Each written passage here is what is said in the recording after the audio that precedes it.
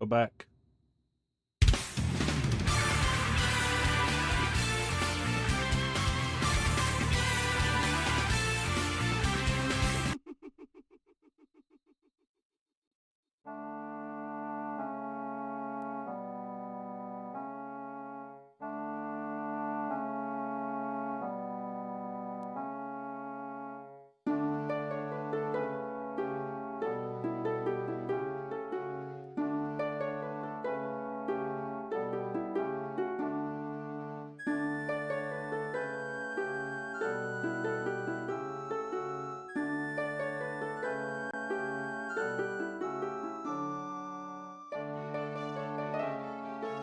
Yeah, Panda.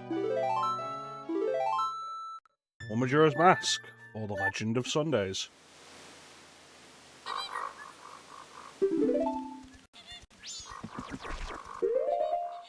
And we're about to go into the first dungeon, Woodfall Temple. Now, Majora's Mask is very much intended... Thanks for the look, Panda. Majora's Mask is very much intended to be played after Ocarina of Time. And as a result, its dungeons start off harder.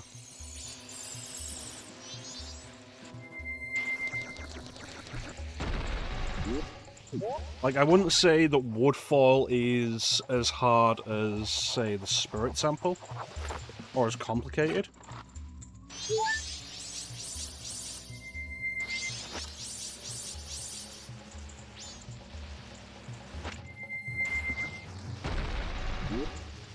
But it's probably much closer to, like, the Forest Temple than the Great Deku Tree.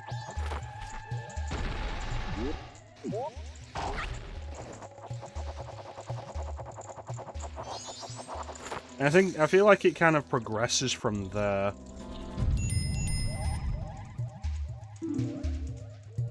Until, I would say...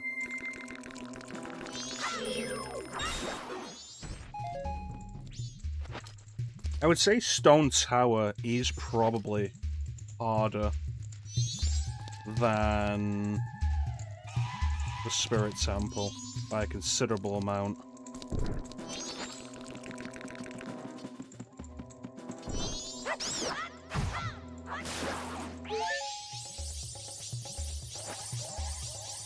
Yeah, there's another one over there.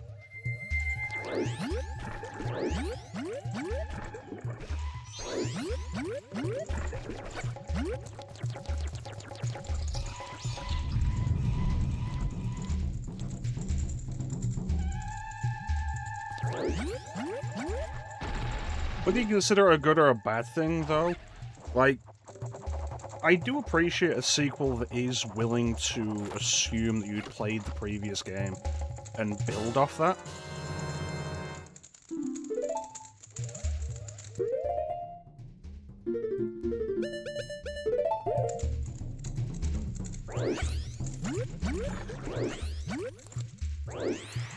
I think that you end up having more you can do with it.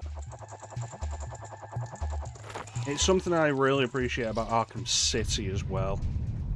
I feel like Arkham City, the expectation is that you have played and beaten Asylum, so it starts off harder than Asylum begins, and then ends at, like, a higher point.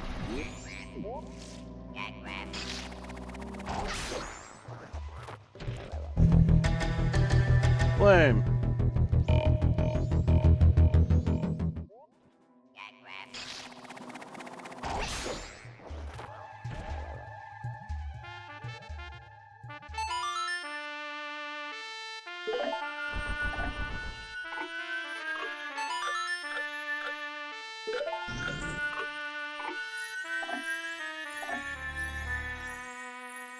Unlike Ship of Harkinian, 2-Ship 2 Harkinian doesn't let you use the D-pad in menus. How you doing, Flame?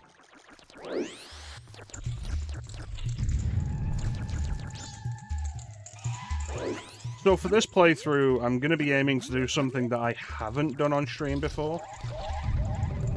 Though it is something I did attempt once on stream. And that is getting all of the stray fairies. Which is not something I have memorized.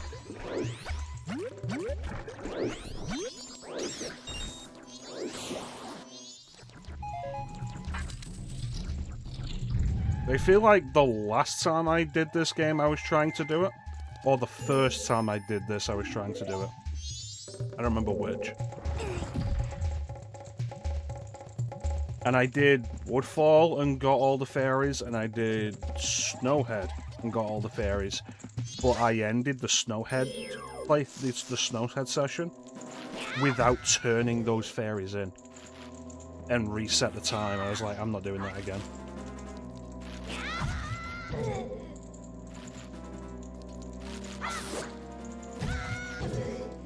Doing okay. A little bit tired.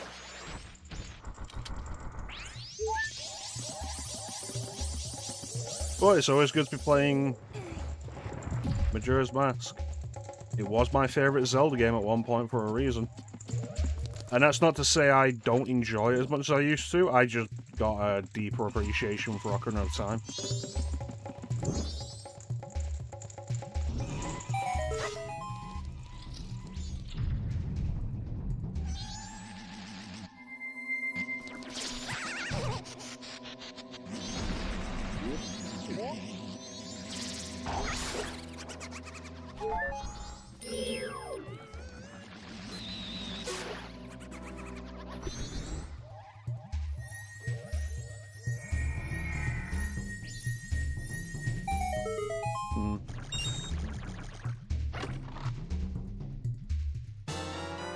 Compass.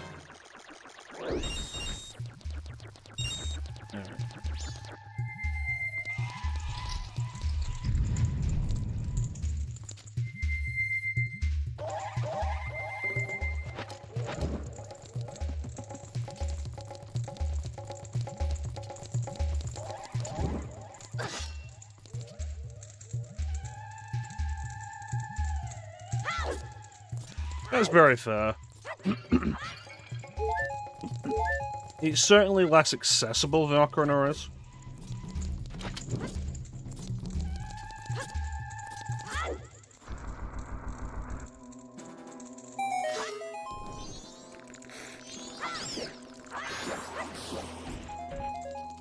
And it definitely helps knowing what you're doing, which I do and have done for kind of as long as I can remember.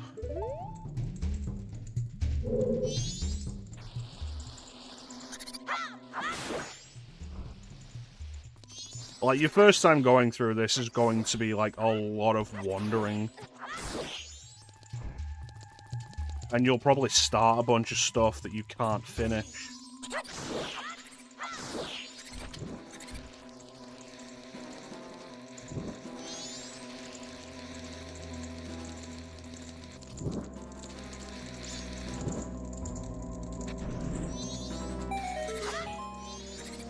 It might take a little while to get into the habit of, like, not starting certain things at certain times.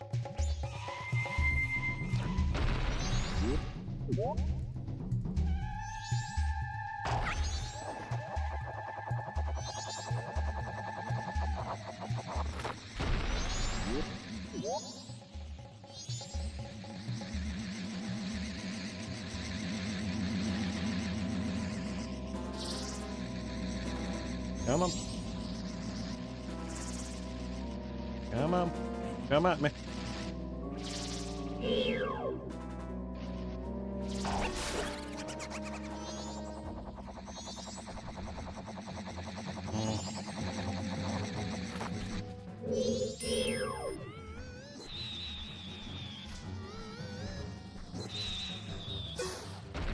Yeah, I remember watching Lino do this game on stream. And he had some difficulties, like, I remember he got to a Twin Mold, which is the boss of Stone Tower, and, like, he just couldn't do it. He didn't have enough magic to maintain the giant's mask.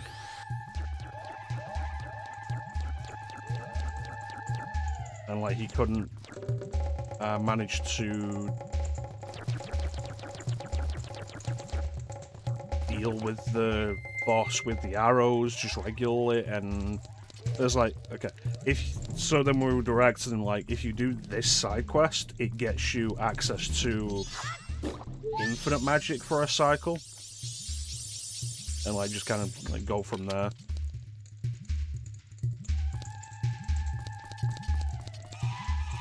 Yeah. Well, it's like the cafe Anju quest, which I ended up doing twice last time because I fucked up part of it, and then even after that I fucked up part of it again, where you can do almost all of that right at the start of the game.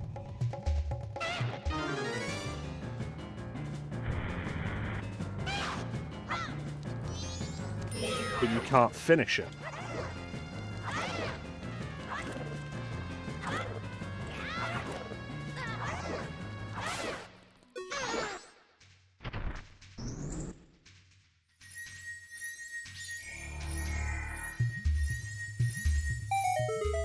So I've been at a point for a very long time where I do just memorize the majority of this game, side quest wise. Perfect.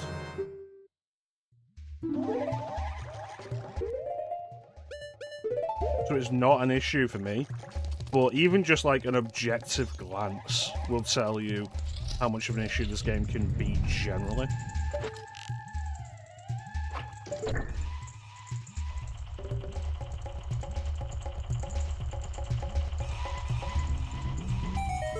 It's funny you say that, Flame, because that's not a standard enemy at all.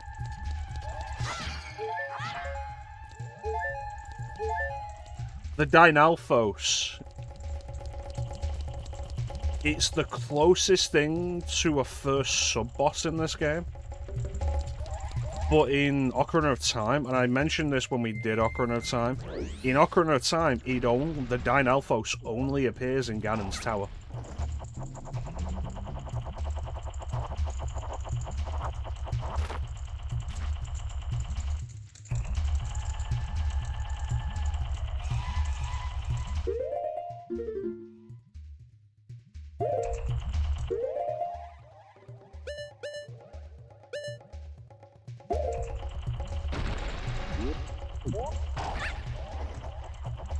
So it seems like a standard enemy, but it was a very late game enemy in the previous game.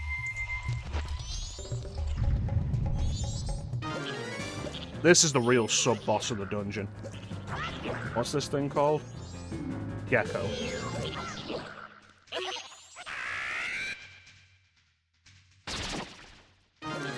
Yeah, it's very similar to the Lizalfos. The big difference is that it is a little bigger, but mostly that it breathes fire.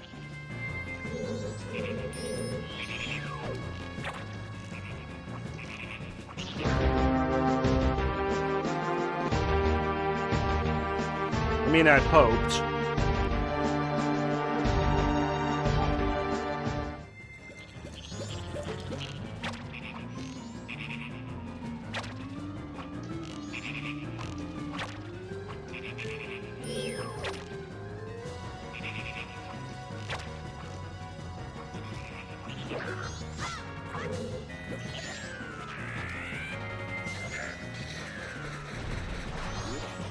Welcome in, Clem.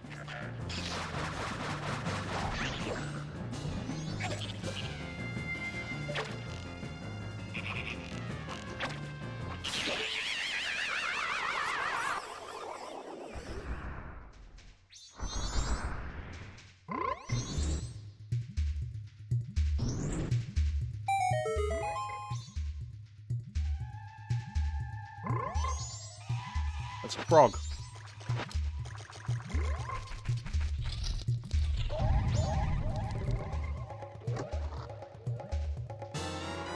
The boss key.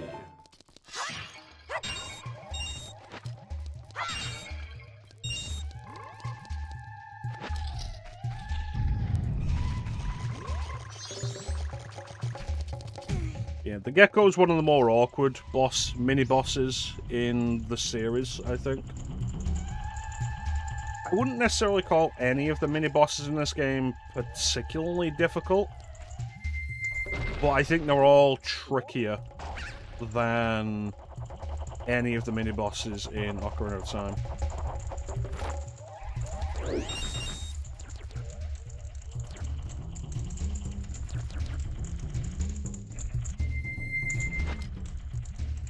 This says there's a fairy in here somewhere, and I can't see it.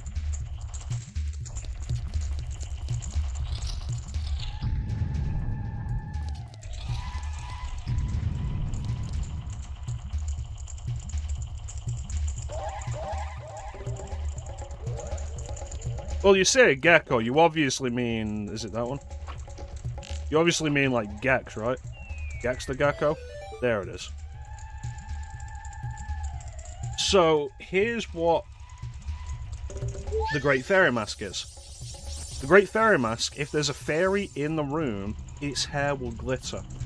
And if there's a fairy in the room, if there's a stray fairy in the room that isn't imprisoned in something, that fairy will gravitate towards you while you're wearing the mask.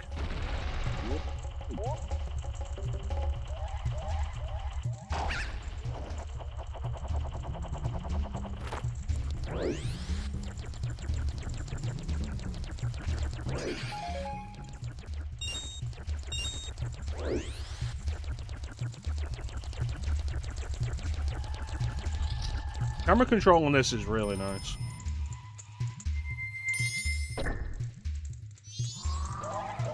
Ladder! No, I don't have the energy to put on a show today for a drag race.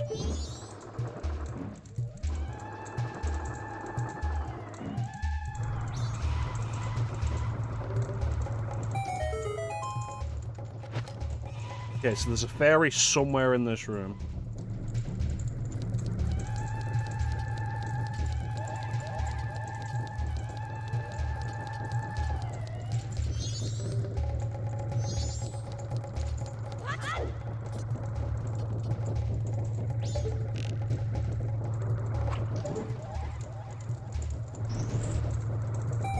You know, I'm really happy I got that first time.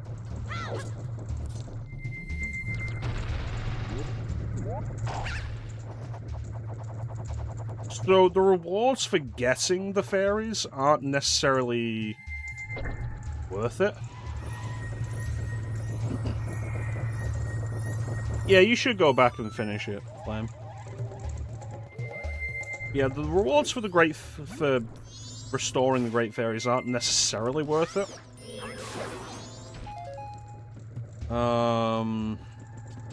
What do you get?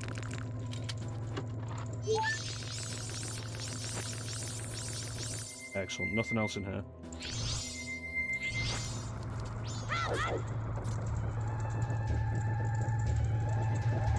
One of them's double defense. There's double defense, enhanced spin attack, double magic meter, and the Great Fairy Sword. And none of them are really all that necessary. How many fairies do I have? 8. And this is the final room. So... we're gonna go back. Yeah, the gold Skulltulas, getting enough gold Skulltulas to get the heart piece is not as difficult as you would think.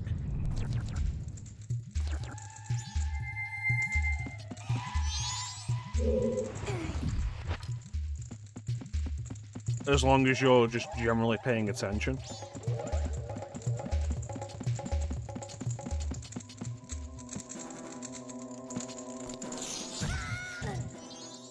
Bitch.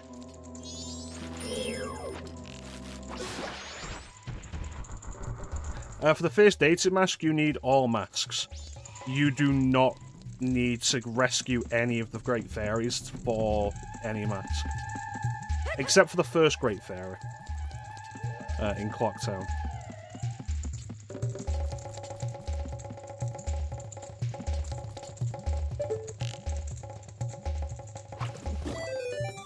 Yep.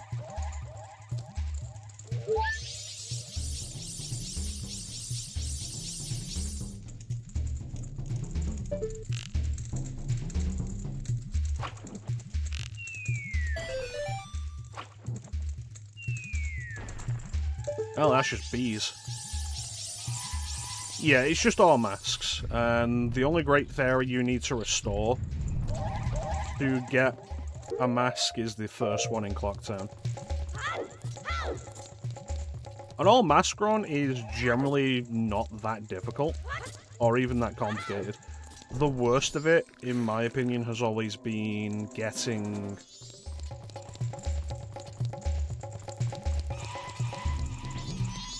Clearing the gold Skulltula houses has always been my least favourite part of it. Wait a minute, there was one in there, wasn't there? Yeah. Where are we looking?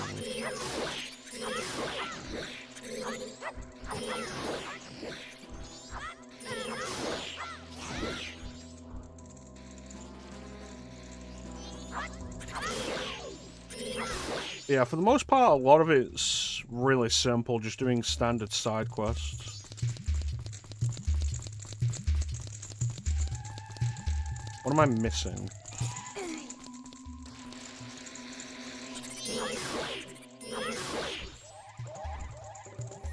There we go.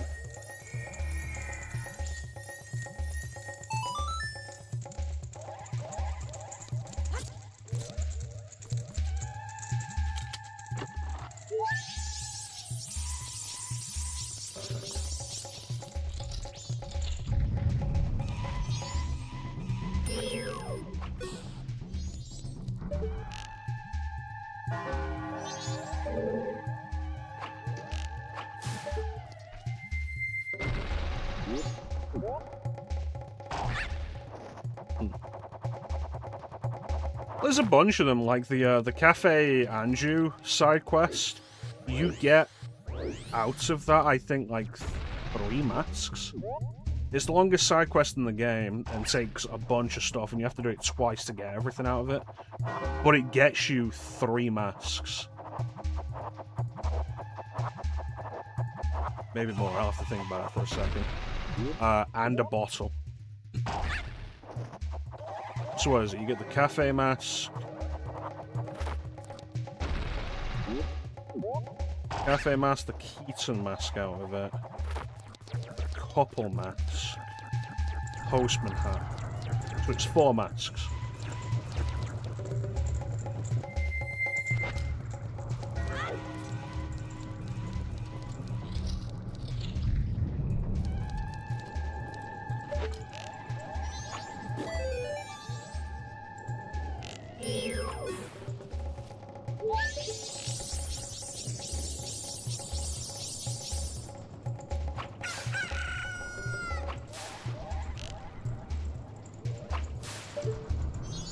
Yes. And it covers all 3 days, and it's the longest and most extensive of the quests. And the rewards for it are palpable. Like I say, 4 masks.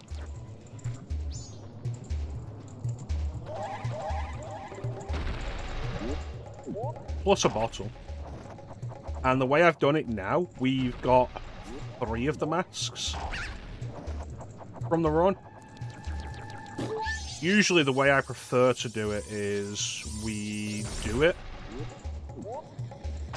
Yeah, like the end of it is right up when the final countdown begins.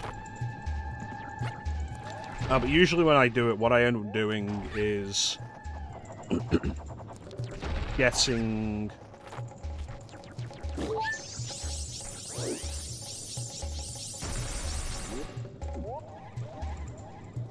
2 masks and the bottle on my first run through.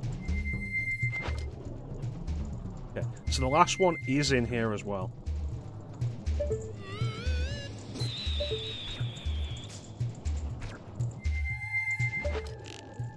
Because the majority of it actually happens in Clocktown. So you can do the majority of it if you know what you're doing, like, right at the beginning.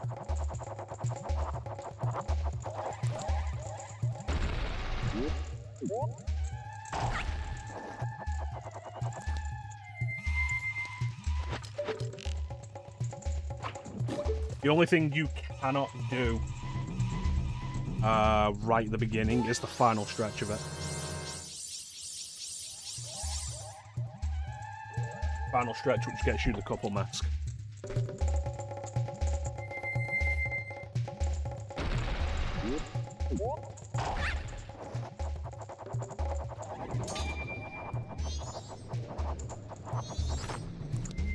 Alright. Why would you just put rupees before a boss room? I was kind of sad about it. I mean...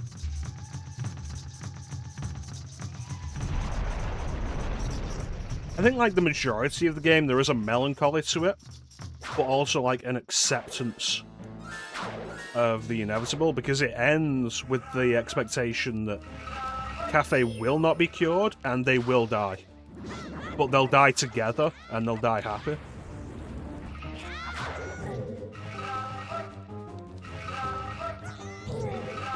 That sword has a big hitbox.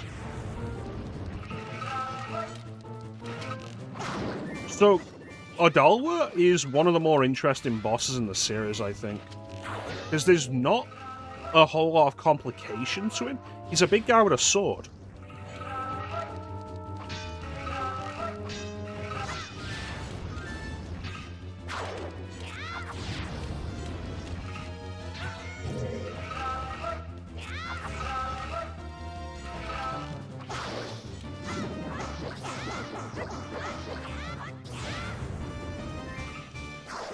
He's also the only boss that the first deity mask is of any value again.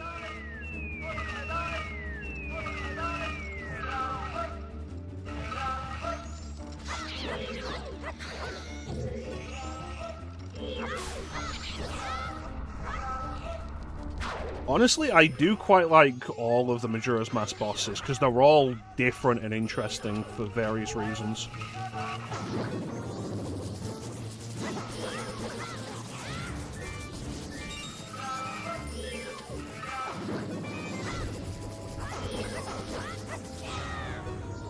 Oops, I died. Oops, I died. I'm out of arrows.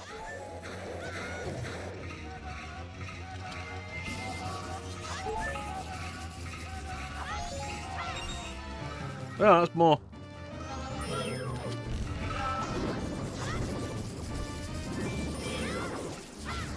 Damn.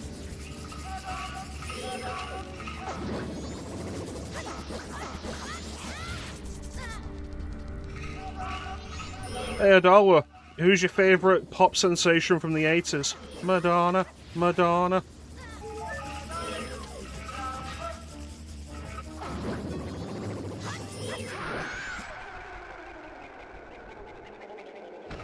And he's dead. You also get the opportunity to get, like, way more comfortable with the bosses of Majora's Mask than, like, any other Zelda game. Thank you, Clem. Because there's an expectation that you will fight them multiple times. And, like, now that we've got Adalwa's remains, and we've beaten the dungeon, we can re-enter this dungeon on a new cycle and just go straight to the boss. Thank you, Flame.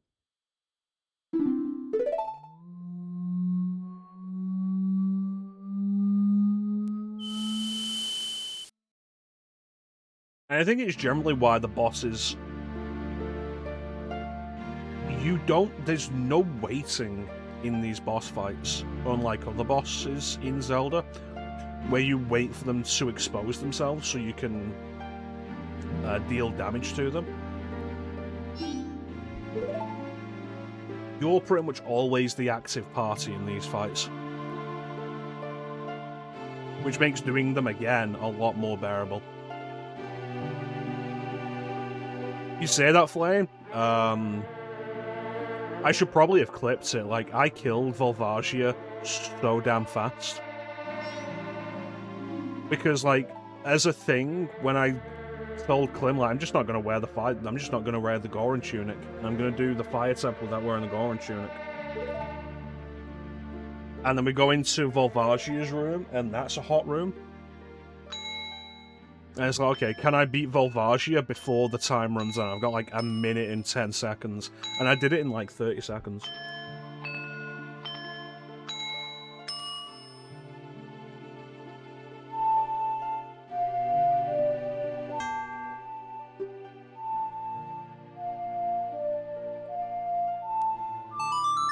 I do really like the Oath to Order as a song.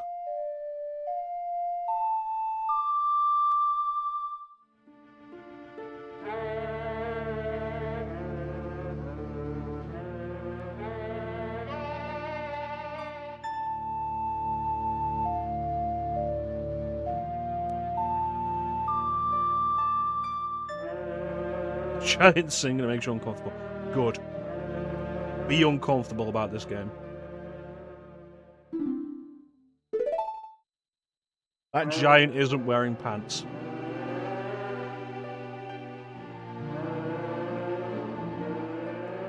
Yeah. So the VOD's still up, and it's also active on the YouTube channel. Like, check it out when we're going on ad break, Flame. See how fast I did the Volvagia fight.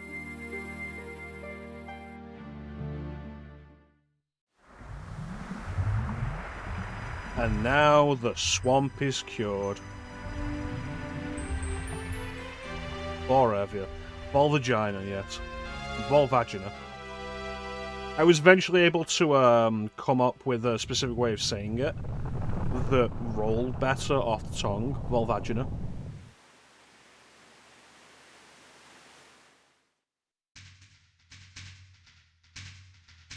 That's right, Clint. We can go and get the fire arrows by going to the next dungeon.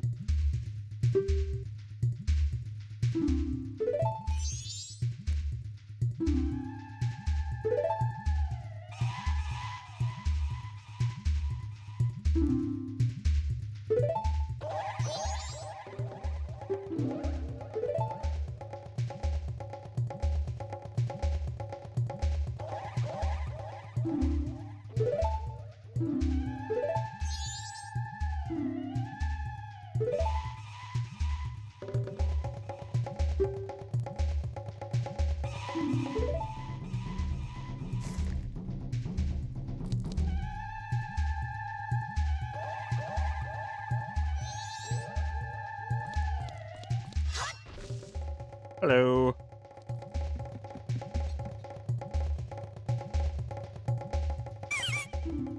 I'm Batman.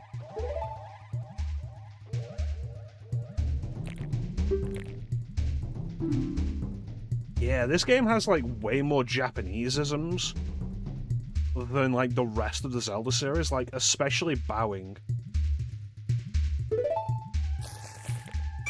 Like bowing is a form of respect.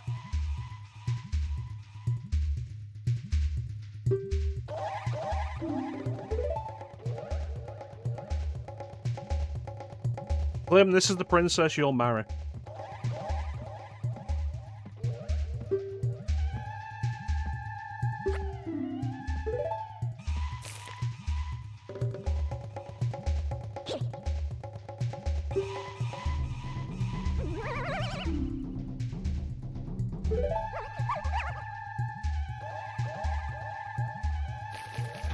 Yeah, well, that's what arranged marriages are all about.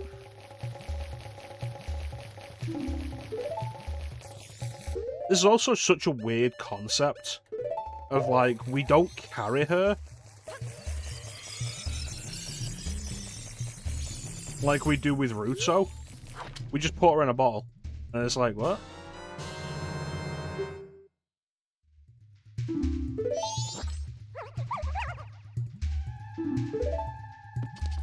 I mean, she's a princess, Clem, so probably not, but also it doesn't matter because she'll have people to cook for her.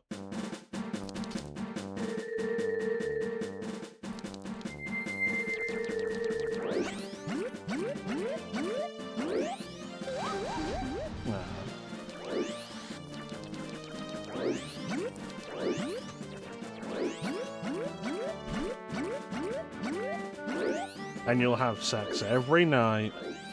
And you'll find out what a wood job is.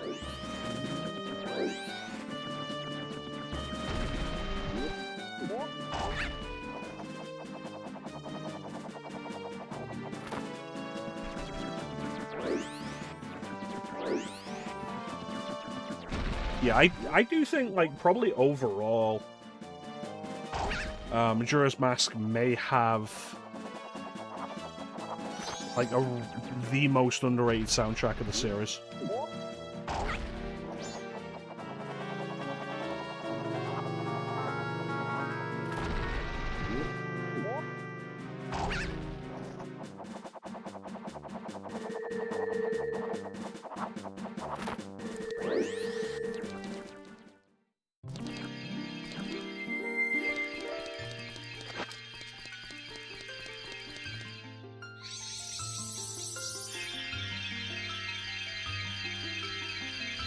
Well, I did it.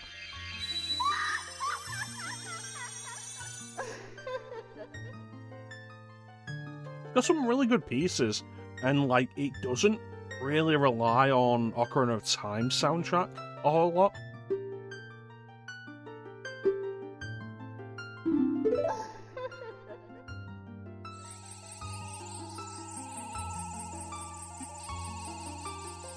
That mask is not flush on my face at all.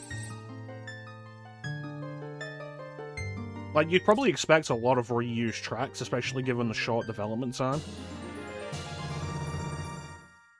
And the way Koji Kondo said that, like, he used, like, pretty much everything he could come up with for the 64 sound with Ocarina of Time. And it was difficult to come up with new songs because of that for this.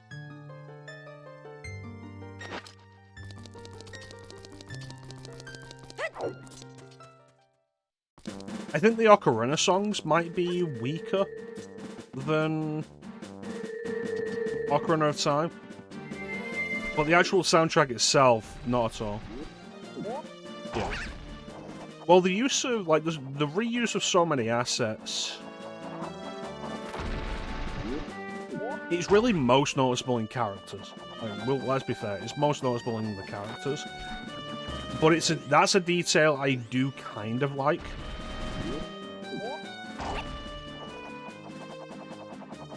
Because it creates, I think, a pre-established sense of familiarity with them.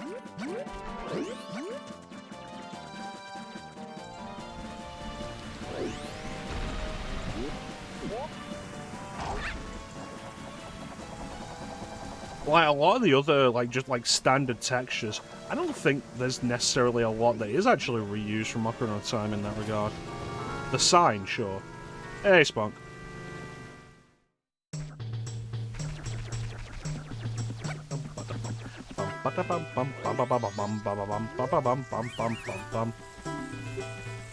Yeah, the spin attack is the worst of the upgrades.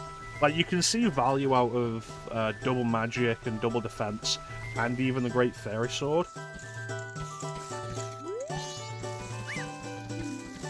But the spin attack?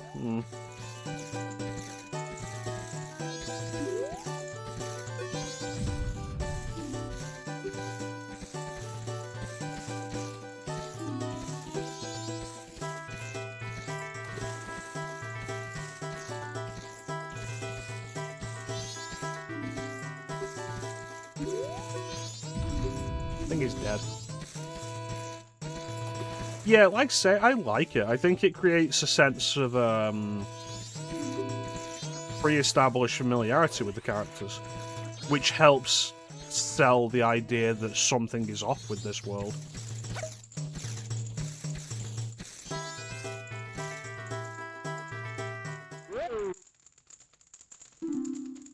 How you doing, Spunk?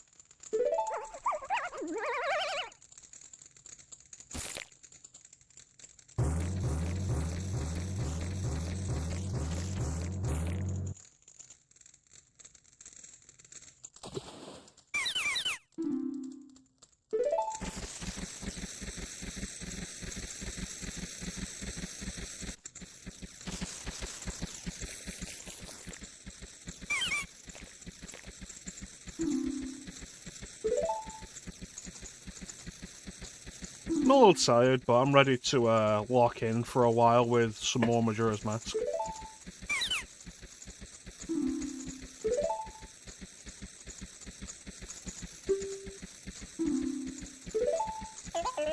Wow.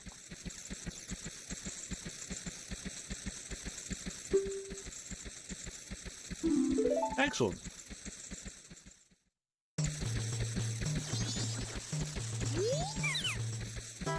That's Dr. God King Emperor Chrono, MD, PhD, Esquire to you.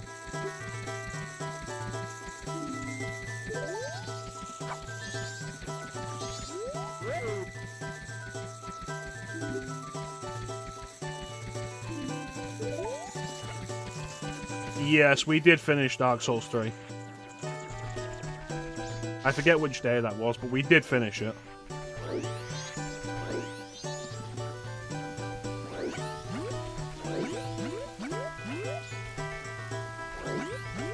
It was a good finale. I enjoyed it.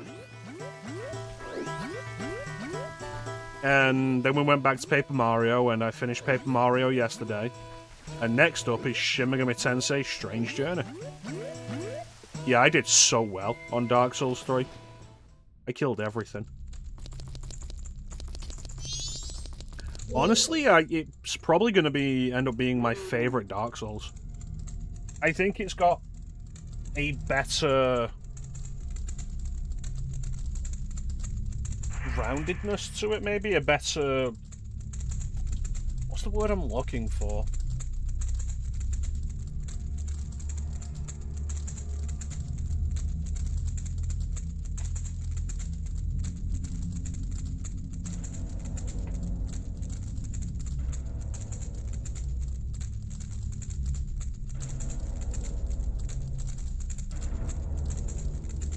Like, it doesn't have the absolute garbage areas that Dark Souls 1 does late game. And it definitely felt a lot better to go through than Dark Souls 2. So it probably is, like, my favourite Dark Souls. I will probably never play it again. Unless they put out, like, a Switch version. Yeah. Maybe I'd play it again on my Steam Deck. Like, just play it portable. I don't know. I would probably never play it again, though. Unless Clem gets it on PC and we do it co-op. As far as fighting midday before Gale, lore-wise, didn't really mean a whole lot to me. Though facing midday before Gale was definitely a better thing to do generally. Because Gale is clearly the climax. And then just, like, bashing my head against midday would have been less fulfilling afterwards. Like, finishing the DLC with Gale is definitely a better idea than finishing the DLC with midday.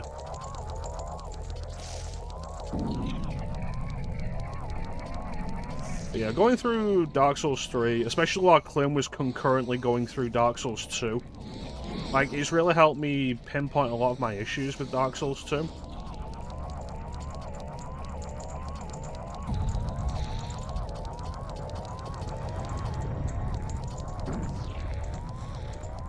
A bunch of which is just, like, the emptiness of Dark Souls 2. It's like, it's kind of a big game.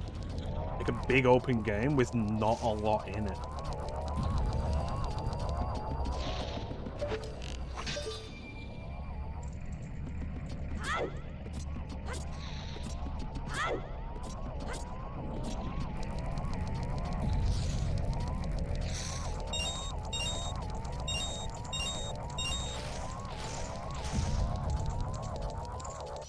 Yeah, Gale feels climactic, whereas midday feels like it's just... it's there. Life lore. Like, Gale was such a good conclusion to that DLC, and I guess to the entire idea of Dark Souls as a series.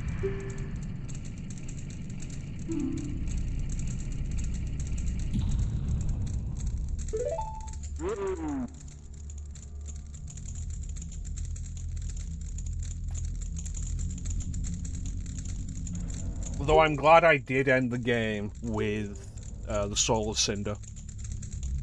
Like, going through that and fighting the Soul of Cinder and realizing Phase 2 is Gwyn. And being like, we're ending this where we began, with Gwyn. I think lore-wise that was kind of cool. And it's definitely reinvigorated me in the idea of doing Souls stuff again. Because, like, Dark Souls 2 just killed it so bad for me. Like when I did Dark Souls 2. And Dark Souls 3 is, like, really relit that fire. Dark Souls 3 has linked the flame for me.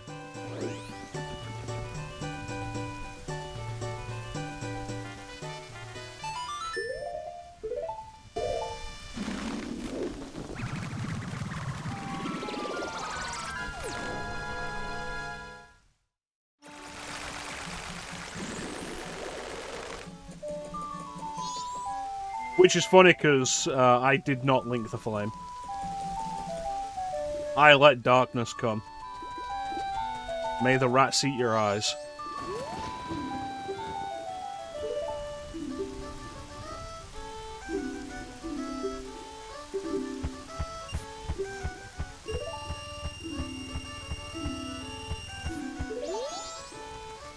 I did not summon anybody for anything.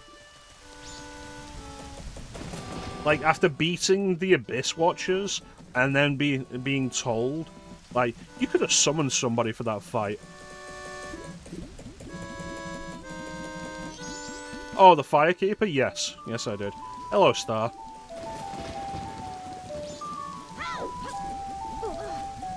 There, open this chest.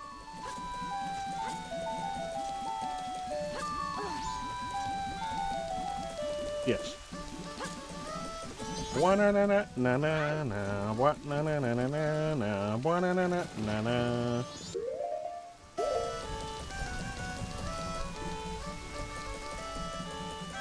yeah, did not link the fire. Is there anything else I want to do this cycle?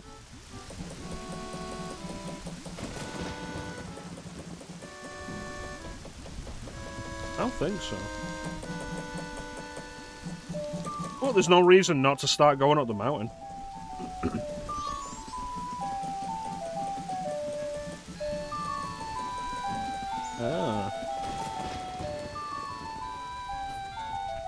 But yeah, like I said, I think like I'd only be likely to go through Dark Souls 3 again if Clem got Dark Souls 3 on PC and then we both got the seamless co-op mod, and then we ran through it together as bros.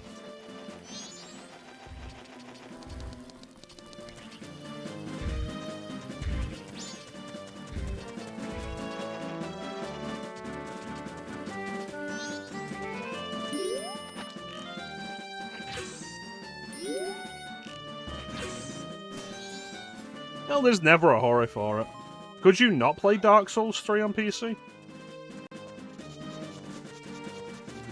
I think you could do Dark Souls 1, couldn't you?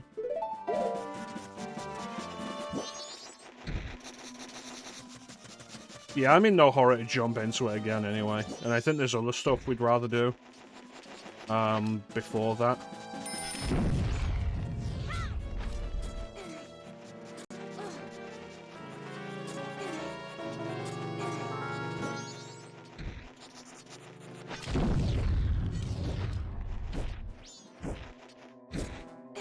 But I think I will continue with Souls-like stuff next year for the anniversary for the 8 years of mecha-chrono.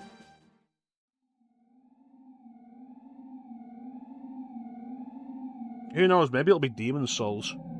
Maybe it will be Bloodborne. Maybe I'll finally just push myself through Bloodborne until it's done.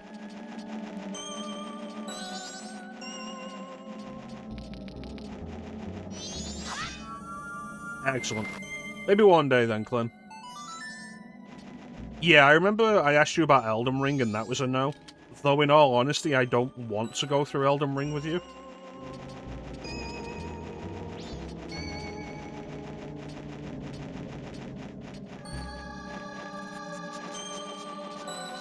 No, I don't have any money on me.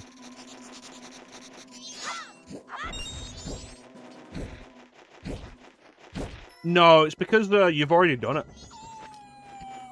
Like, if I'm going to do Elden Ring... No, it's not personal. I know it sounded personal, and I have a habit of calling you out. It's not personal. Because you've done it before, you would know where you're going and what you're doing. With Dark Souls 1 and 3, I'm down to do Dark Souls 1 and 3 with you because we both know what we're doing at that point. My ideal co-op partner of everybody I've done stuff with for Elden Ring is Chance, because Chance hasn't done any of it, and I've also not really done any of it, so we'd both be going in blind.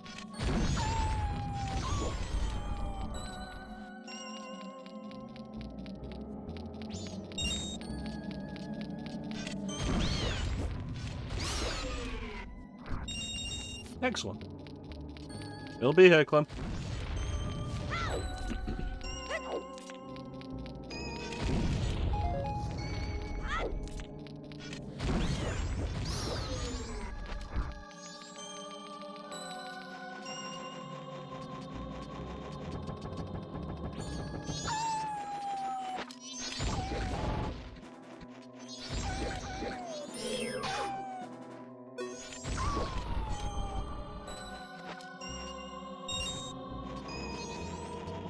But yeah, Dark Souls 3 really has reinvigorated me as far as soul stuff goes.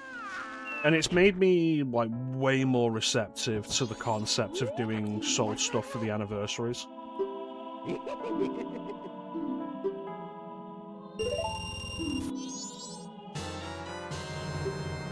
Like, the fact that I really did not enjoy Dark Souls 2, and, like, I stopped really enjoying Dark Souls 1.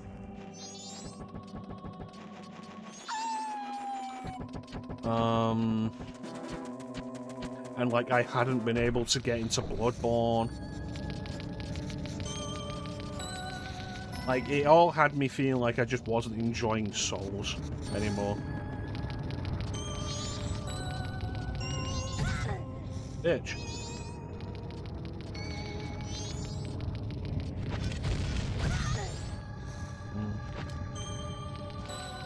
So going through Dark Souls 3 and being like, no, I do.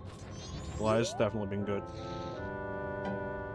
So yeah, maybe Demon Souls next year. Maybe another push at Bloodborne and like not giving up on Bloodborne until it's done.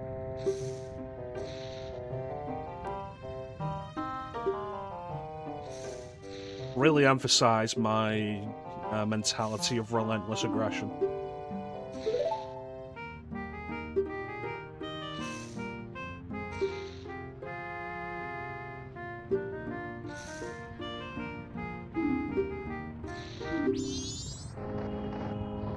How you doing, Star?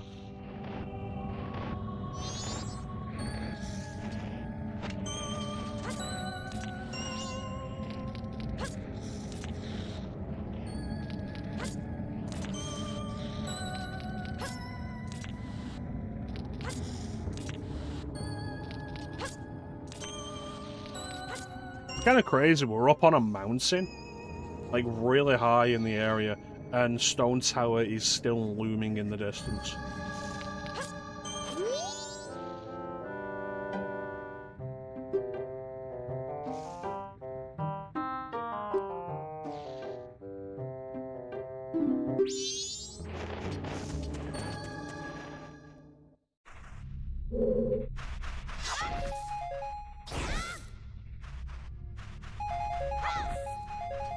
A lot of bombs.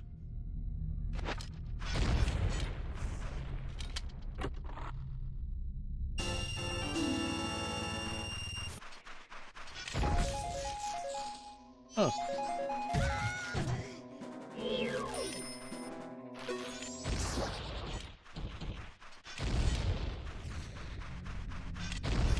I never knew there was an enemy in here.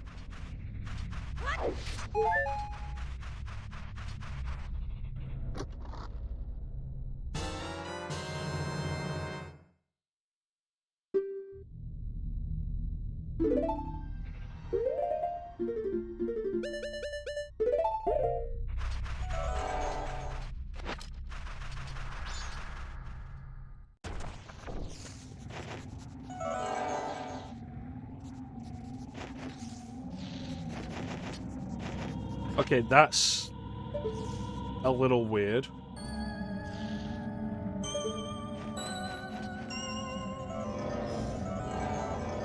Why am I not seeing the platforms?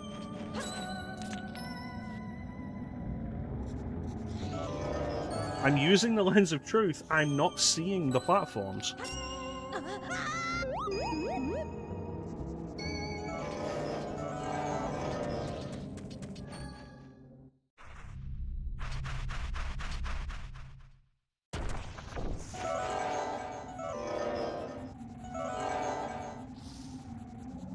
That's not supposed to happen.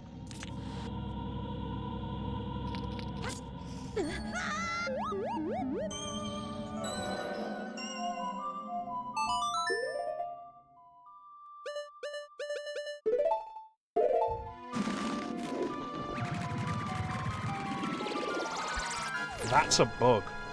Welcome back, Clem.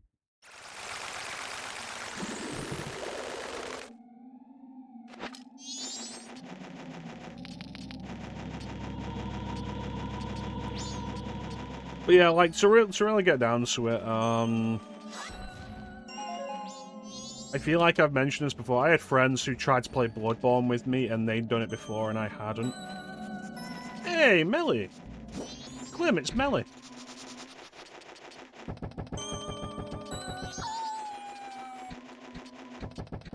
Welcome in, Melly. Yeah, I had friends who'd played Bloodborne and did Bloodborne co-op with me, and they were basically just dragging me through the game, and I wasn't getting to appreciate any of it. So I wouldn't want to play through Elden Ring with you, Clem, because I feel like it would kind of end up the same way. Right, so is the Lens of Truth working at all? The Lens of Truth is just straight not working. This is a problem.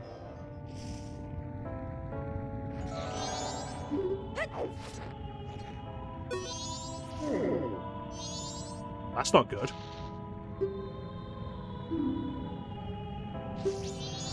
Welcome in, Melon. We are currently playing the Zelda games on Sundays. We're doing Majora's Mask right now. We're doing the two-ship to Harkinian port.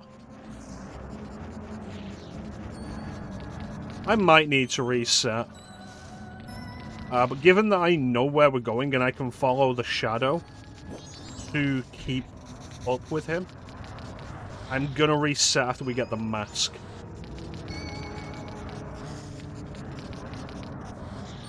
Like, surely if the Lens of Truth was broken, people would be aware of it.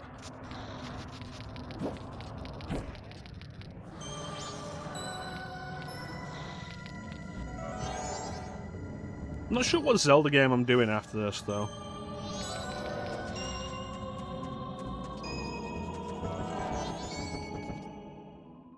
It's like you would think Wind Waker's after this, but I don't want to do Wind Waker after this. And I'm thinking, like, maybe I'll do Minish Cap. I haven't streamed Minish Cap.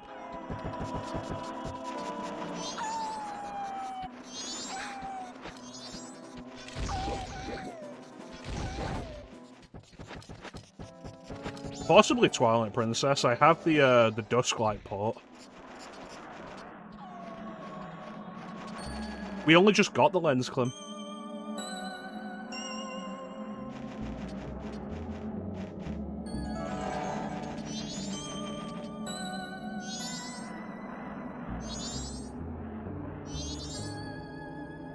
It's like we should see a set of ladders up here with the lens on that we're just not seeing.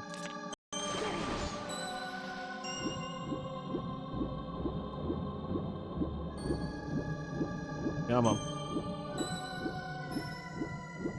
Yeah, possibly Twilight Princess, possibly Minish Cap. Maybe I'll do the Oracle games. I've never played through the Oracle games before.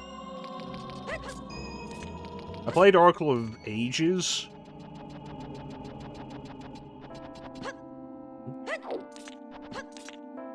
Played Oracle of Ages.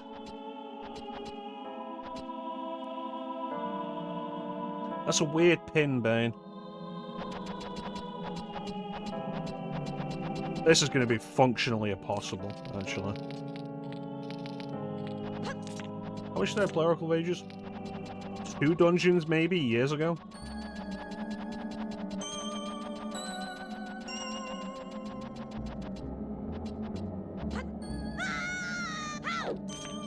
A distance rendering thing. Alright.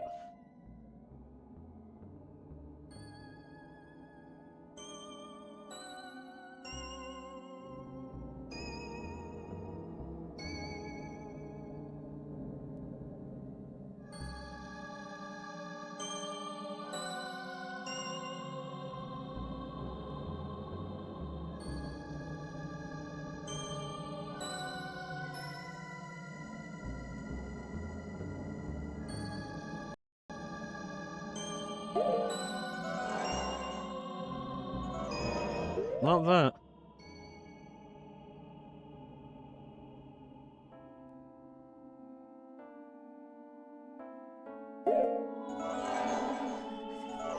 No, not that.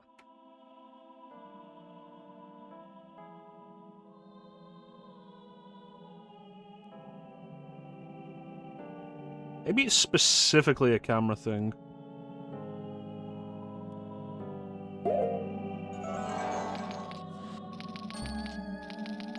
No, not that.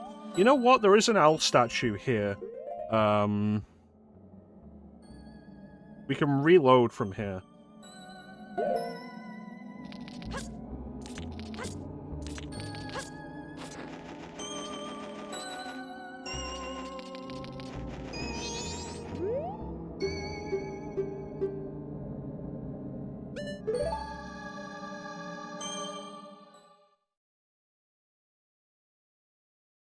Then quit.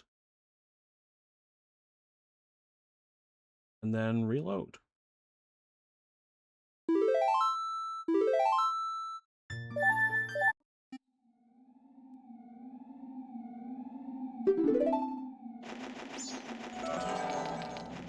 Nope, still not doing it.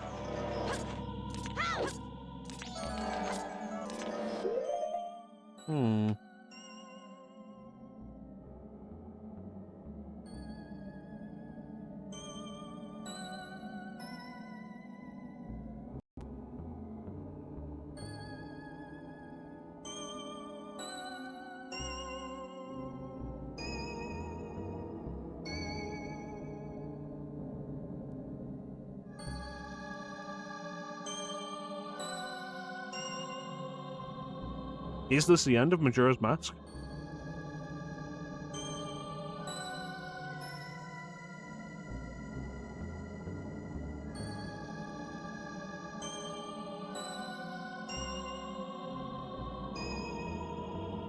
I think once I get the powder keg, I'm going to turn this on. Just for the sake of it.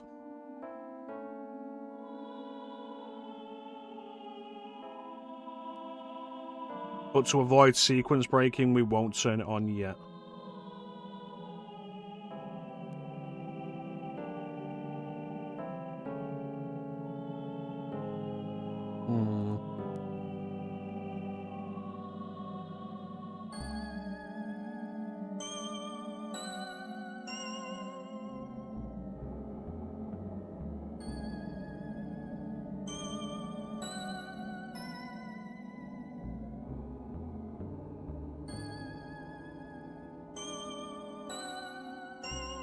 I wonder, because it's curious. I've never had this in the base game. What setting? What are we on? Me on Alpha 3.0.0?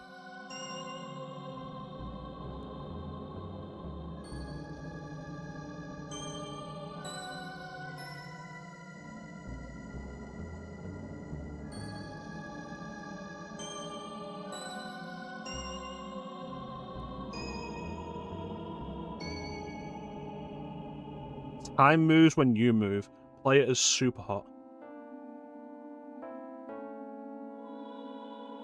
3.0.1. God damn it.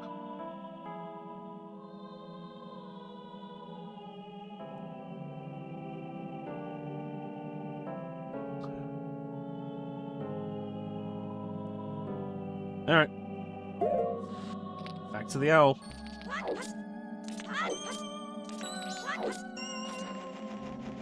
How do you get to 3.0 without realizing the lens of truth isn't working?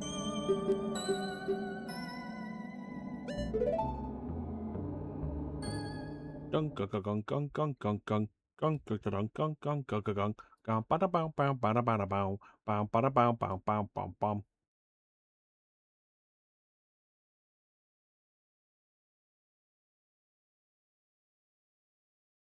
I don't even know when I got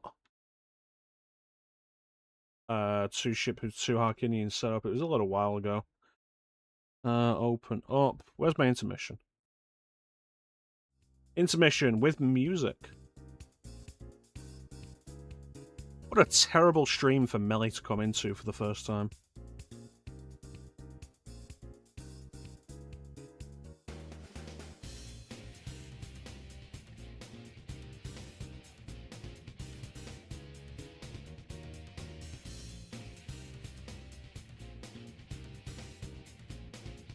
Where did I store to ship to Harkinian? There it is. Harkinian, bada bada ba. Place. What was that?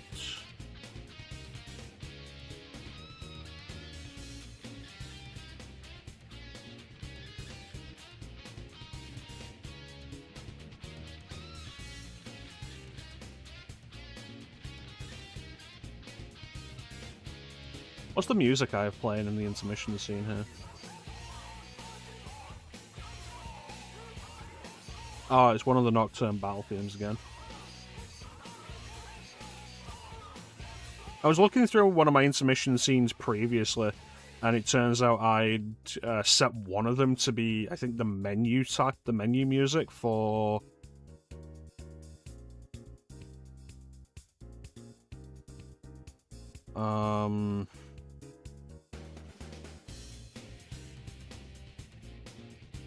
Metal Gear Solid 2, of all things.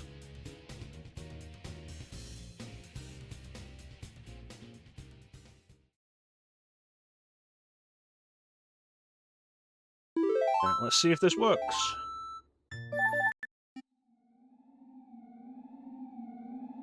At least it kept the save file, so that's good. Yay! Good work, Clem. Clem saved the stream.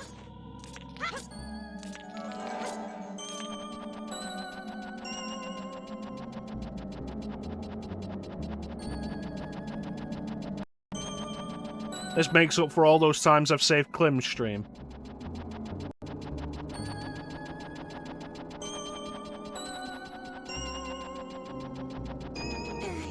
Yeah.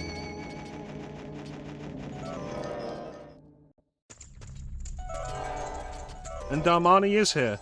There we go. This is who we were chasing. Goran Ghost. Cancelling for replaying a live event. You've been talking about music. Can fix the button game. Yeah. Good stuff. Good stuff. When I was alive, I went to the Snowhead Tower by myself to stop the snow.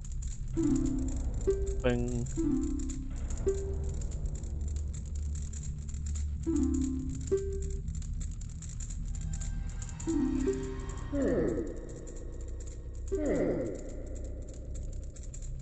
If you can't bring me back to life, then there is something else you could do.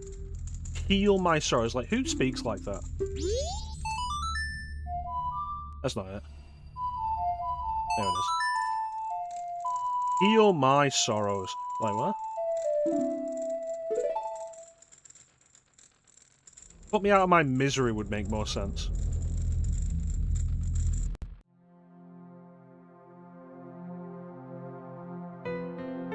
I don't think I ever noticed that Darmani has arm tattoos before.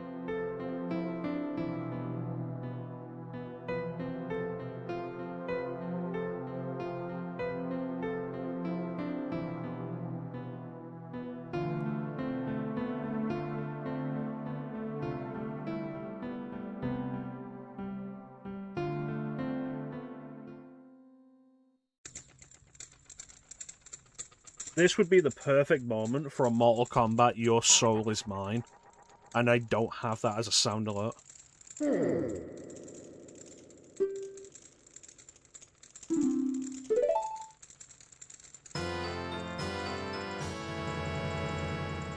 The mask looks nothing like Darmani, though. Your hate has made you powerful. I mean, not entirely appropriate, but okay. I put on £500. I want a bottle, and I'll put it here.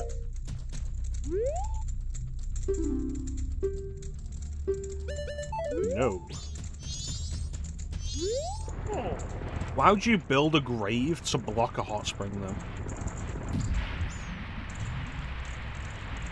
Let's see what the random sound alert comes up with. I wanna take you for a ride. I wanna take you for a ride. I wanna take you for a ride. I wanna take you for a ride.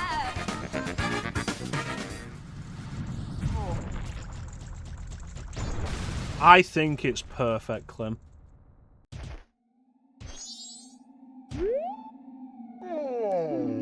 I'm the ghost of Darmani.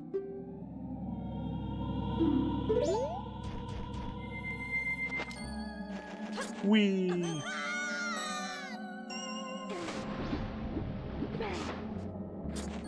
Alright. Let's go do stuff before we end up resetting. Did that?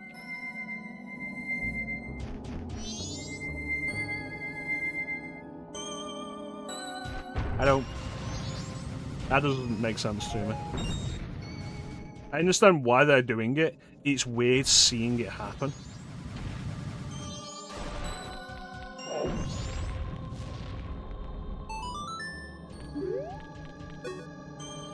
The ugliest Goron you've ever seen. But, unlike the Twilight Princess Goron Elder, this one doesn't have rock nipples.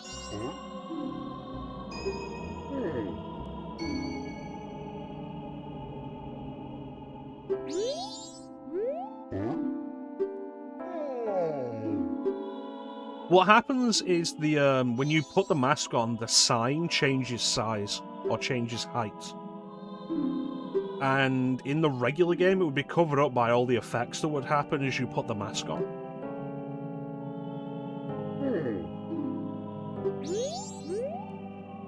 Oh, I have to talk to the sun, don't I? Forgot about that.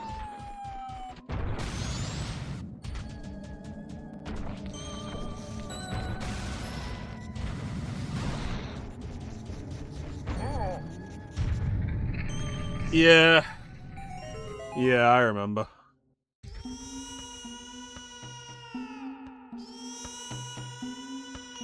There's a setting to turn off the crying. No.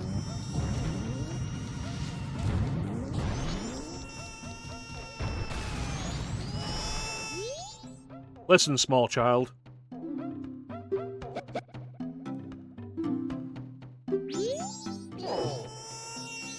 I can't believe they put a force field in front of this child.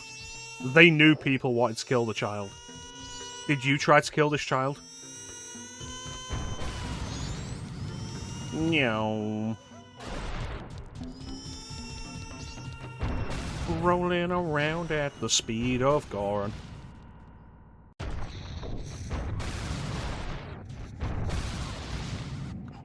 Yes. Did you try to kill this child? Yes, and I'll do it again. Oh, he's frozen again, the stupid bastard. God damn it.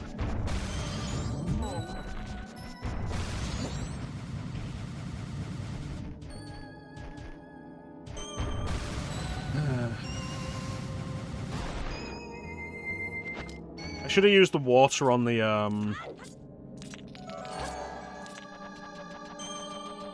blocked hole, because I know there's a hot spring down there.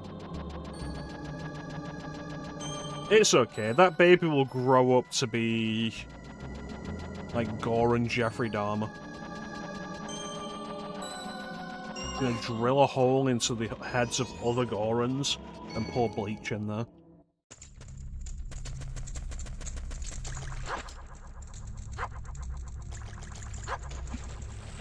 That was weird.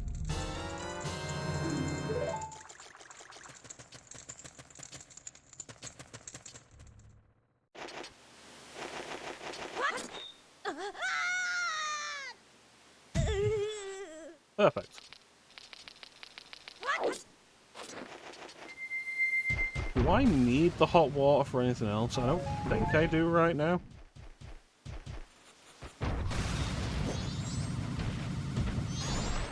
I do like this setting of, like, immediate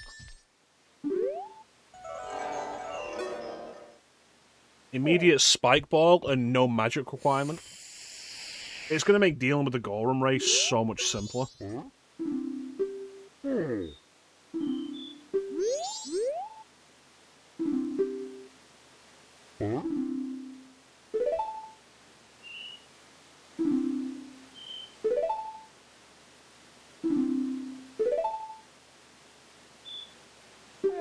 concerning thing about this Goron having an infant child is that Goron sex is a thing, and this man had it within the last few years.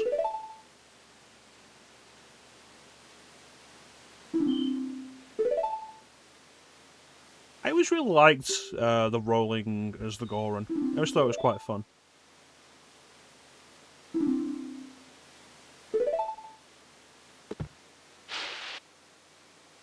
Where did you pull that from?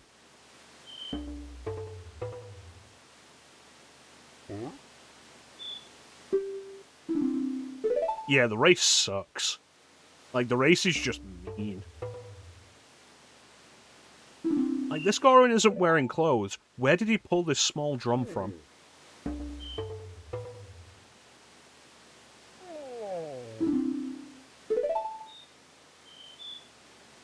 This man is like 80% back.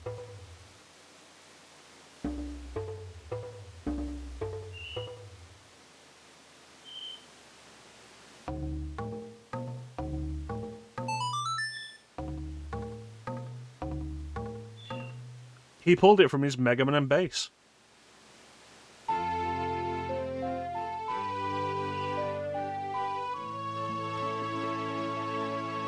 But bass is pronounced the way that Mega Man says it in Mega Man 8.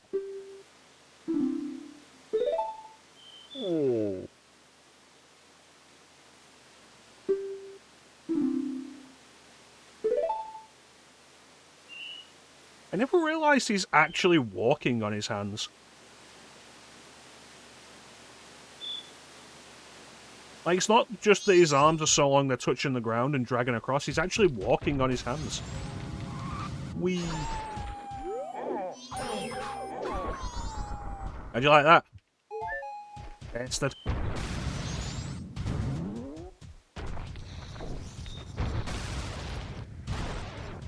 Alright, let's go put this child out of his misery. It's like, you could play the Goron lullaby, or you could pick up this pillow and place it over his face.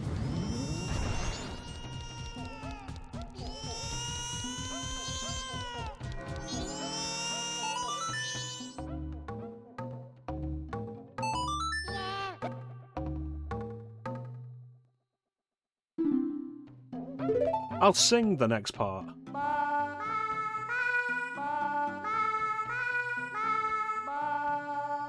Okay.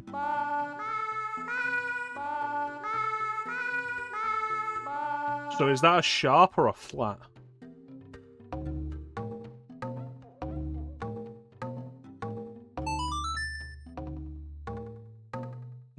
Lovely voice.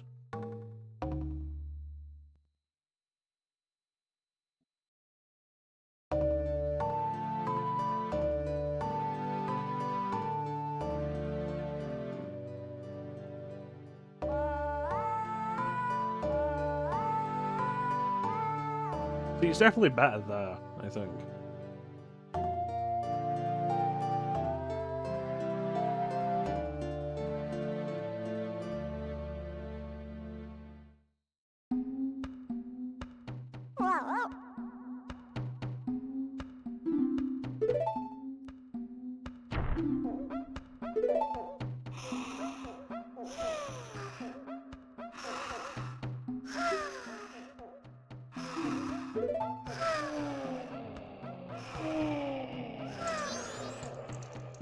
Like some sort of Manchurian candidate trigger.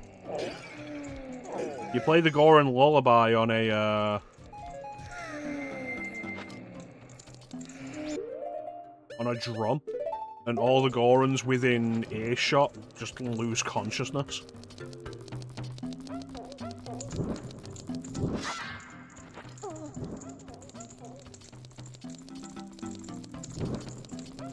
Rolling around at the speed of bunnyhood.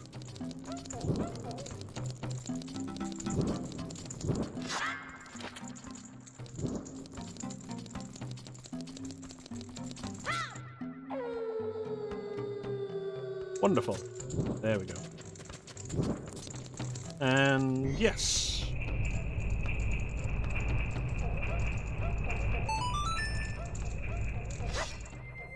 Now I'm a big boy.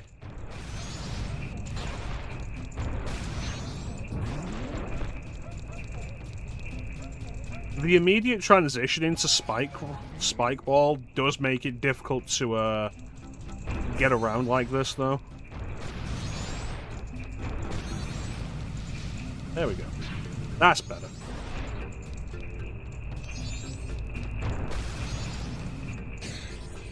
That's not the one I was after.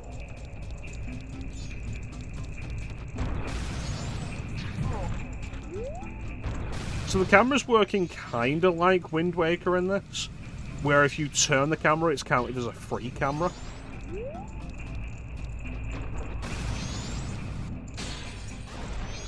It's always the last one.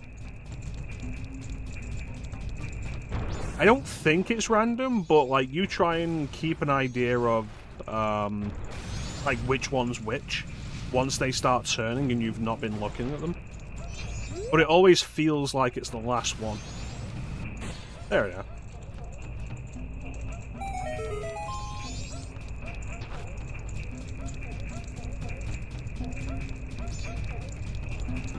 Rock meat. Rock meat Amadeus.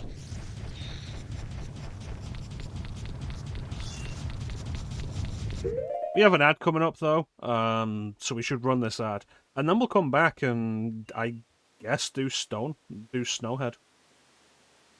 Memories broken, the truth goes unspoken. I'm vivid, forgotten my name. I don't We will know be the right back. season or what is the reason I'm standing here holding my pain.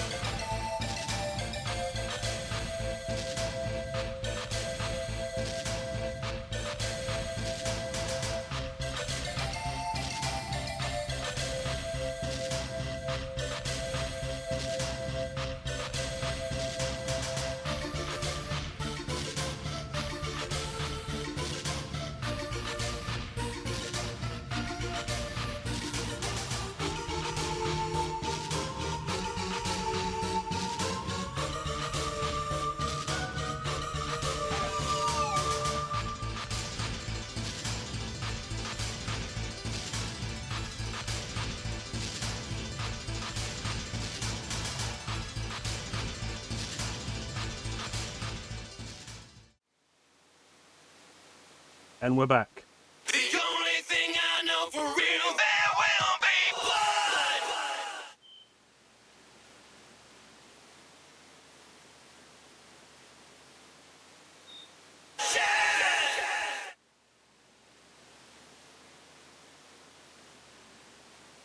Excellent, thank you, Clem. One day we will stream Metal Gear Rising, and it'll be the greatest event in the history of man. And then I'll have to quit streaming because, like, nothing will match it. And I feel like some of you in the audience who haven't played Metal Gear Rising will be like, no game is that good. Like, no game reaches a peak that nothing could possibly compete. You've not played Metal Gear Rising Revengeance. The peak of video gaming. The best game ever made.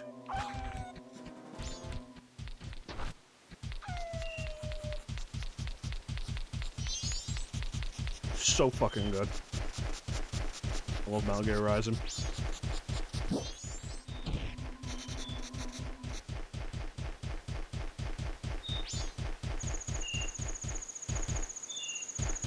Alright.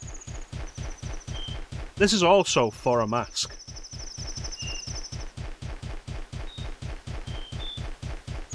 It's great, I love Metal Gear Rising, it's so much fun.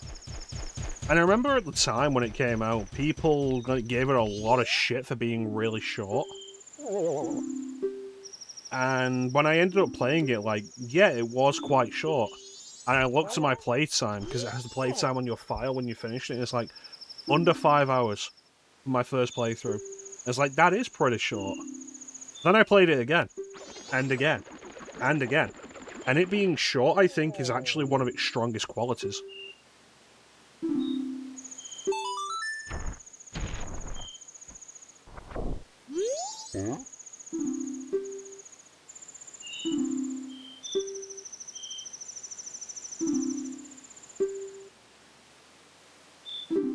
Dude, you just rolled into a ball and put that thing in your butt. I don't want it.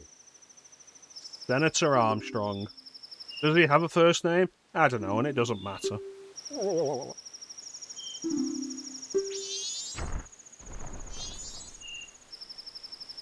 I think that rolling animation might be busted. Senator Jonathan Armstrong.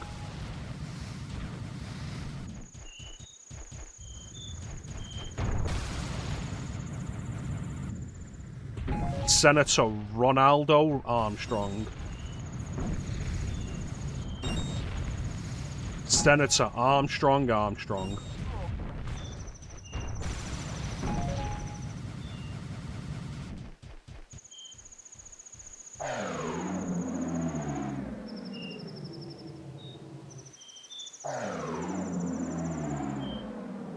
Senator Stretch Armstrong.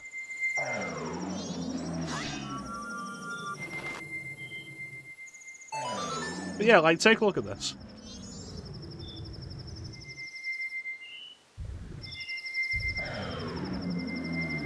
And, like, in a regular playthrough of this game, you won't notice because when you put the mask on and off, it's covered by a screen transition.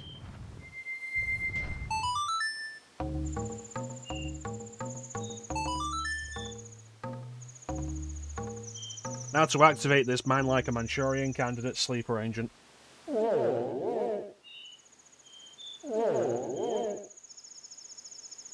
You watched Manchurian Candidate? I did.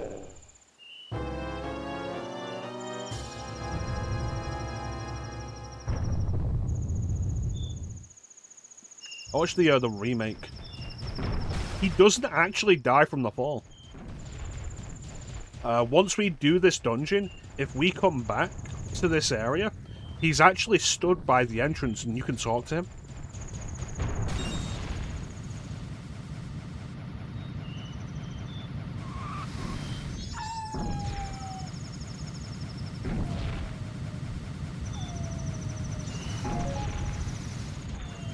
Well, now you know twice, Star. Look at how smooth that was. I'm so good at video games.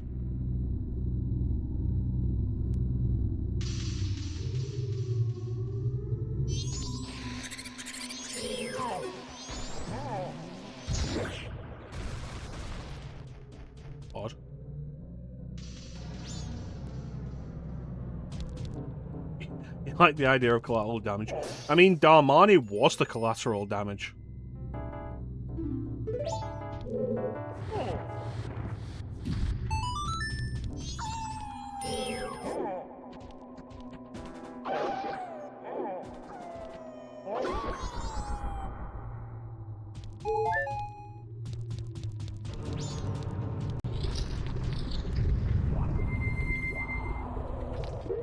Alright, what do I want? What do I want? Well, I don't need the Deku sticks here. Yeah, unfortunately.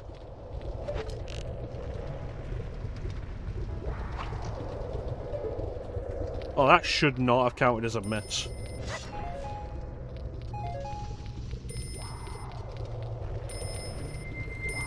Tattle, what the fuck is it? Jesus Christ.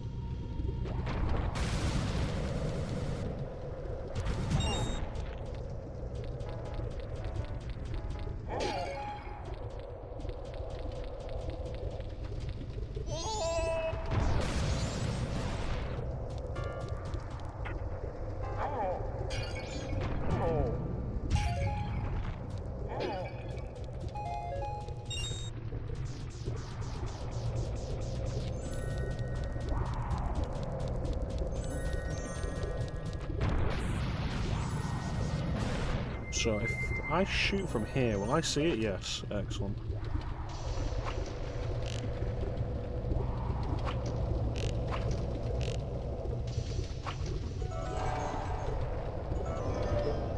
Alright.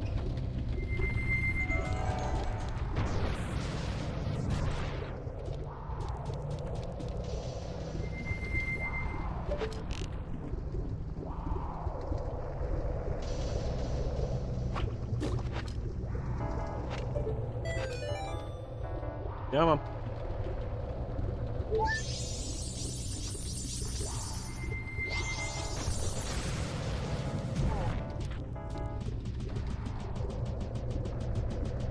I feel like more games should have the option to climb ladders faster.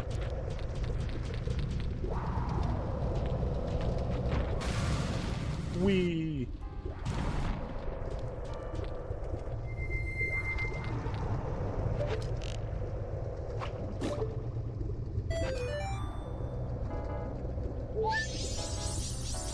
Alright, good. That's all the fairies in this room.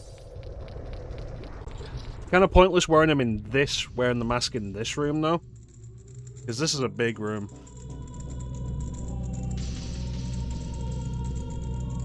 And it has a really annoying fairy to get. That's one I won't forget anytime soon.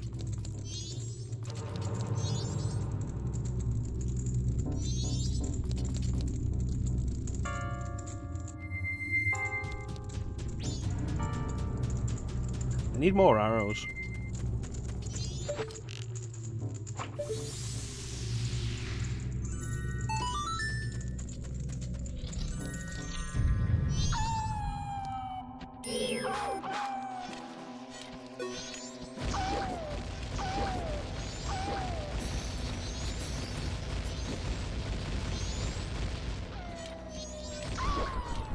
There we go, more arrows.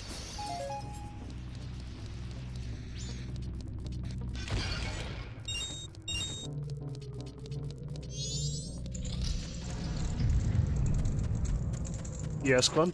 Is there something on your mind?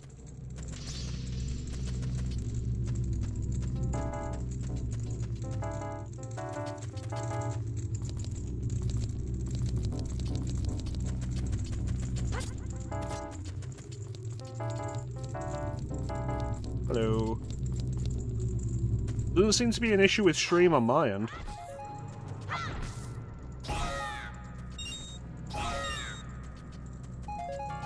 Maybe the bitrate died because I was doing this. And you know how stuff like that will mess with the video quality? Gave you the blue screen? That's odd. Nothing coming up on my end.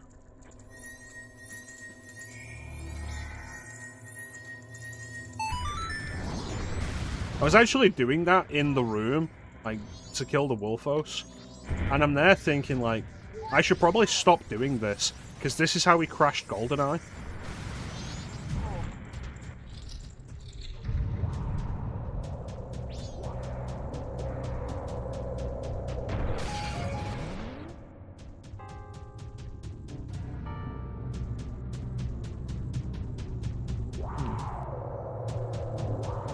Oh, I saw something.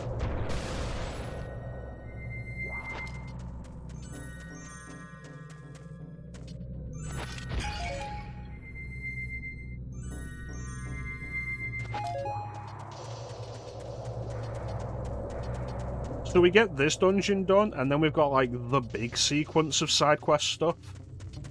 Between this and, Great Bay Temple that we can do. And then, like, we do all of that and come out of it, and then we go pretty much straight from Great Bay into Stone Tower. Or into, like, the sequence that leads into Stone Tower.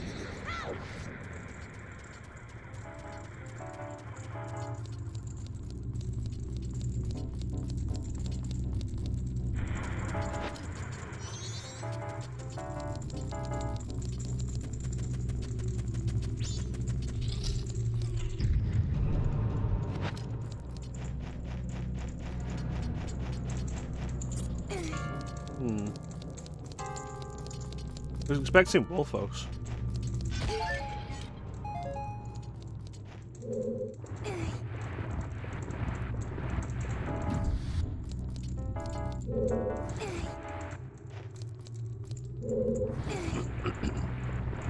Push it to the limit. Walking along the razor's edge.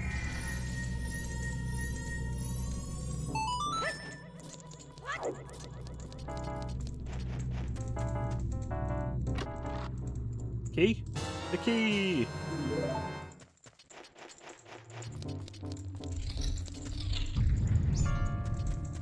The locked door was over here. So here's a fun fact for you. I don't remember how to go through these dungeons. Like, I'm doing this basically entirely by just, like, figuring all of it out again. There'll be moments that I remember from previous playthroughs, but, like, the Majora's Mask dungeons are complicated enough, and I've not done them all the way through enough, that, like, I don't remember all my way through them. And, like, that will become a problem in Stone Tower. I always have trouble with Stone Tower. Heinous in the anus.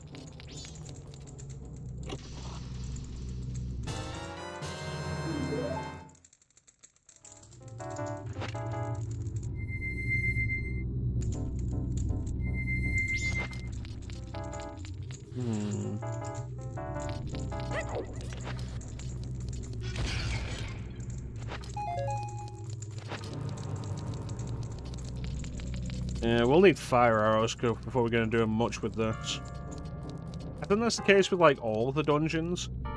If you want to go for the fairies, for the most part, you want to start by getting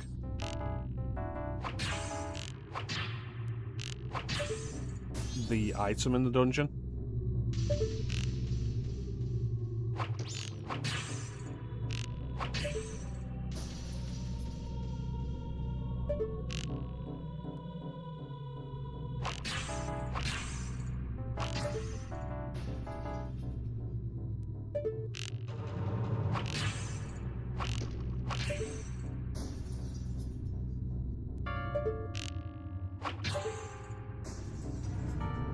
And then start properly exploring for fairies.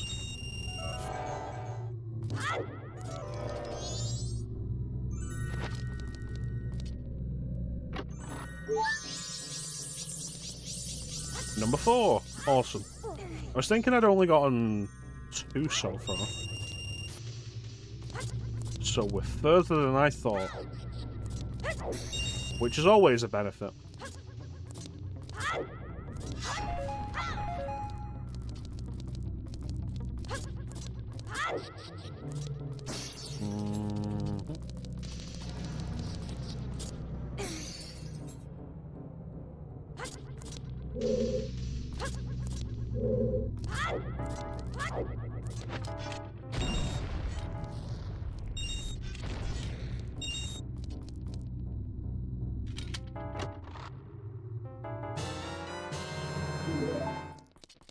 I might want to look into the options and see if there's an option to move the camera further back.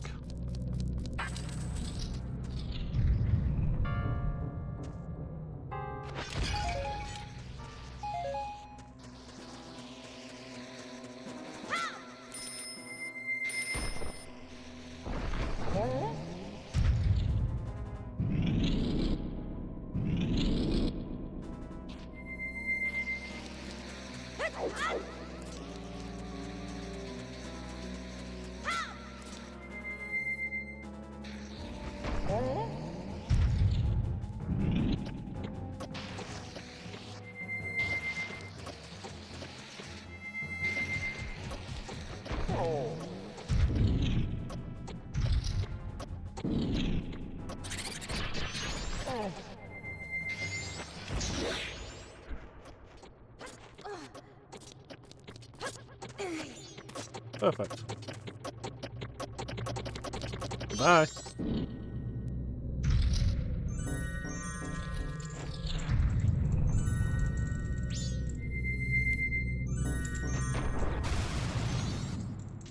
So Majora's Mask is also the return of a much-loved classic Zelda anime.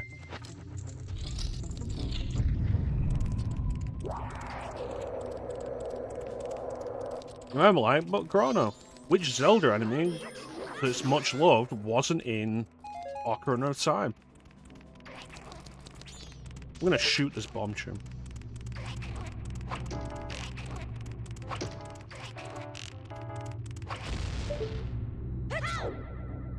The answer may surprise you.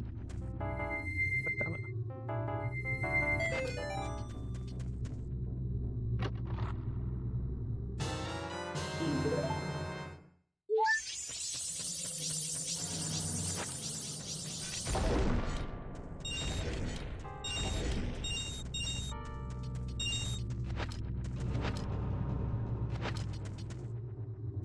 There's another fairy in this room.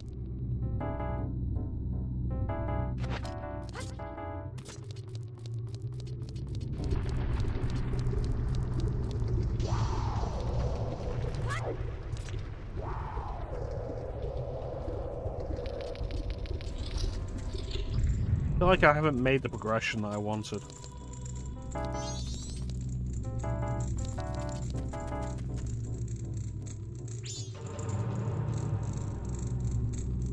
You know what? I'm overthinking this.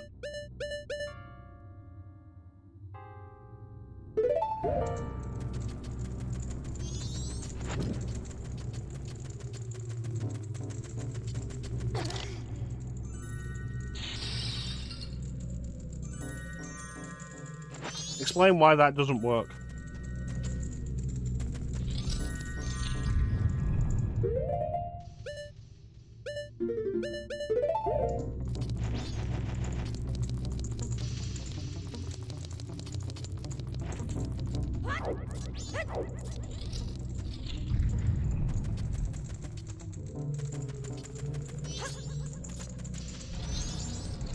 That makes sense.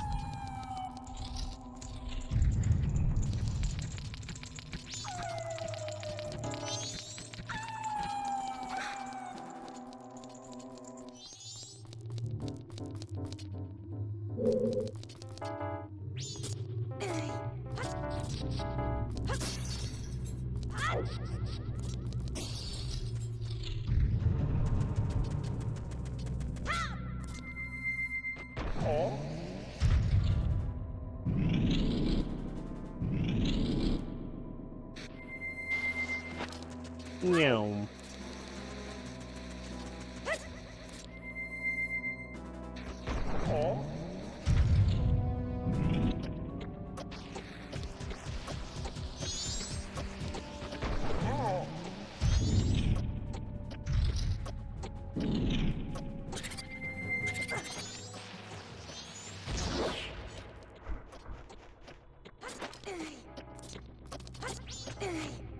Alright. What did I miss? Oh, just going over to the side, okay. It's stupid of me.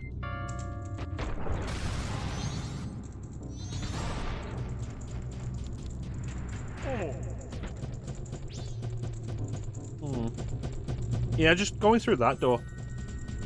That's what I miss. It's really stupid of me. But yeah, there. Right there. It's a fairy in there. And the flower you need to get into it is, like, up there. And you have to just wait to fall down with the flower. And it's a pain. It's slow. It's dull. And it's like, bleh.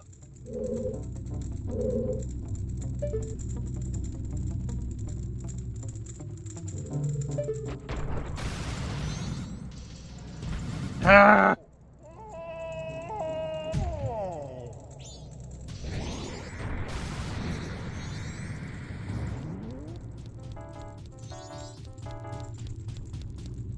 I'm just not very happy.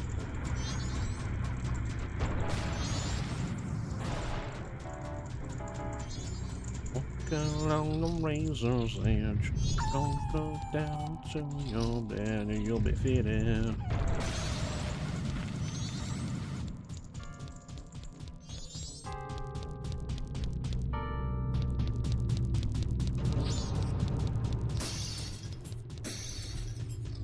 Maybe this is the worst Zelda game.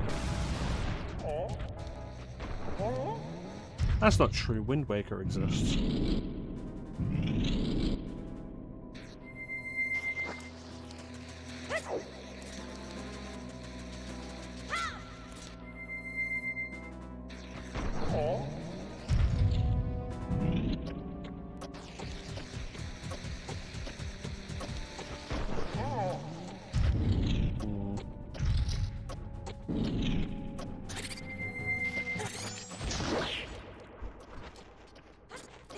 Alright, let's try this again.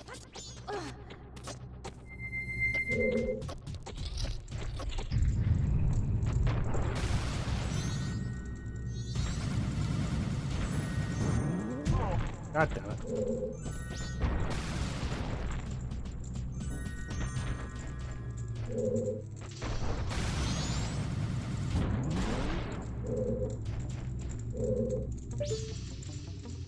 The real trick to going in a straight line is the Goron.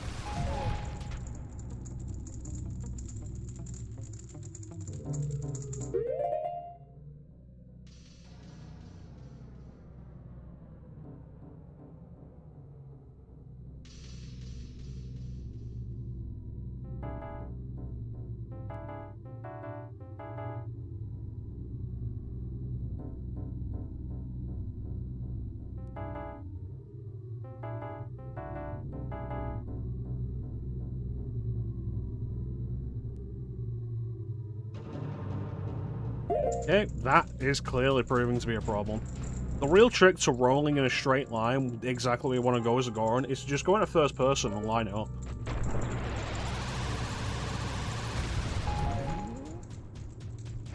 Why is that charging when I'm just holding the button? Is there another setting on?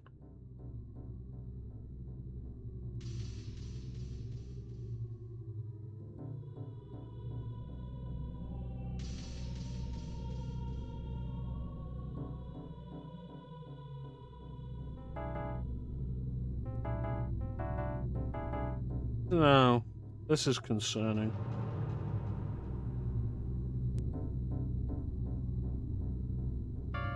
Alright. Well, don't mess around with it, I guess. Just go.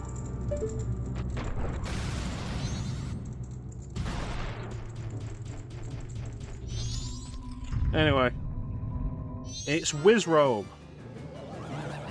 Memories broken, the truth goes unspoken. I'm vivid, forgotten my name. I don't know the season or what is the reason I'm standing here holding my blade. So the real trick with Wizrobe is really just... My strategy has always been just go into a corner. Because then you can see all of them. You can see every position he can appear from. And that's fine. There you go.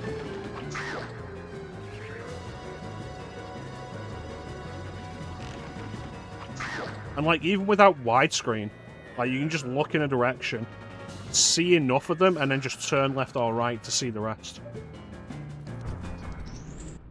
It's a little trickier with the second Wizrobe fight, but you can easily enough put yourself in a position to see enough of it. Fire arrows.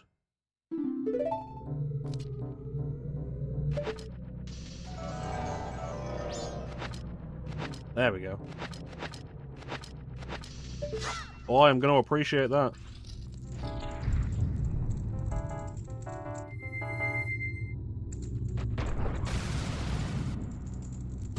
I did it. Because I'm the best. Just like John Wayne said. John Wayne said I was the best. Mostly melt ice.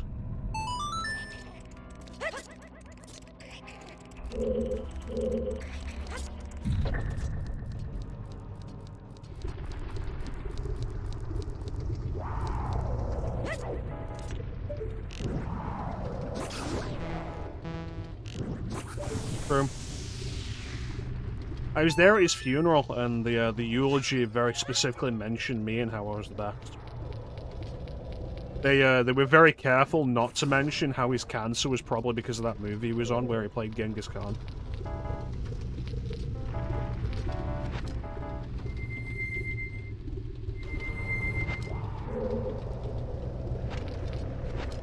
Seriously, if you don't know about that movie where John Wayne plays Genghis Khan and how, like, so many of the people involved in the production died of cancer because they were filming, like, downwind of a nuclear test site.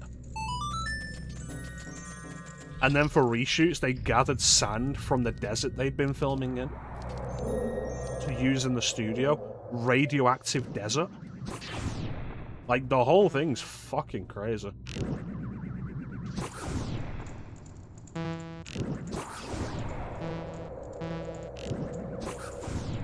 And John Wayne died of cancer. Like, a majority of the people who worked on that picture.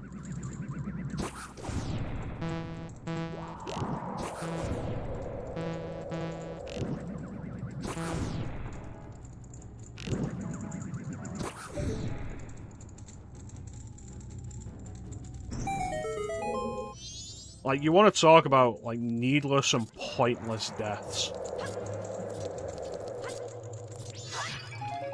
Because people were just doing stupid shit. Horrifying.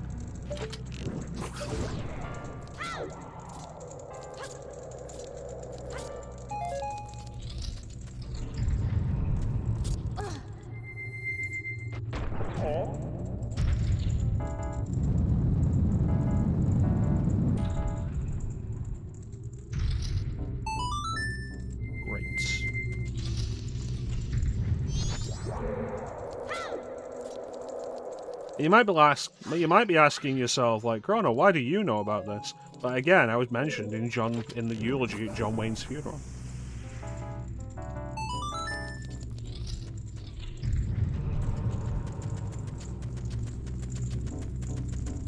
How many fairies do I have? 5. Oh, that's way less than I wanted. I would have been happier with having, like, close to 7 by now.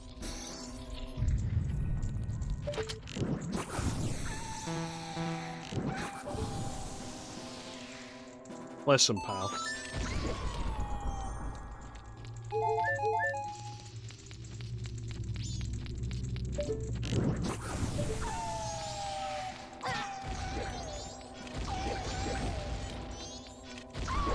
I feel like bombs should be capable of melting ice.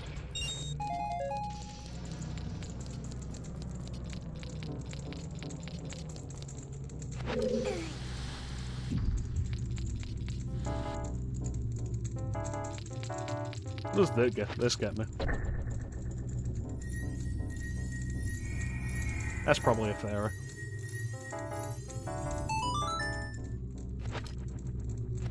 Yeah, there's a fairy in the room. Probably a fairy.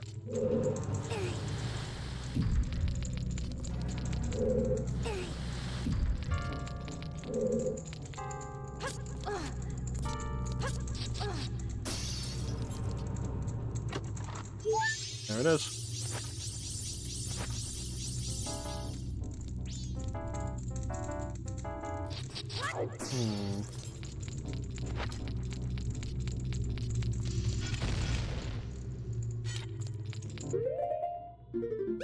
can probably get this.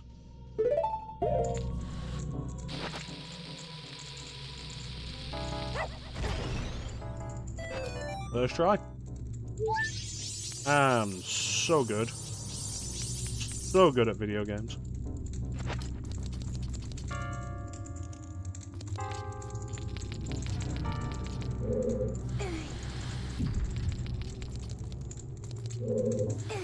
So, Clem, you weren't there for my final consensus on Paper Mario.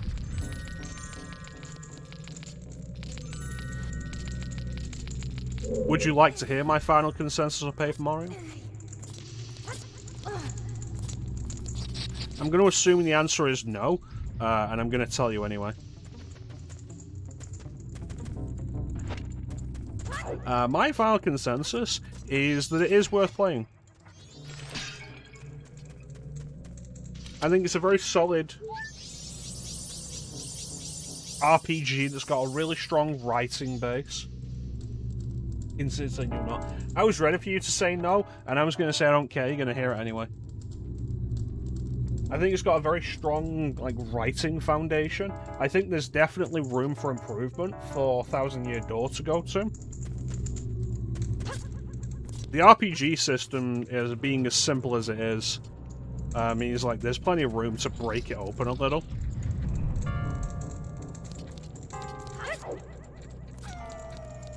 I think the moment-to-moment field gameplay is a little more engaging than Super Mario RPG.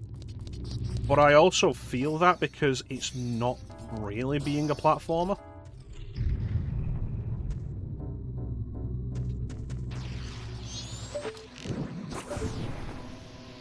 I feel like Super Mario RPG's biggest problem is its platforming more than anything else.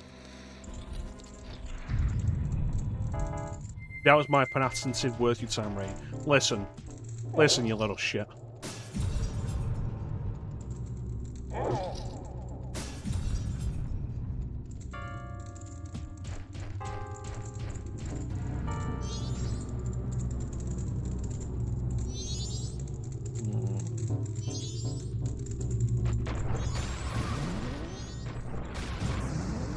Why does it do that?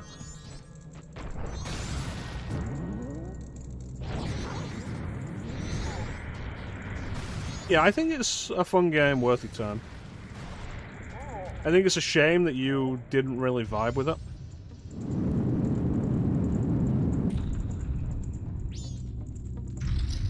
And I would hope that maybe one day in the future you will eventually hit that point.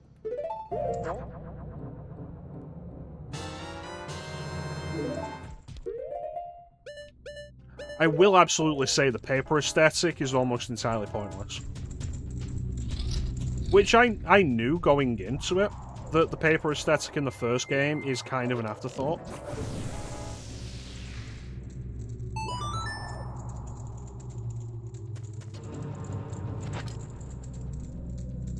Where the hell's another one? Huh.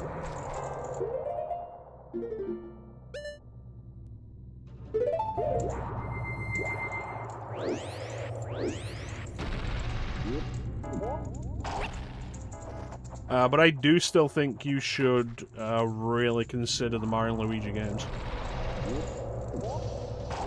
Apparently, I only found this out today, apparently the Mario and Luigi games were actually made by the same creators as Super Mario RPG. Like the same co-creators.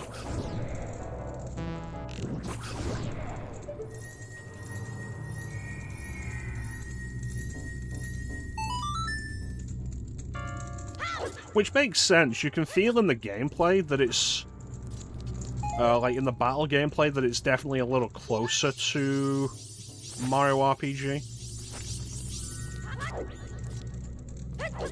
Plus, especially because one of your big problems with Paper Mario is aesthetics, the Mario and Luigi series has probably my favourite Mario and Luigi sprite designs.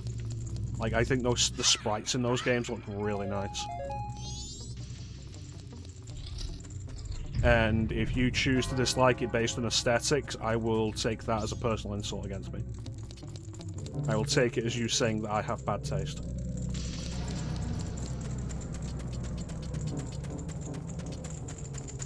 Which would be mean of you, Clint. Why would you say that to me? Oh, we were friends. Why, Clint?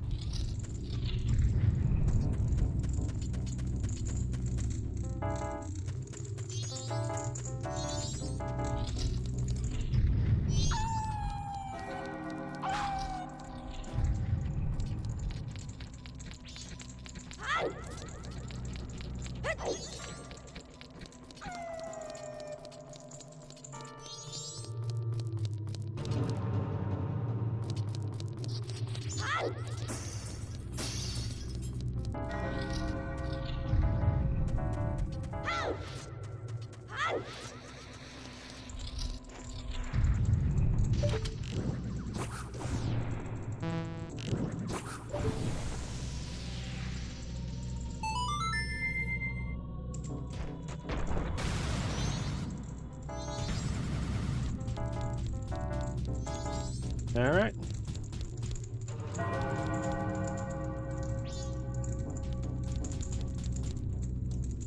I don't have a key for that door.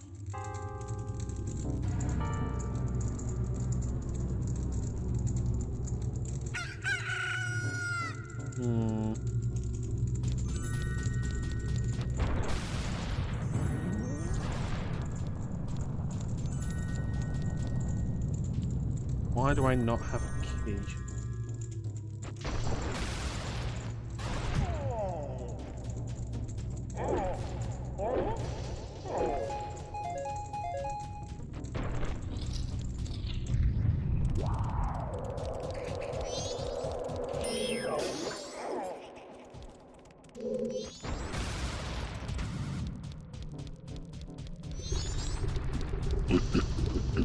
No. The compass says there's a chest in here.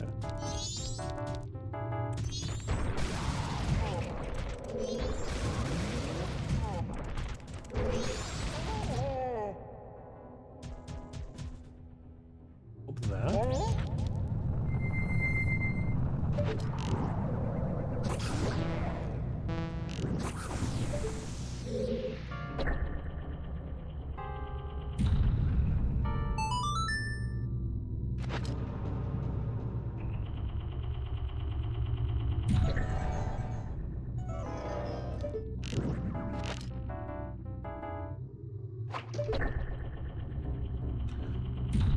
This isn't going to be fun to deal with.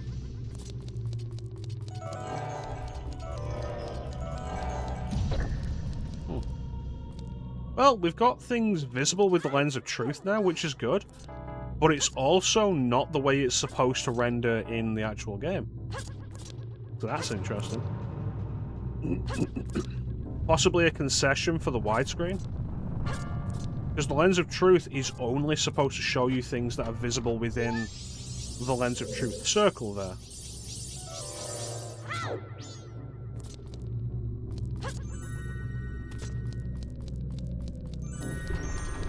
It's an effect you can see in Ocarina of Time as well.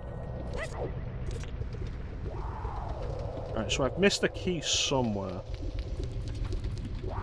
There's a chest down there. Pretty sure it's not a key.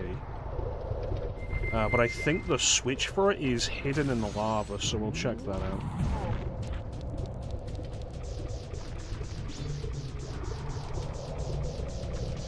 Is the switch hidden in the lava, or does the chest spawn in the lava? I don't know.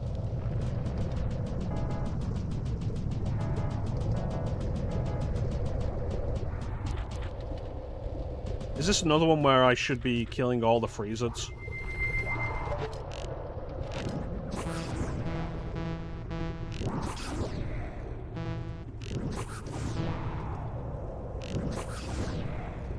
Yes. Oh, that's a key chest.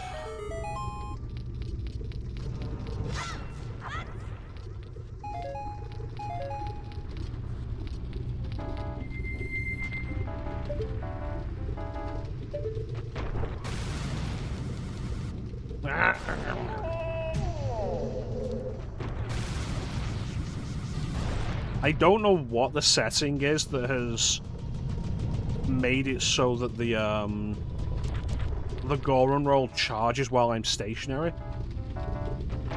But it is bothering me because it's made dealing with the Goron roll harder than it actually should be.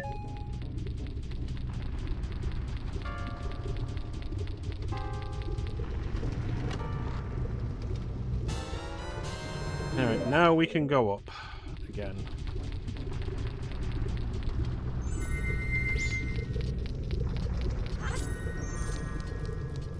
Especially because, like, if I do it while I'm just stationary, it just charges me off in a random direction. Not even the direction I'm facing, which is the weirdest thing.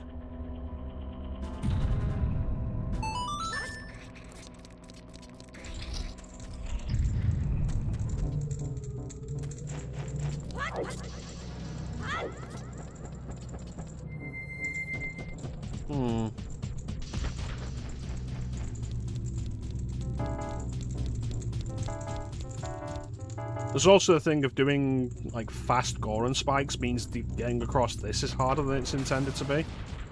Because you're supposed to do that with, like, regular Goron roll.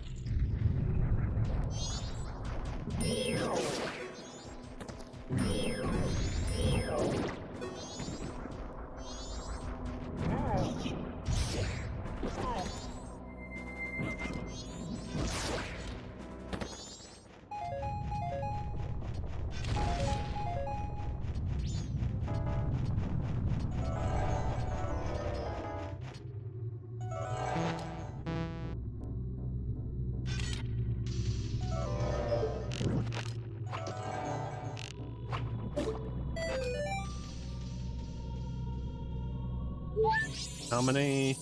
11. Perfect.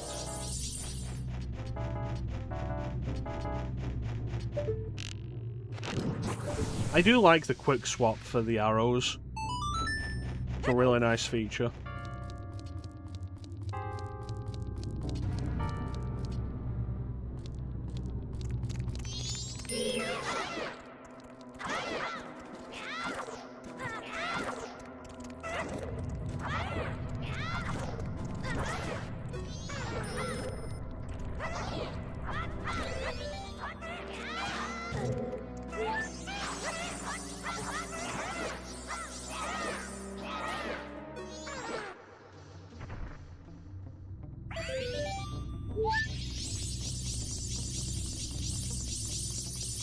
Something about the design of this room feels really odd.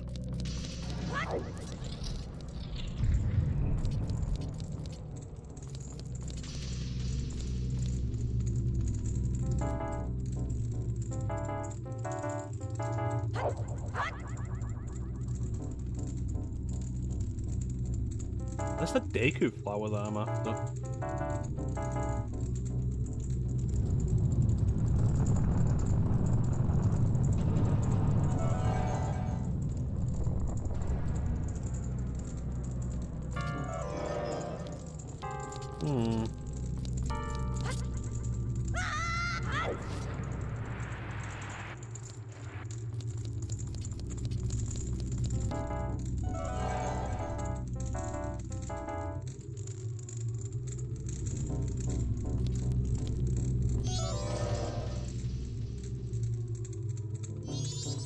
I wonder, can I break this maybe a little bit? No, it's too much. It's too much.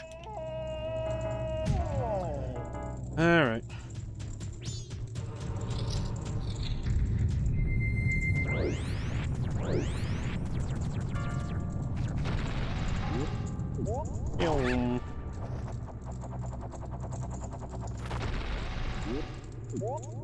I need to come back down here anyway. I need to press this switch. Get the platform back up.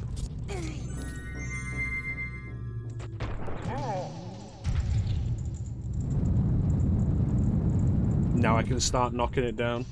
And the pathway I'm going takes me around it anyway. And that will lead me into the boss area. Okay, so I've got 13 fairies. One of them's in that little alcove in the main room, the main tall room. Where's the 15th?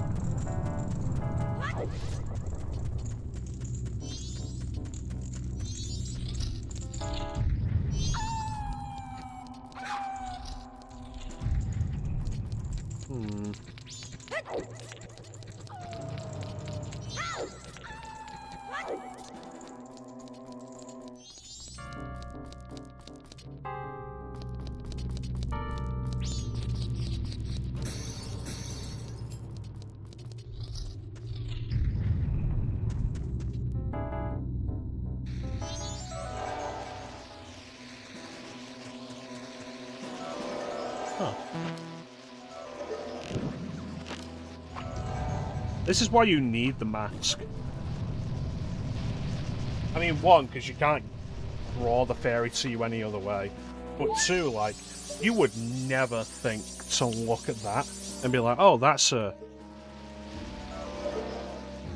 clearly a hidden thing. I mean, you might at this resolution because the texture doesn't match, but in the original resolution, the texture scene would be basically invisible.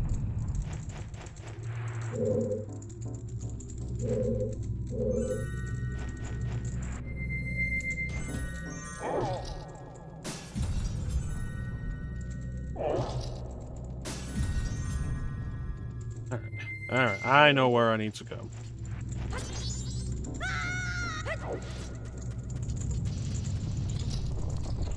I know what I'm doing now. It's taken a while, but I finally figured it out. And now we'll never be stuck again.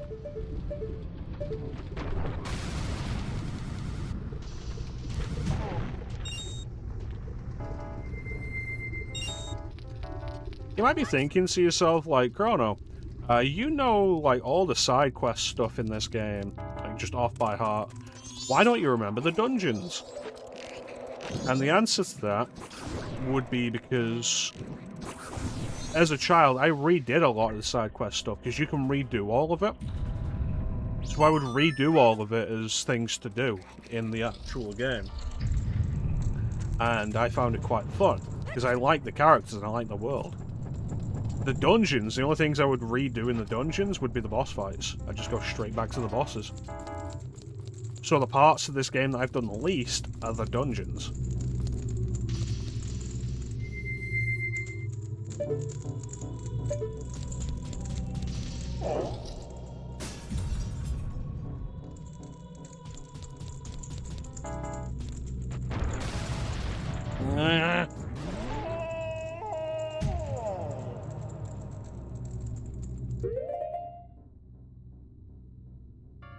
Is it both of them? Is that the problem?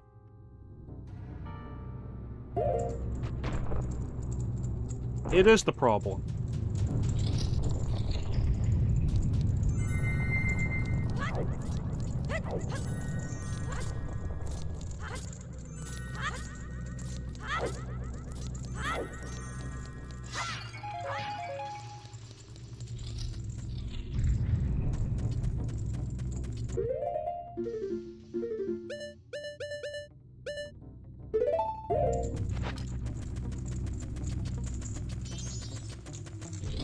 Running out of time here.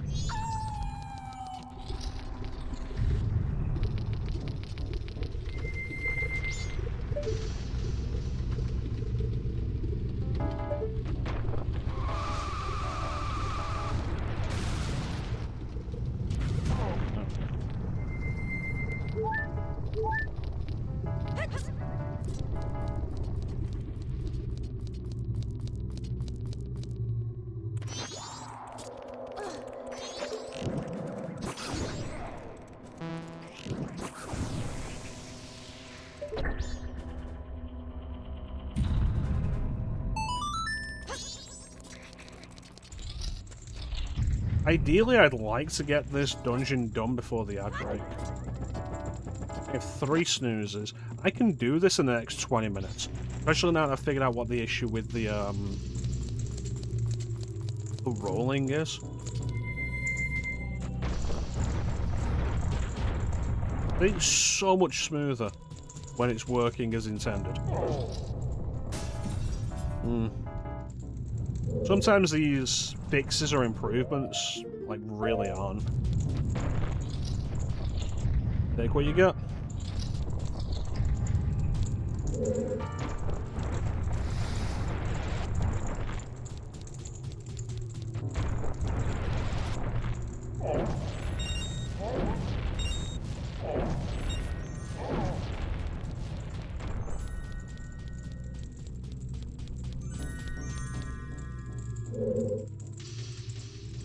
There's the flower I need to get that fairy. And I also need it to get here.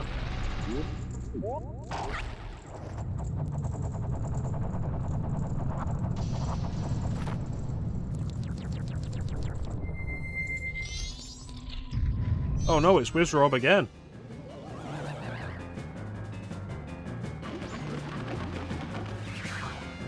So it's kind of a concession with this game that because there's less dungeons,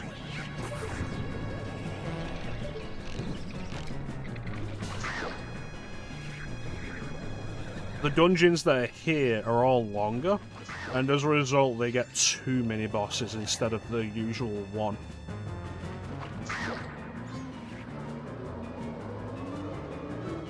But it is kind of a little bit disappointing that Wizrobe gets 2 fights. But then the same's true of Gecko. Gecko gets 2 fights.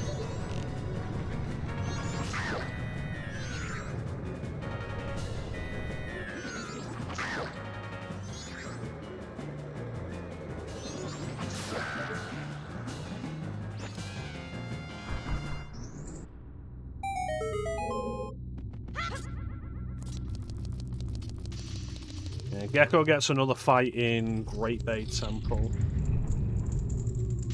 And then there's War in the Great Bay Temple, which is like a 3D rendition of Argus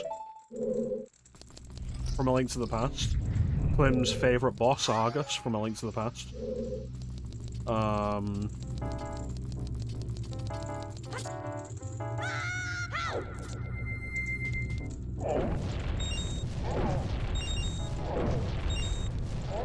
And then I think Stone Cell probably has the most interesting ones because it has the Garrow Master and Gomez.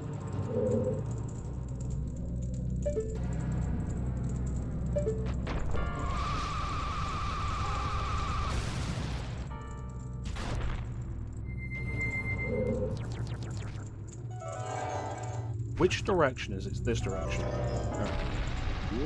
Right. So here's the fun part for you.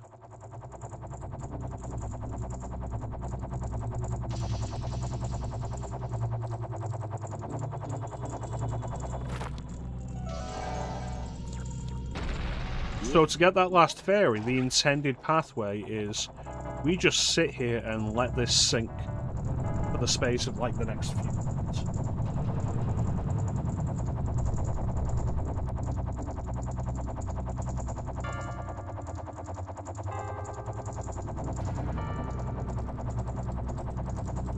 So how have you been?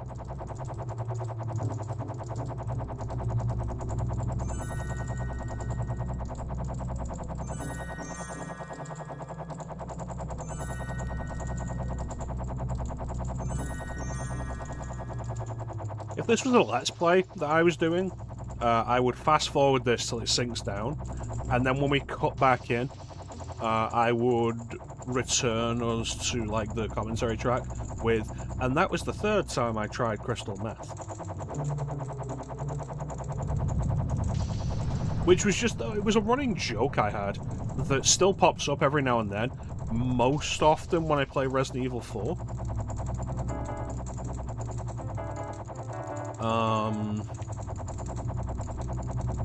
When you sit on the little roller coasters. No, this is intended. This is exactly as the game is intended.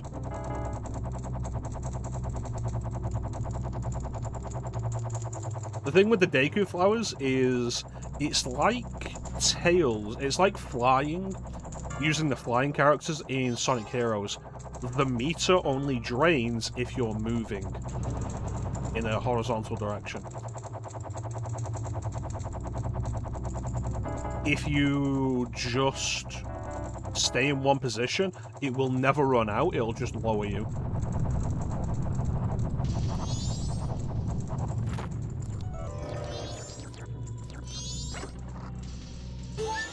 And that's the last one.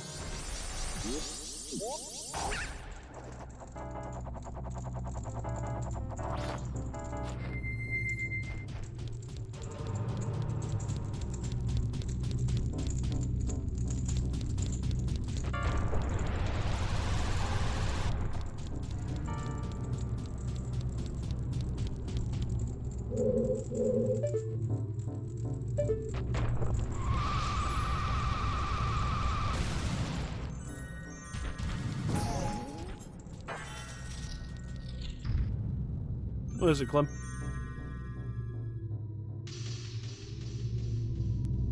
Yeah, so it's a thing I would do with Resident Evil 4 most notably, and I've done it since starting streaming as well. Like when Ashley and Leon sit down on little roller coasters in the castle and it fades out as the roller coaster leaves.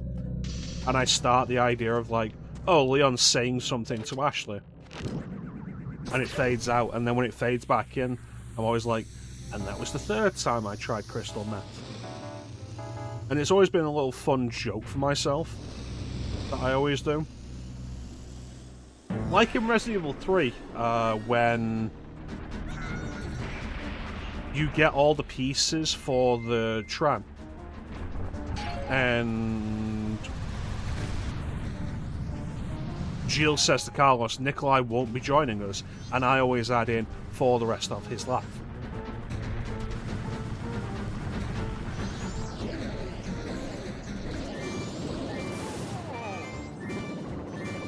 They made this so much worse in the 3DS version. But they made all the boss fights worse in the 3DS version.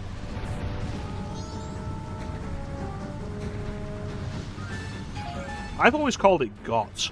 I've been told it's pronounced GOAT, but I've always called it GOT. I always thought this was like one of the most fun bosses in Zelda.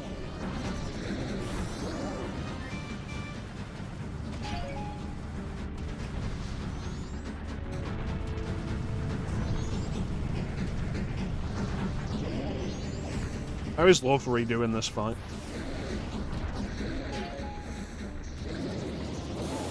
It's so different from like any other Zelda boss fight.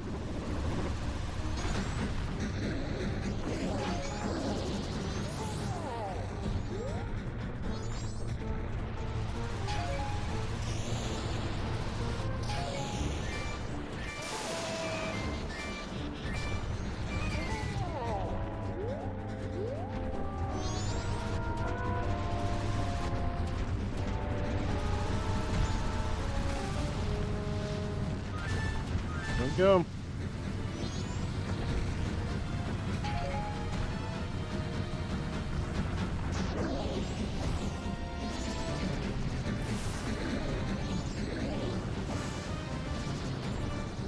Ah.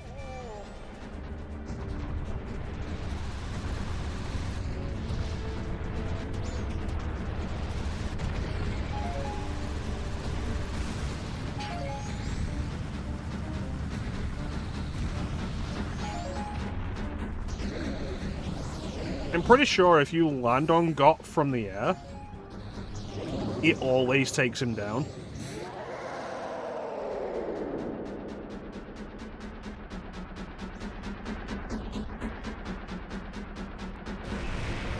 Legitimately one of my favourite boss fights in the series. I've always found this to be a lot of fun. Yeah. And then, like, because you're still rolling as you land, you can try and maneuver yourself to be rolling into him, so you're just dealing constant damage. It's great. Thank you, Clem.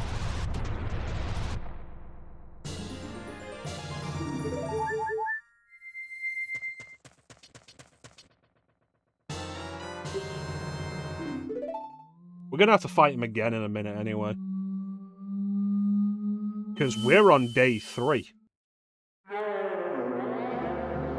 And to fully upgrade the sword, you need a full 3-day cycle. And to fully upgrade the sword requires the gold dust. Gold dust!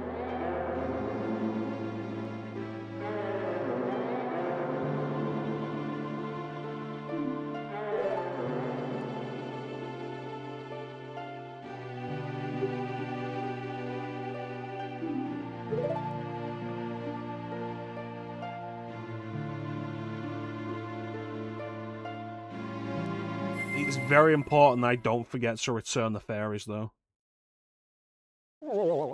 This cutscene is actually different if you thawed out that other Goron.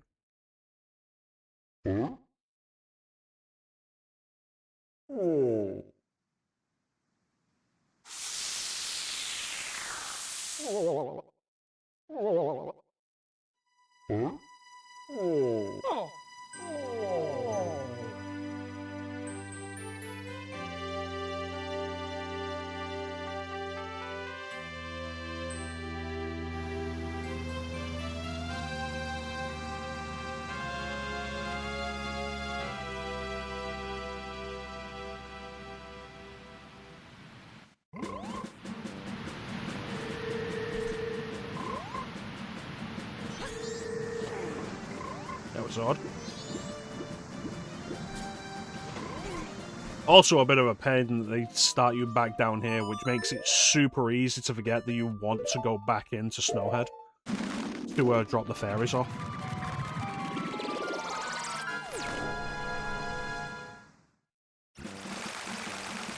Yep, and there's the big Goron that blew us off, like Star was talking about earlier.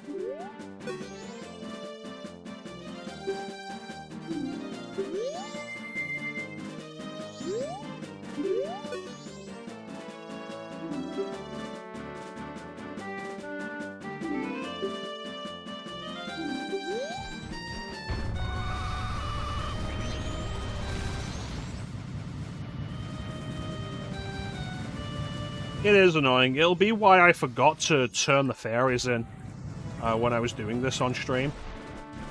And instead just, like, reset the cycle.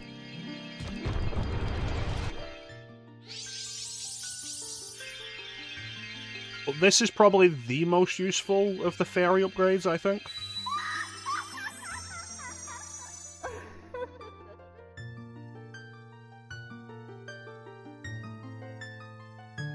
Lady Green is not your colour.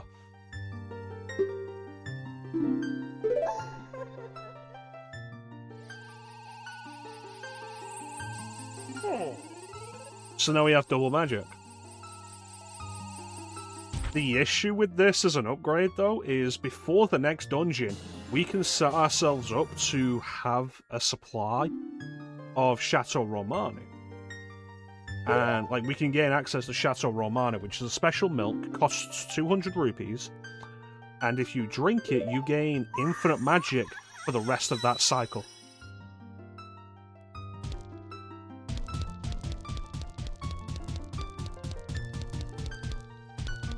And bearing in mind, like, you can start every cycle by just obtaining 200 rupees. So it's never an issue.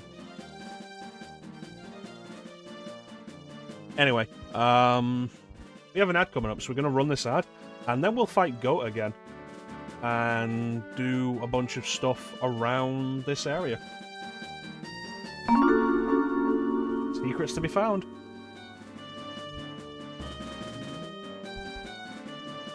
My ad button isn't working. There we go. We'll be right back.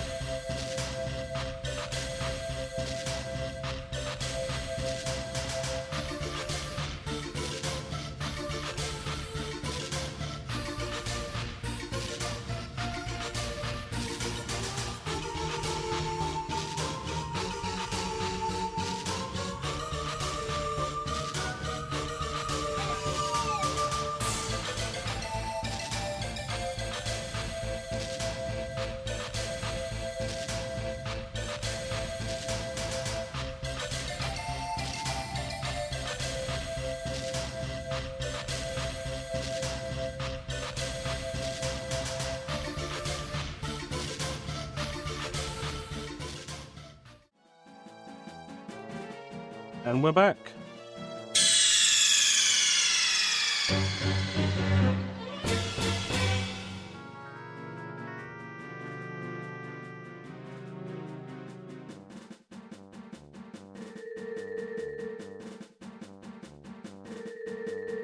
There.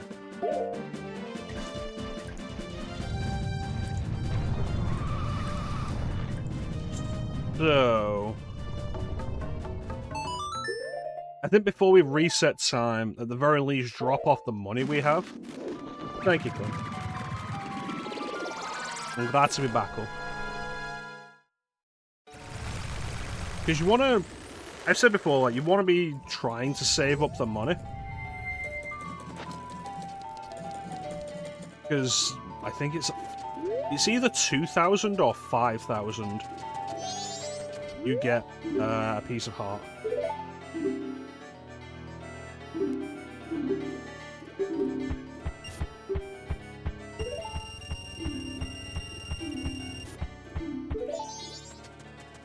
I don't think there's anything else really worth doing this cycle.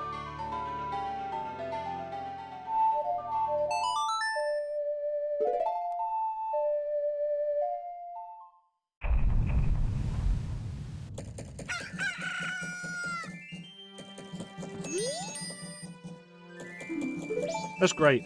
We physically cannot get to the ocean yet.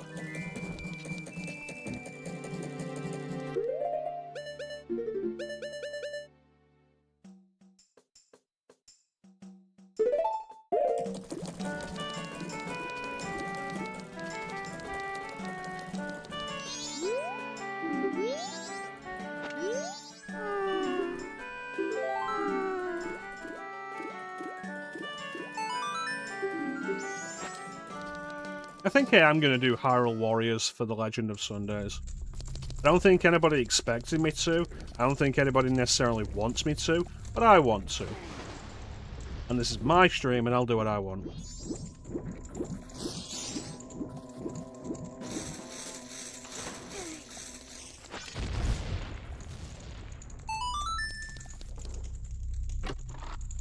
Honestly, it's a Dynasty Warriors game. It's one of the Dynasty Warriors spin-offs. If you enjoy Dynasty Warriors, it's a good time. If you pick it up on Switch, the Definitive Edition, it took all the stuff that was added in Legends, rebalanced all of it, redistributed a bunch of it. And, like, it's a really beefy package.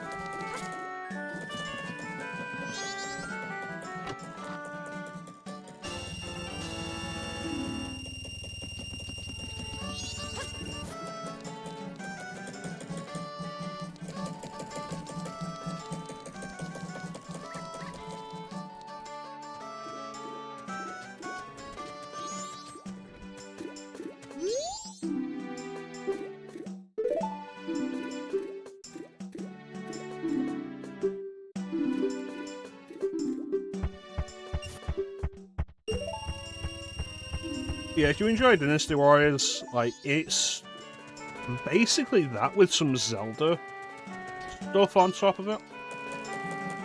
Not a bad thing, honestly.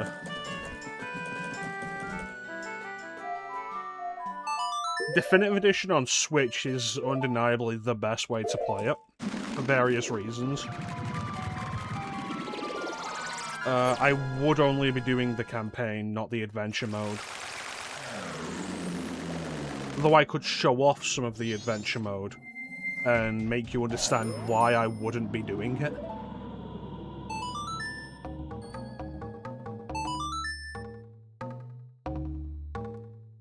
Not that it's bad, it's that I think the last time I checked my timer on Switch for Hyrule Warriors, it was at like 90 plus hours, and I've not finished a single adventure mode map.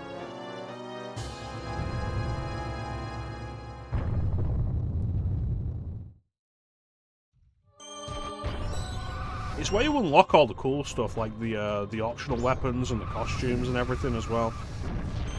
And all the bonus characters. And Hyrule Warriors Definitive Edition has like all the bonus characters that were released as DLC for the original release and Legends. So like it's a lot of characters.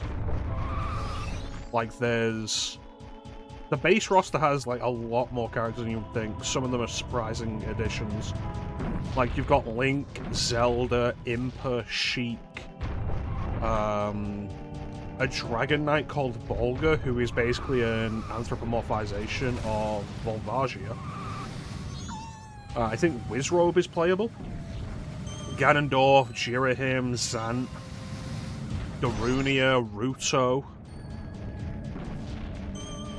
Agatha from Twilight Princess.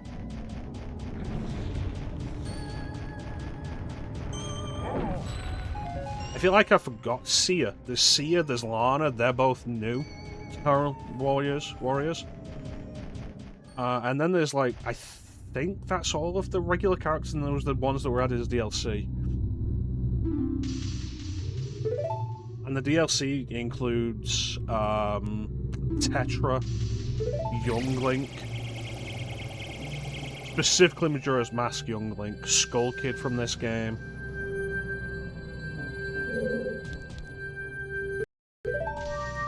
Marin from Link's Awakening. Like, there's a lot of choices there that you wouldn't expect. Linkle was a really cool addition. Really like Linkle as a character design.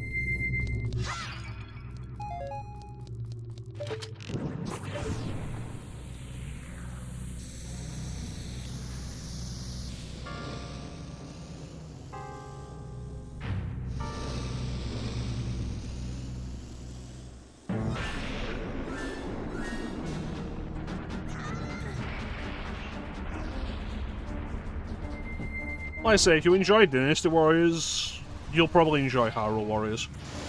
It's a good version of it. I think Dynasty Warriors... I think Koei Tecmo deciding to do a bunch of spin-offs of Dynasty Warriors was the best way to, like, kind of revitalize the series.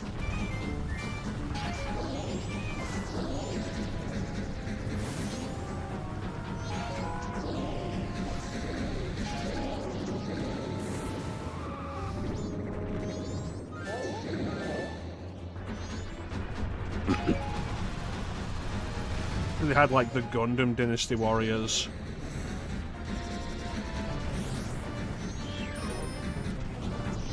The 2 Dragon Quest Dynasty Warriors.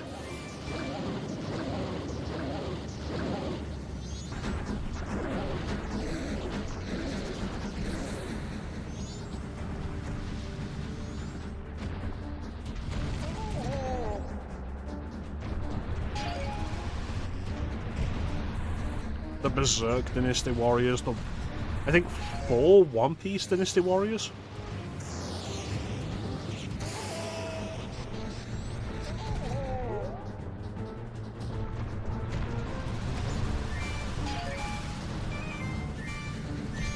There was, of course, did I mention Gundam? I probably mentioned Gundam.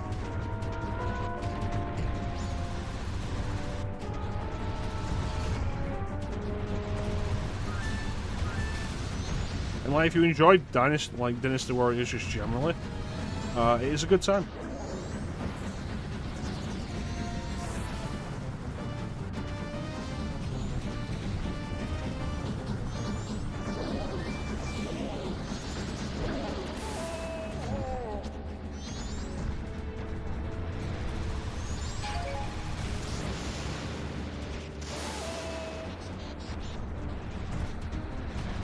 And I don't think there'll be a better time to do Hyrule Warriors than while we're doing, like, specifically Zelda theme.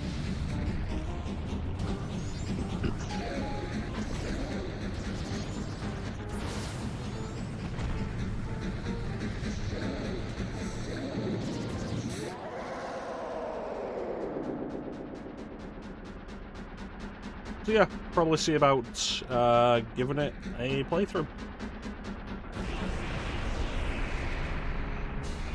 Ba, ba, ba, na, na, na.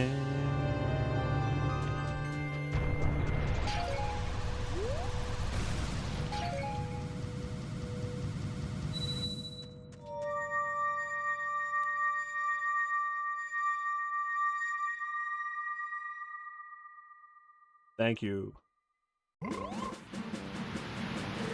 Yeah. Hyrule Warriors, though, is where the specific design of young Link having the Keaton mask on the side of his head comes from.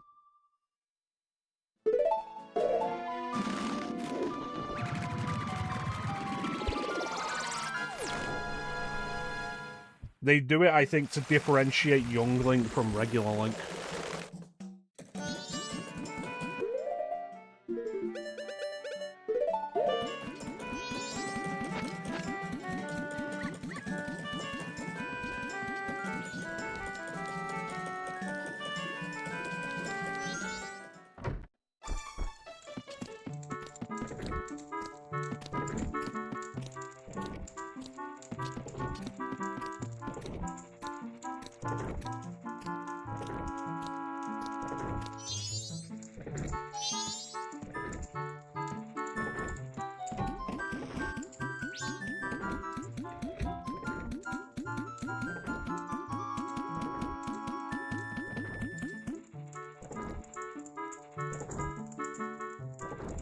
So if you talk to Anju before she gets the letter and tell her that you have a reservation or don't have a reservation, you cannot do this.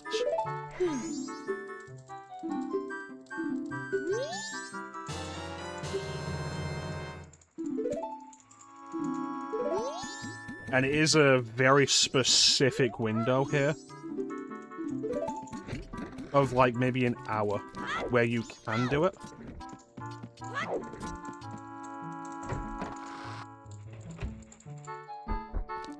Like I say, it only works if you haven't talked to Andrew already in that cycle.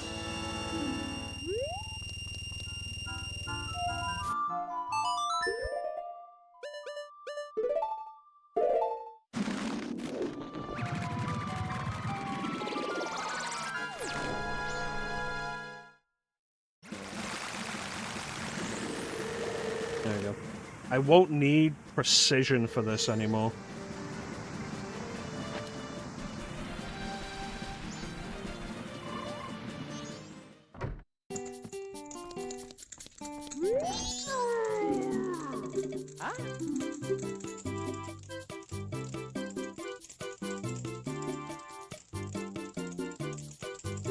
I feel like last time I did this, I zoomed in on this guy's nipples.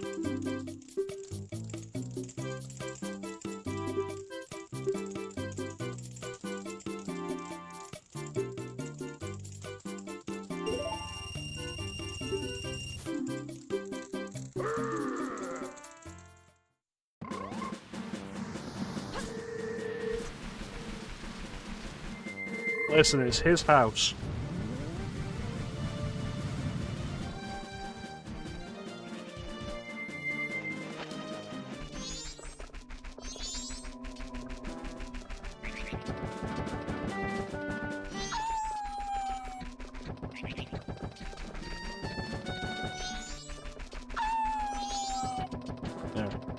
So now I'm gonna go and get the powder keg license.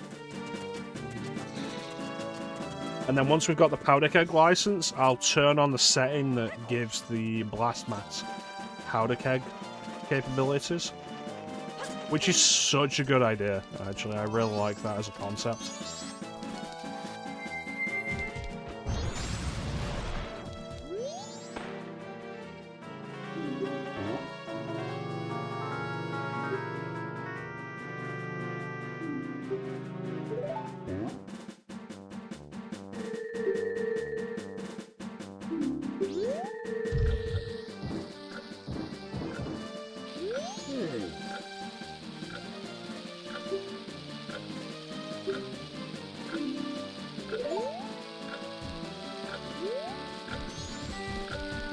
This is required to continue the game as well.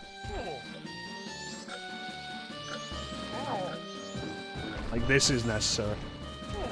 Because for one, we need Epona to get into the ocean area. And to get Epona, we need to blow up the boulder, blocking Romani Ranch. That can only be done with a powder keg. Because it needs to be done before the end of the first day.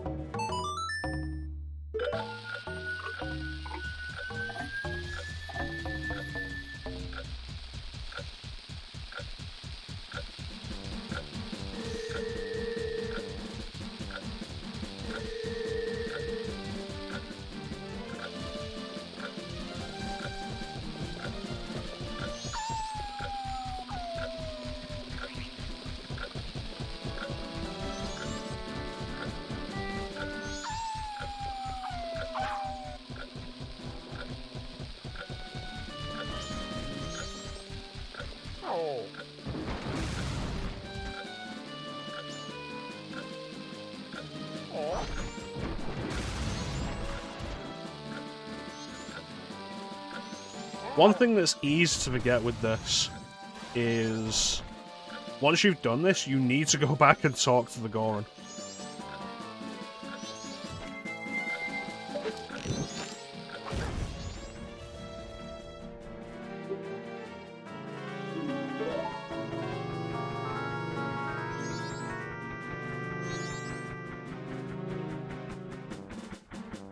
Because doing this isn't enough. You need to go back and talk to the Goron to get the license to buy powder kegs. Buy and use them.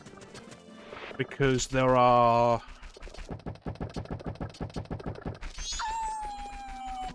I think 2 more occasions where you require powder kegs to progress in the game.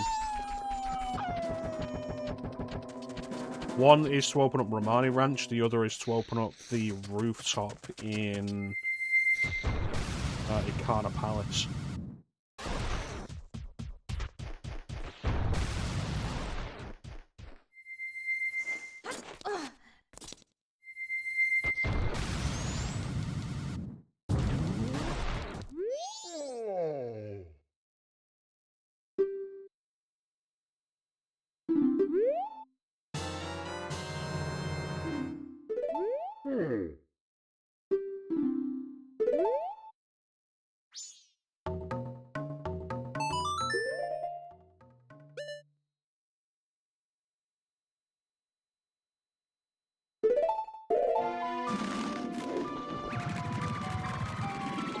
I'm doing a lot at once here, and it's probably a bad idea.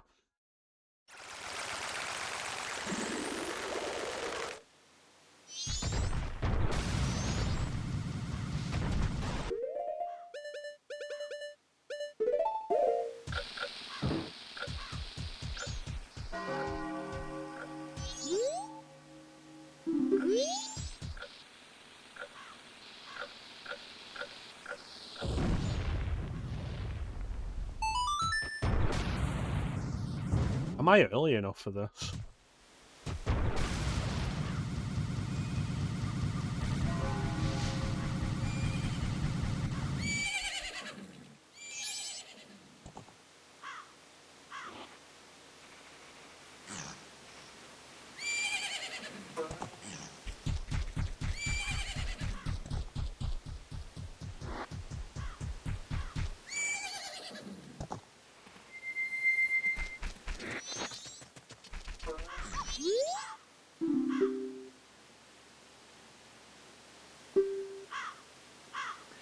So it's funny that she specifies that she's named after the ranch, not the other way around.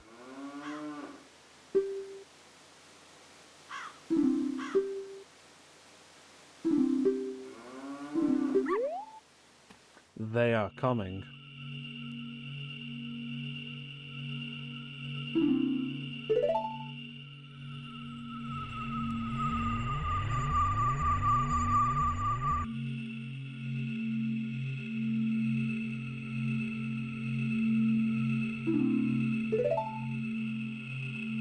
The music that's supposed to be playing isn't playing. Is it because I'm doing this just as the day's transitioning to night?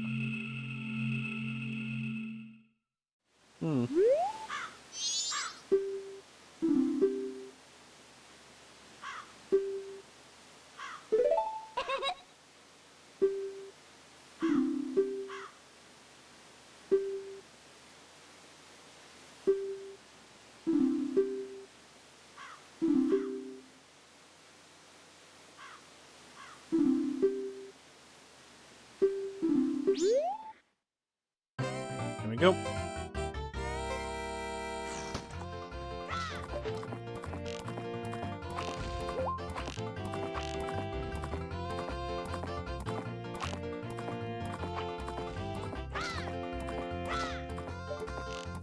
It's kind of wild that the first... Too long. It's kind of wild that the first actual chance you get to ride a Epona in this game is a mandatory horseback archery session.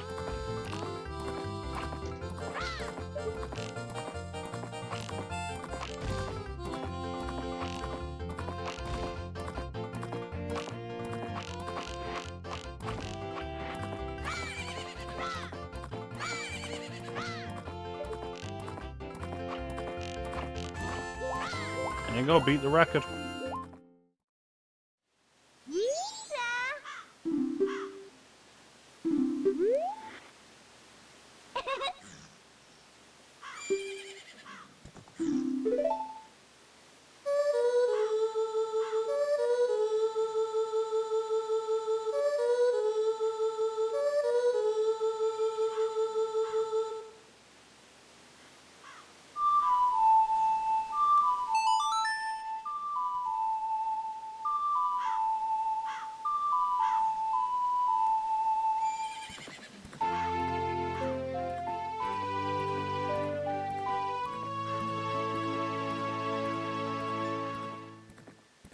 It's his Epona's song. It really should be a case of that. It's like, yeah, I know the song.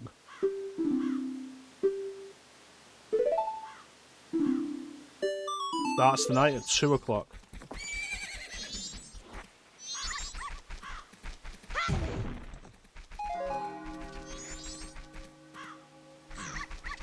Does she go inside at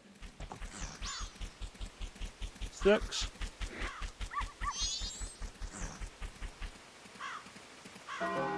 Because despite everybody having a schedule where they'll move about on like the line of that schedule, some characters do just disappear and reappear in another location at the end or beginning of the day. And I think she goes inside at 6.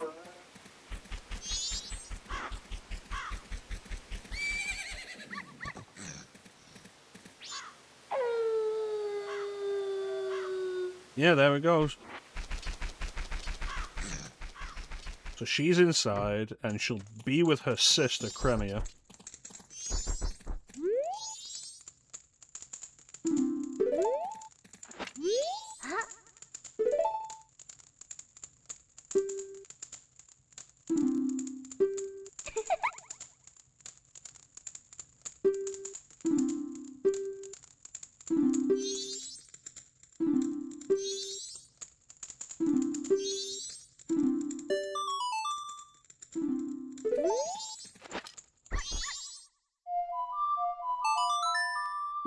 I believe they kick you out at 8 PM.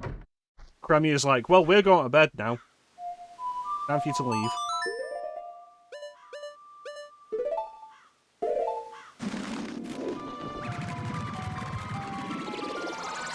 Which is understandable.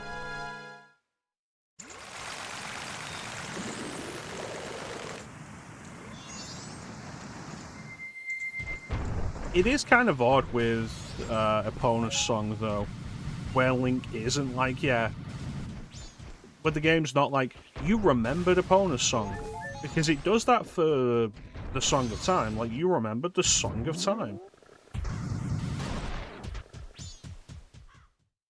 Right. So I want this done before 11 o'clock.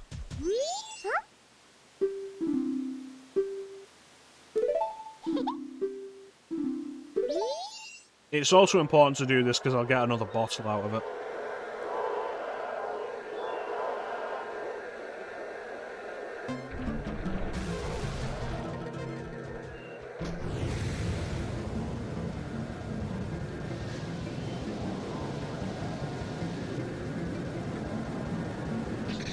You see that motherfucker hunting me down?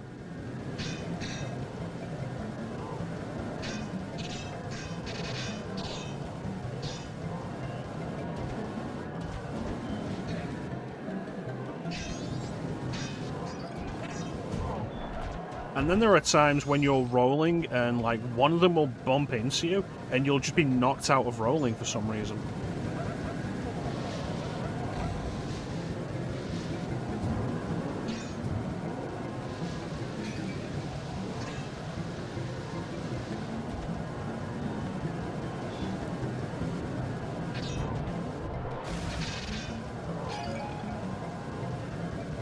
Being able to go straight back into rolling is actually really good. Really nice here. I think I'm still fucked. Thanks to that, but, you know, it's still nice.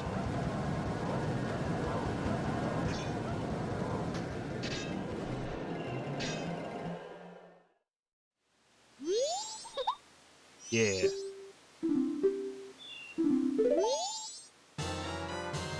Even with that, I just barely won. Like, that's nasty.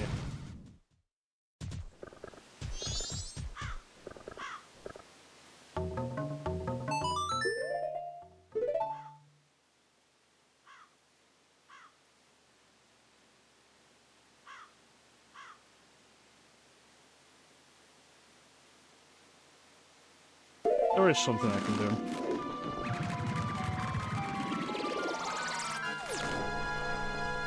Yeah, doing the Gorham race is just frustrating. And it kind of always has been.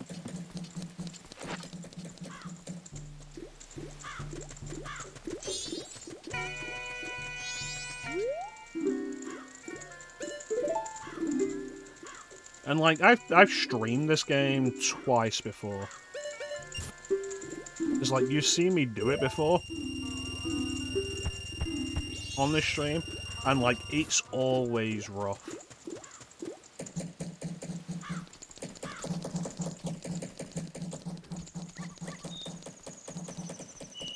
Is this place open? Good.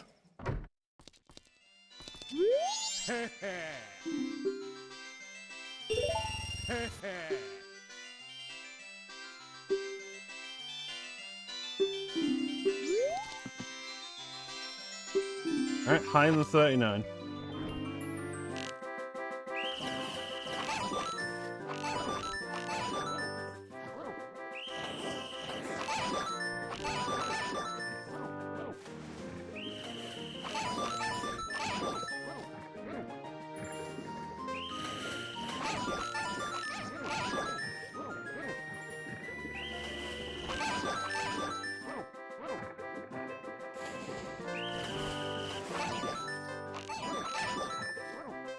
This is actually something made better in the 3DS version with the gyro controls. I'm not particularly fond of gyro controls on a controller, but like on the 3DS, when you're looking at the screen, you can move it around as you aim. Like, it is really nice. And it is great for accuracy.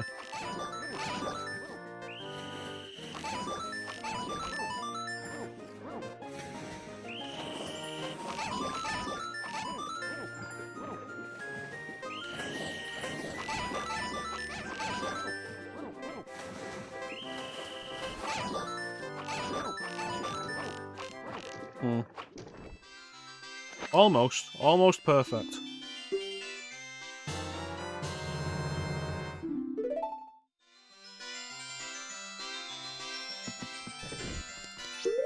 I have the things set, so I should get both at once, right?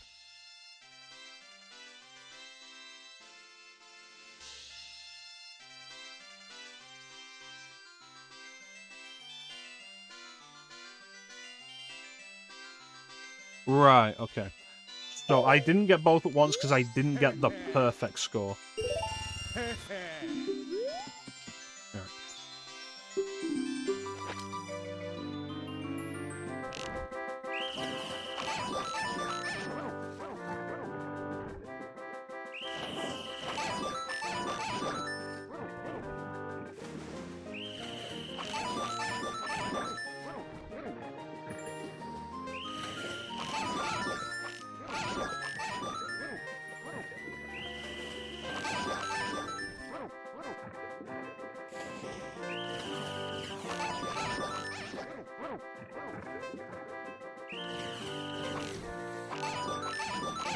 Oh, I'm nervous.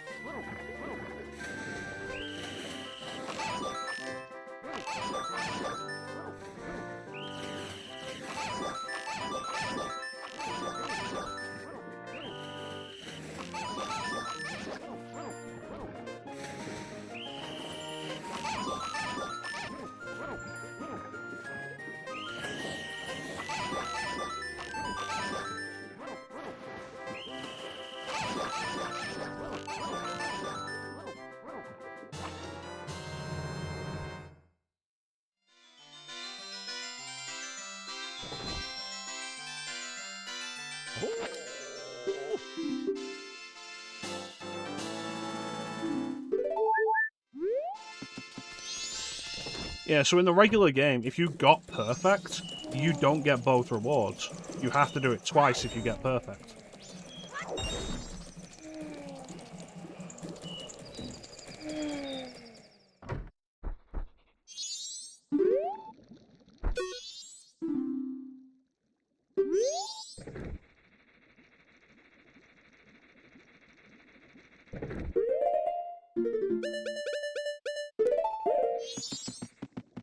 Alright, so I've got the gold dust. Gold dust.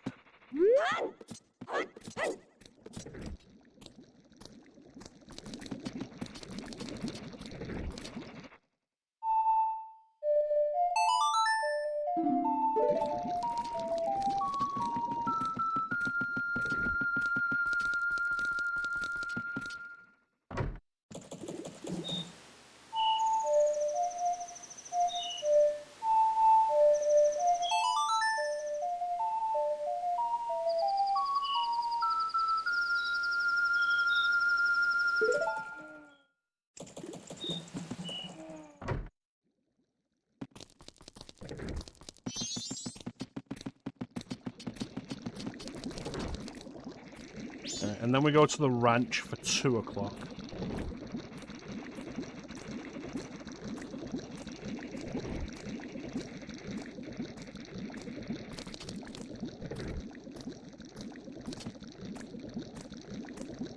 I think this is the best representation of like what it really means that you've slowed down time.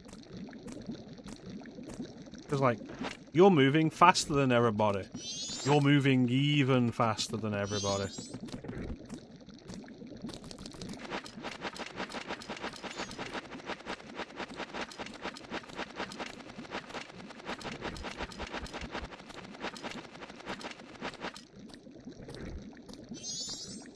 All the size.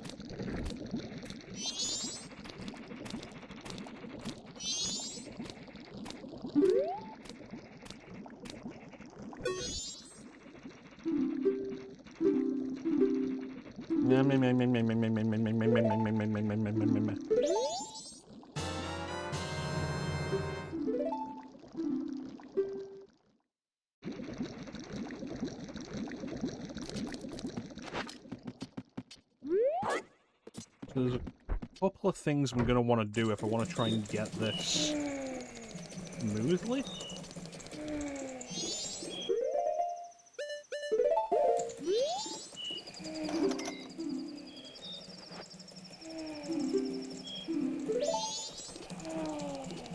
And now we want to go to Romani Ranch.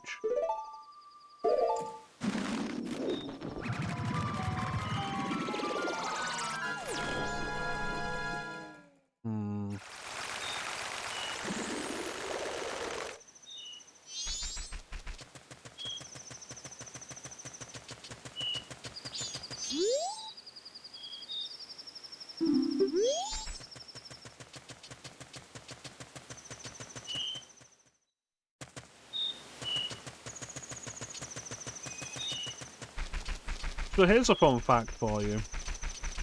Apparently the constellation in the night sky in Majora's Mask is based on what your name is, what the name of the file is. So the stars appear in different places with different letters in the file name.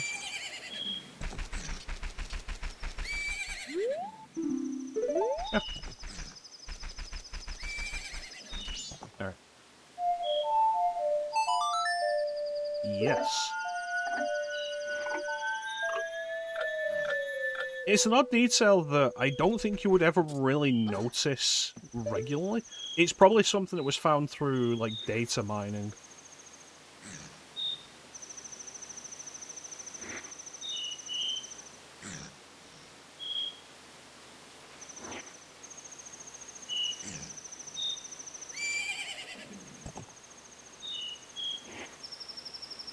Alright, so I think the operation starts at 2. The attack begins at 2:30. I always like to stand on this crate. It gives me a good amount of visibility over the ranch.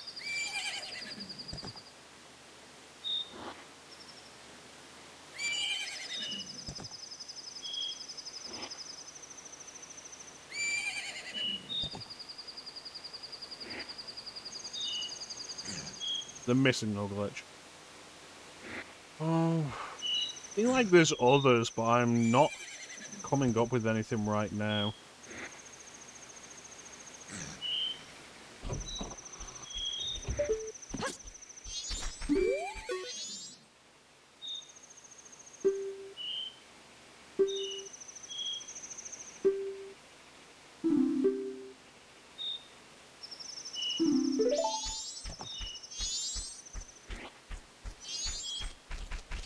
I think it's the second most in-depth side quest of the game.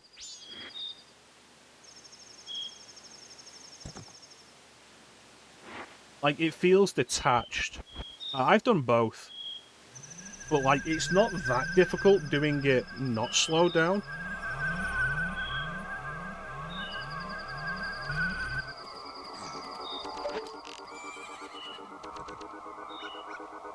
Especially if you've got the map.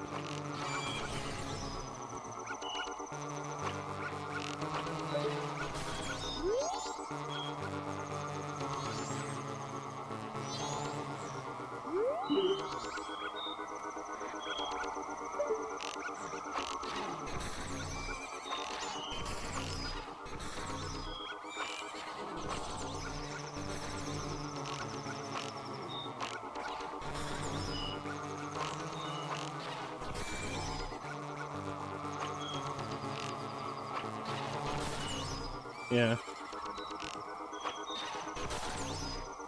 I used to do this without the map. Because, like, I never bought the maps when I was younger.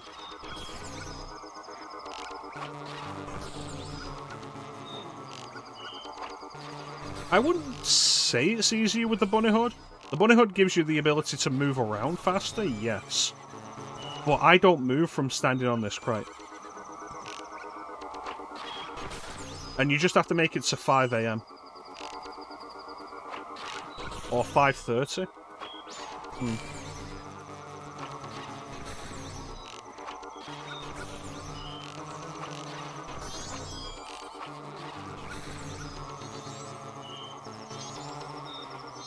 This is how I've always done it. They suggest that you just run around on Epona.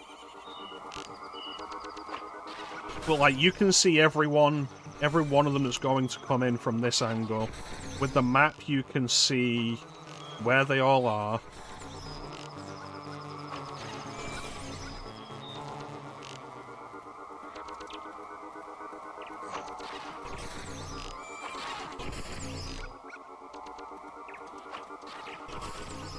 They do hurt you if they touch you, though.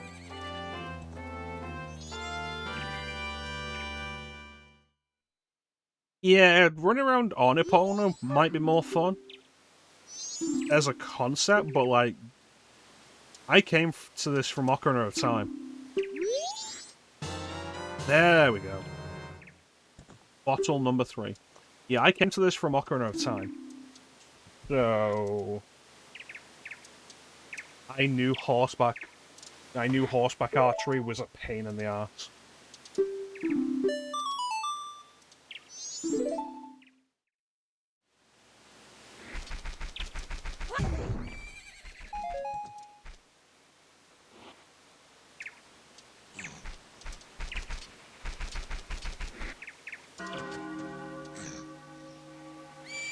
Yeah, it's the main reason to do this,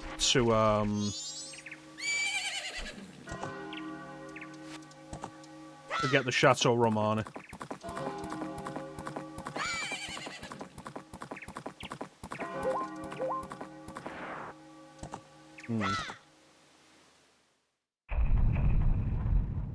Yes. Okay. Let me talk to Crummy first before I leave. Then I'm gonna open up the beach.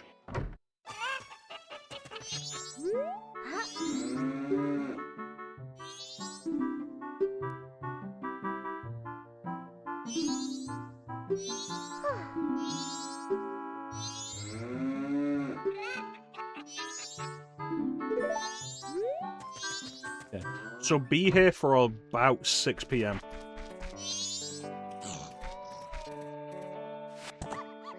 We're gonna go open up the beach, but before that, I should do the race with the Gorman brothers. While we're here.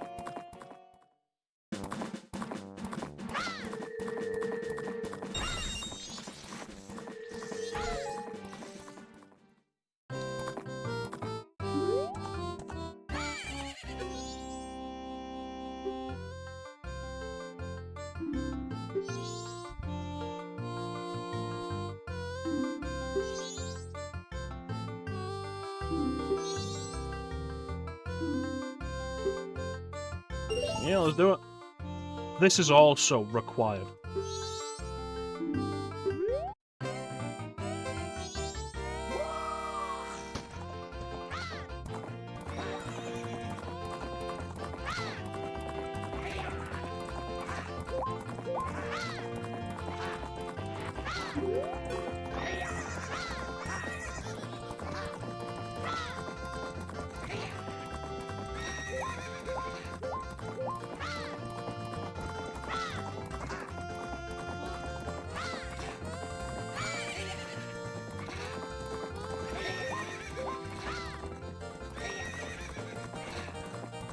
No, the Garo mask I don't think prevents them from attacking. I'm pretty sure that's just the circus leader mask. But you need the Garo mask to get into Ikana Canyon.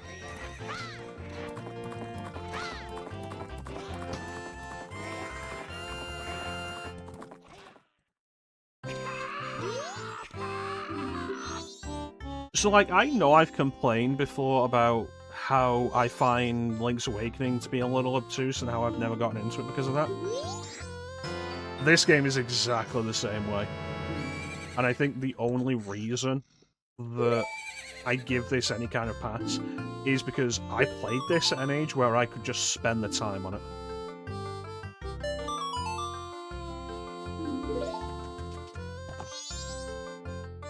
The real reward. We need the hook shot as well, though, before we can get into the Ikana Canyon. So we'll go to the beach. We'll open up the warp point at the beach.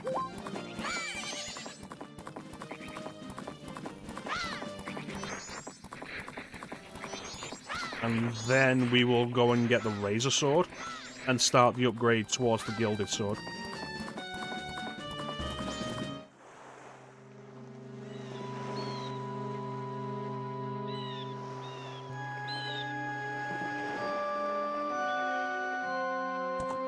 And this time I actually have money for Tingle when I first arrive. Only accidentally, though.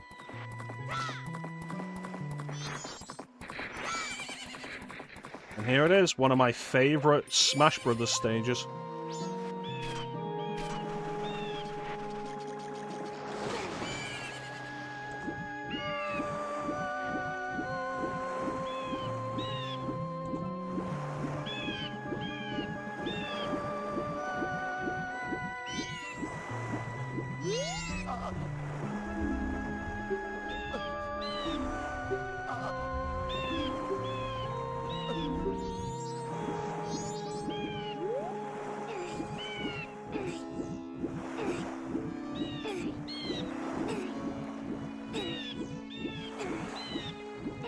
You think the seagulls were gonna eat his dead body? Like, they're just waiting for him to die like vultures, and then we're gonna peck at him.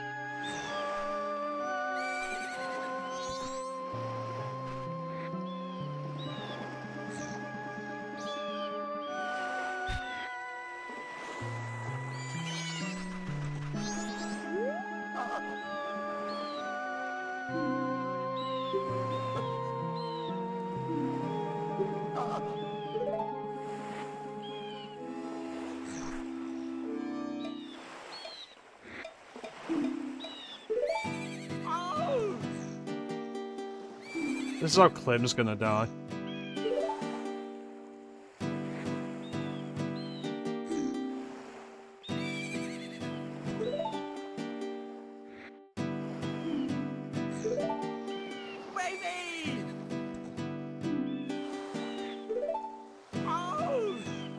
You're gonna be there like, I'm dying.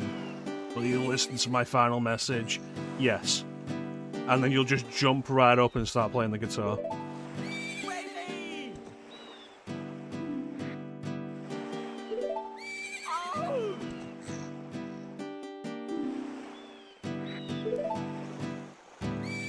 Yay! Baby!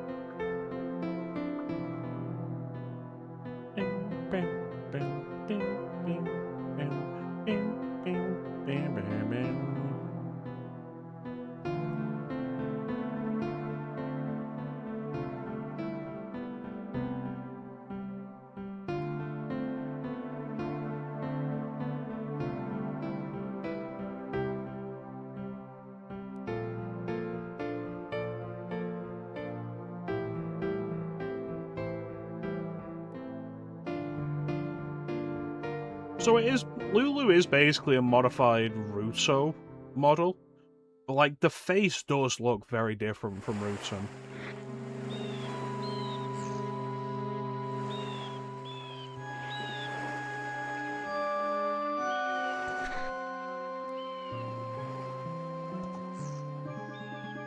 Well, this is mine now.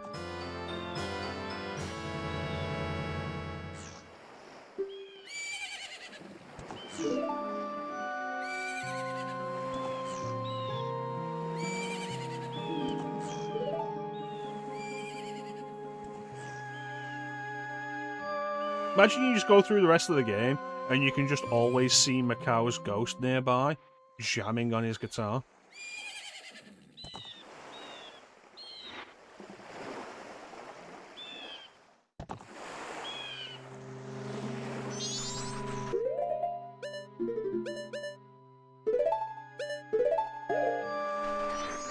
Alright, let's do this.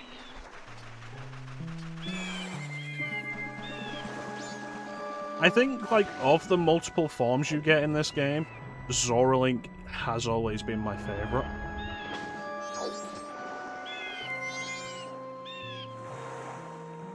I don't have my sword. I can't open this, I don't have the sword. Fuck.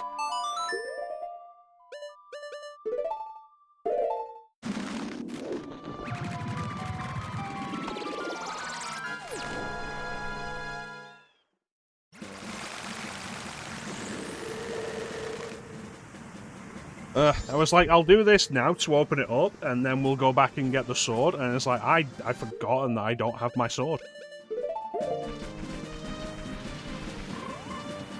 Hmm. Oh well.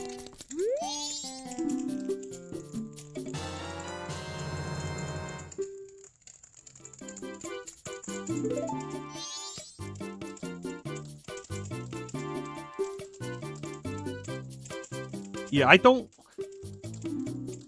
My least favourite part of playing through this game and getting all the masks is always the spider houses.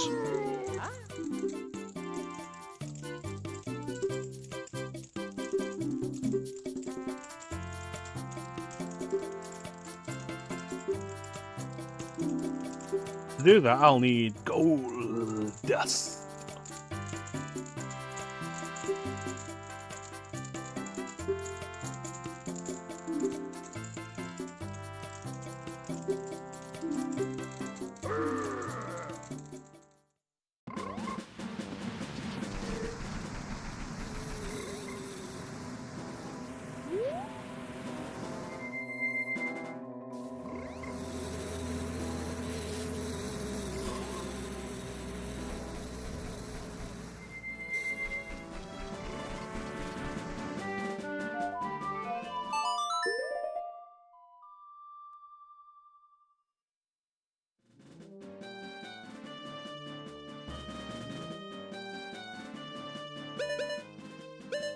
I just remembered something.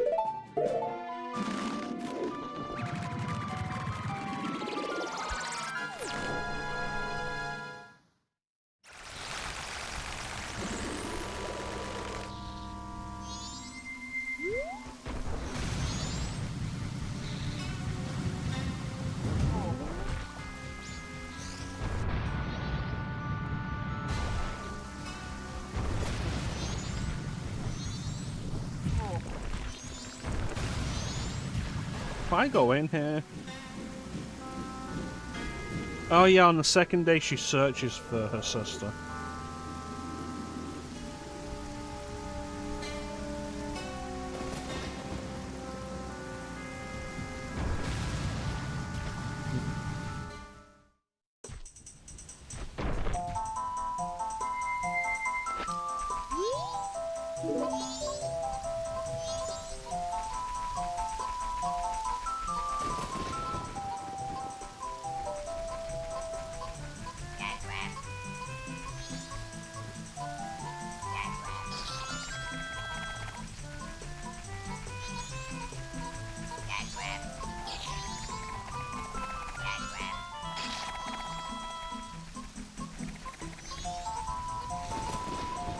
There we go.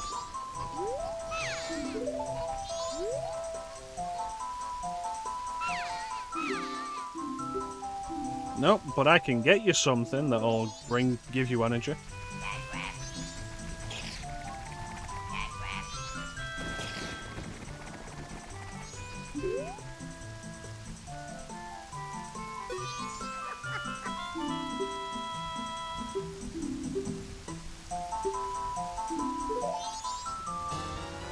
Thank you.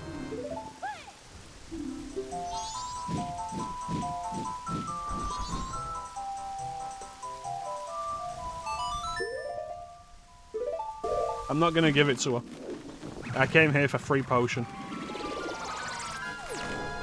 But what am I gonna use that potion for?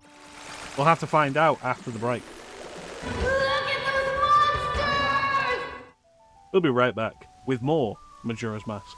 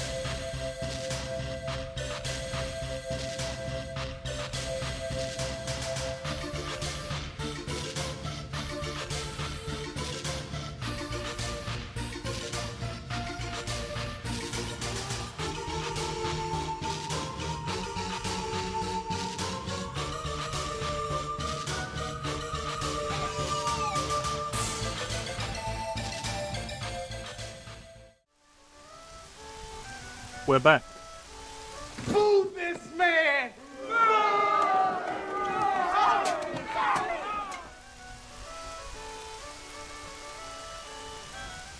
Lemon Eye successfully took care of the monsters.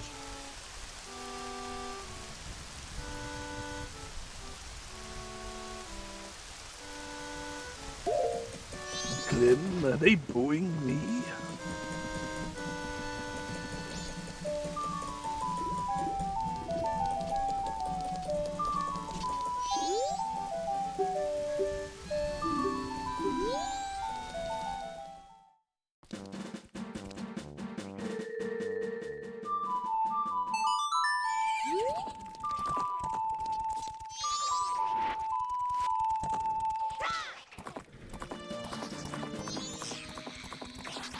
They were saying boo or boo-earns.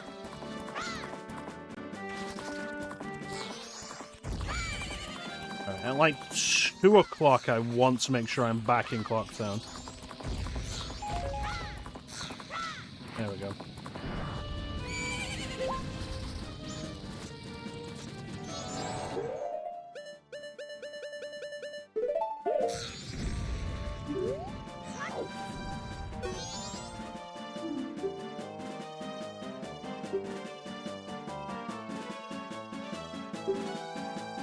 For years?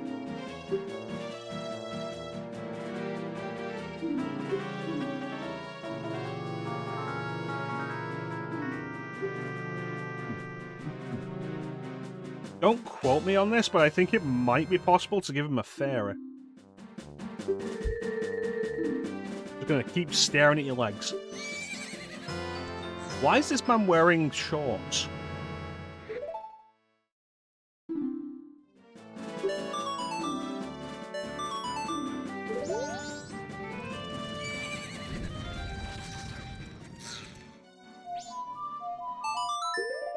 Like, did you notice that? The man was wearing shorts.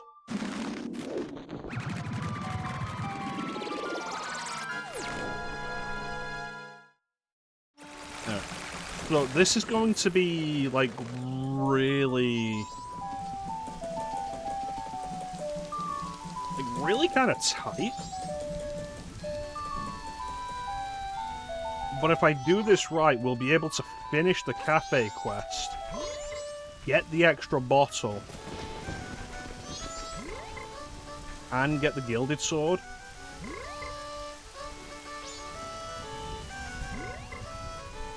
And, like, get the couple mask. After this, I'm going to have to go back to Great Bay and go straight into the Pirate Fortress then. But the only goal we'll be after in the Pirate Fortress will be the hookshot. And then we'll come back to get all the eggs.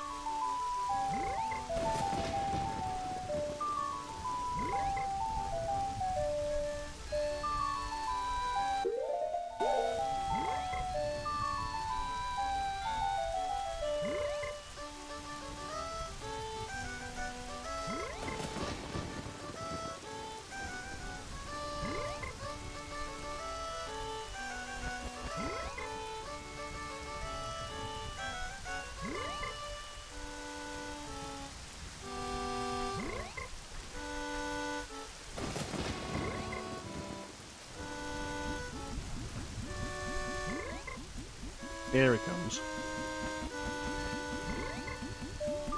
It's kind of wild that the postman knows that Cafe is hiding here. Because that letter could only have been addressed to Cafe, but not his address. Because she wouldn't know where he is.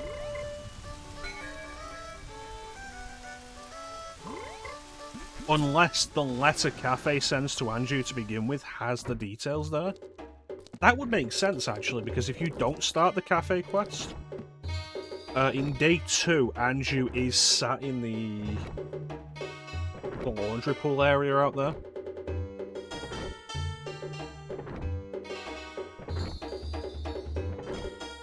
And Cafe just doesn't have the courage to go out and meet her.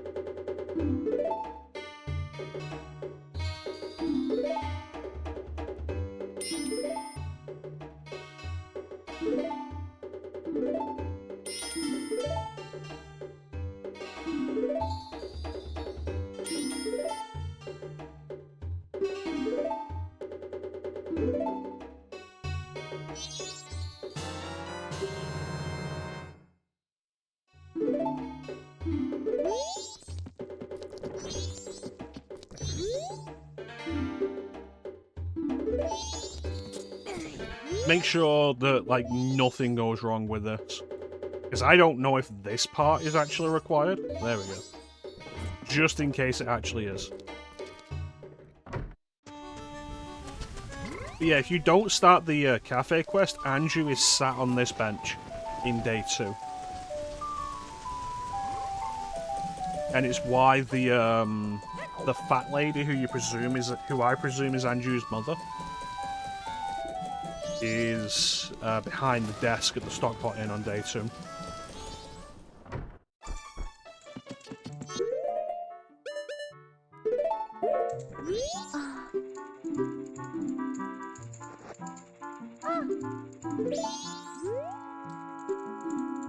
Alright.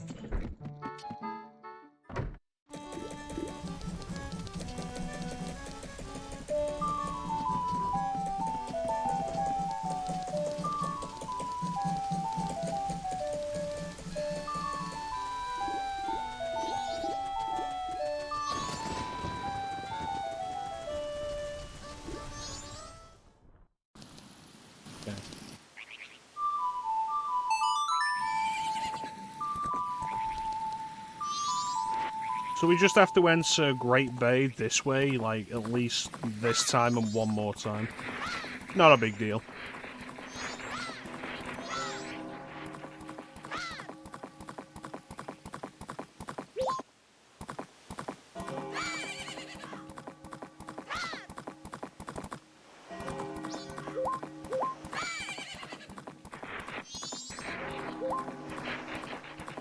That said, while I'm here with cash, I will go and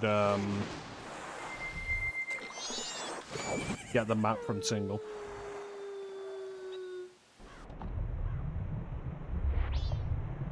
I always love the way the Zora swimming works in this game.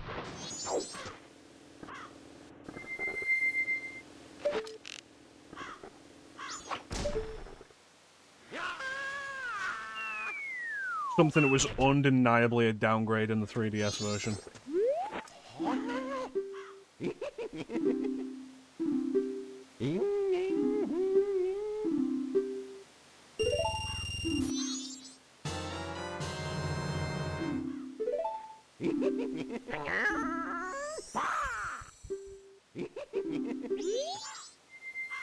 Fun fact, in the original Japanese release, this platform is actually higher.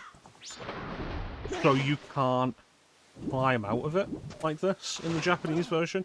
You have to dolphin jump.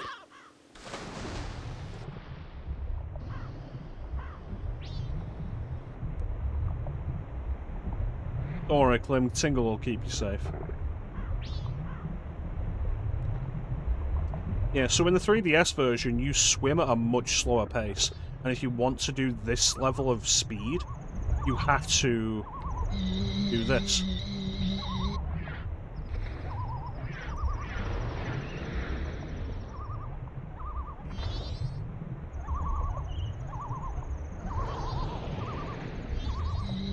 And so, like, that always drains magic.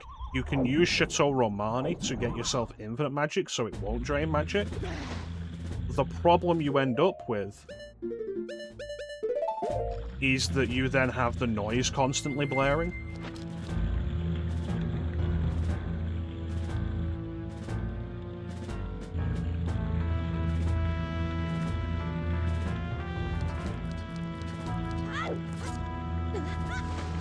Obtaining the stone mask means that these regular Gerudo cannot see us.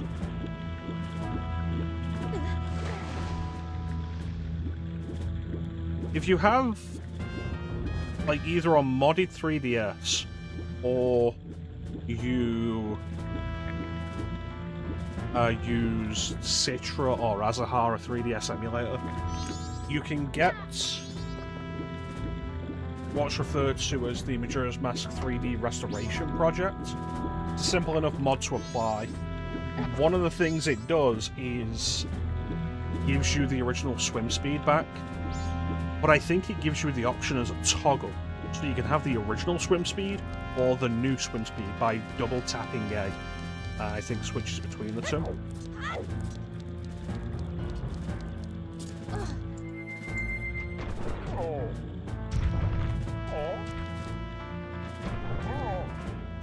Because, like, I'm not gonna lie to you and tell you that the original swim speed is perfect. There are absolutely moments where it is too much. But bear in mind how large most of the underwater areas are around this area. And, like, look how long it's taken me to swim across this part here like this. Now imagine doing it way slower. You know, like we just did as regular Link.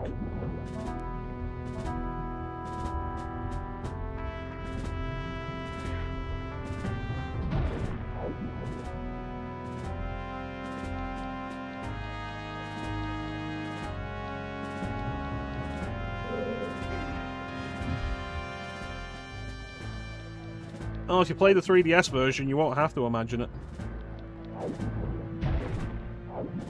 Like, there's a bunch of stuff in...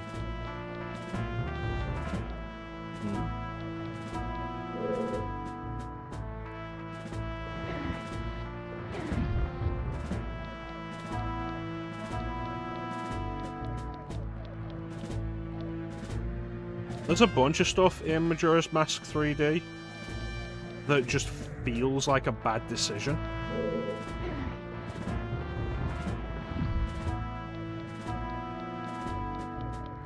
Yeah, I can see that.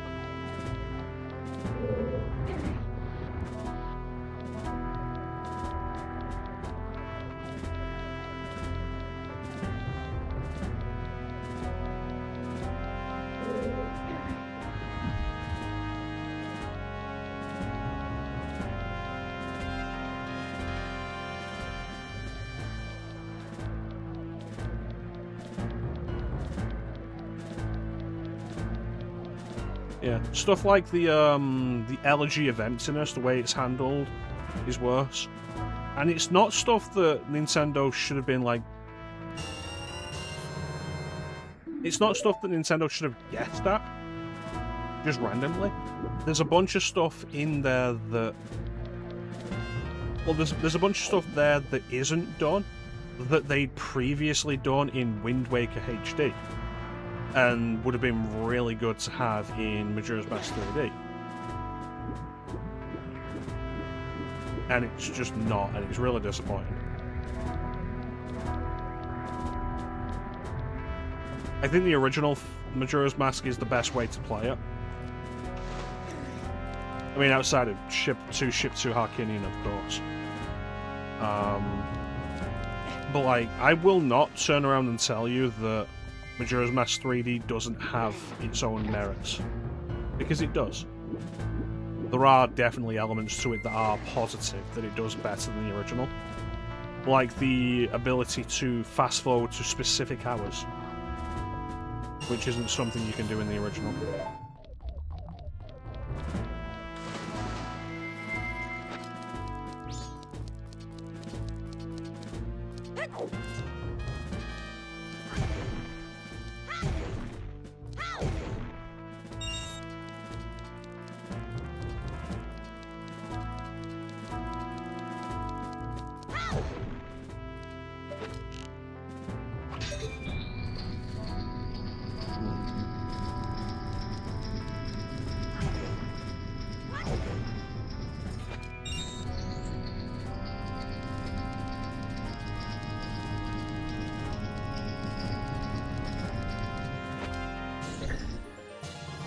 New heart container.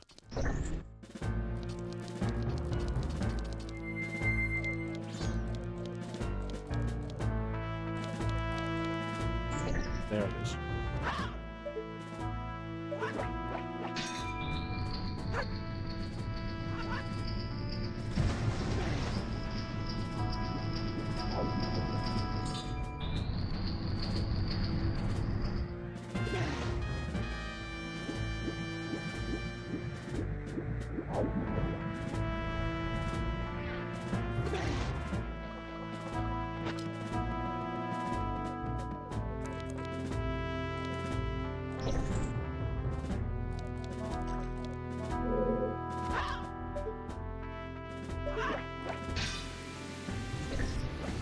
coming up.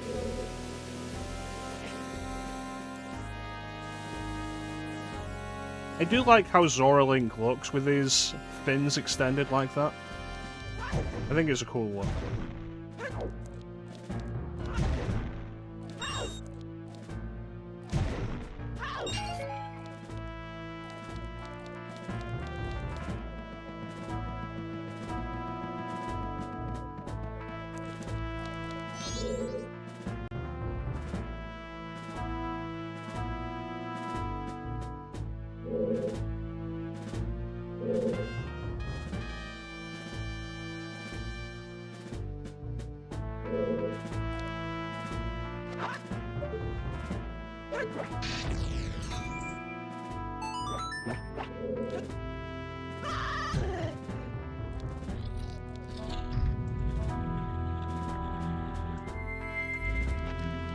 Right. So with the stone mask on, the regular pirates can't see us.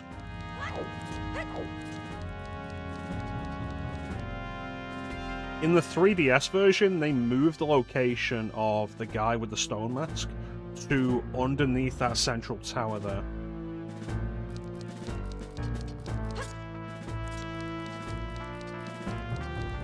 Right here.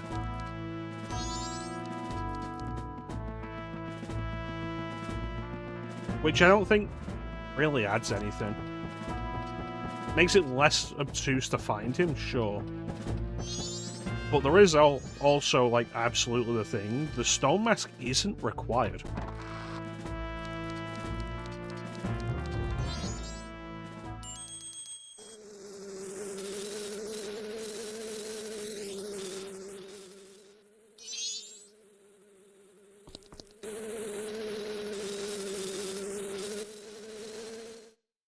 I wouldn't have thought bees could survive in the sea air.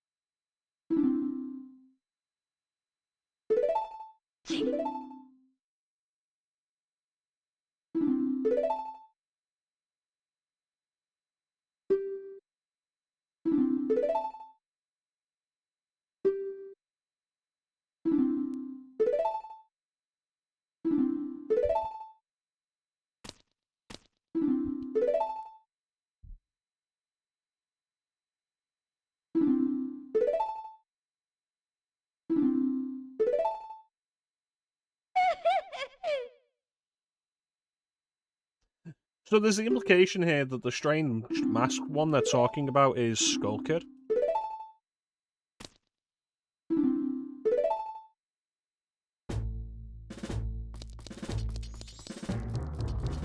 And if it is Skull Kid, it seems a little beyond the regular mischief he's generally been doing to be actively like, hey, you pirates, you should go here to check out this treasure.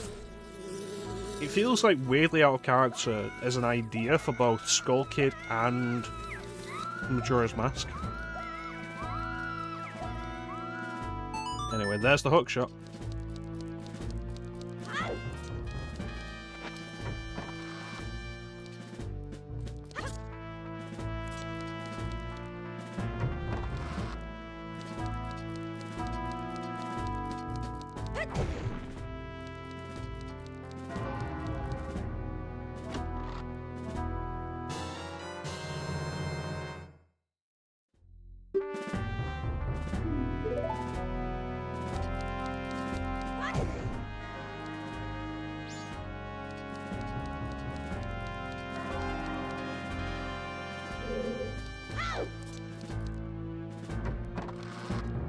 So, normally what I do with this is I'll have 4 bottles by this point. But because I screwed up when we were doing the Cafe Anju side quest earlier, I only have 3.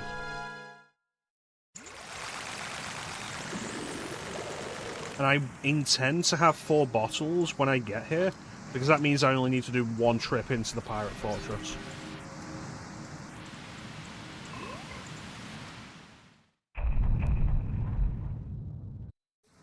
That said, having 4 bottles does require a bit of sequence breaking.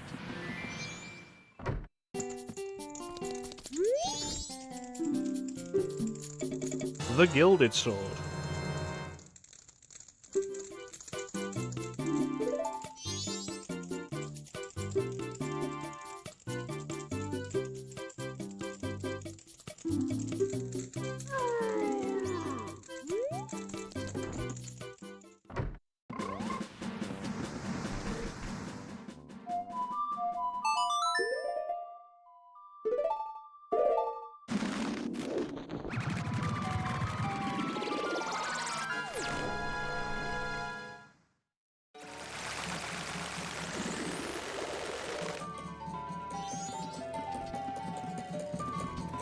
Yeah, it does require a bunch of sequence breaking.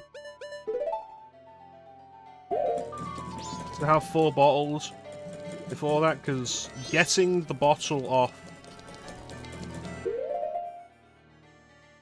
I forgot about Cremia. We have to do the aliens again. Fuck. Knew I was gonna forget something.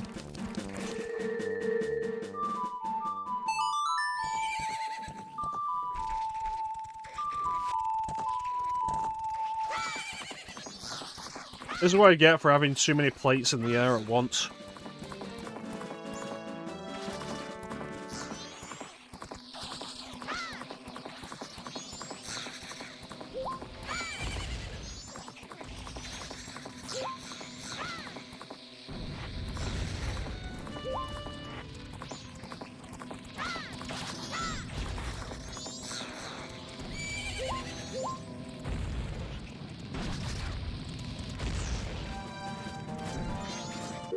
What was I saying?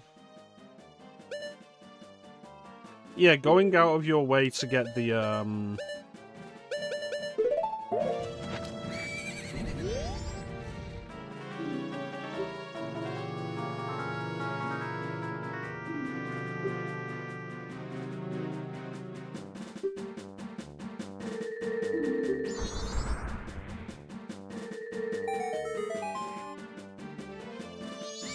get the bottle from Cafe's mother, the mayor's wife.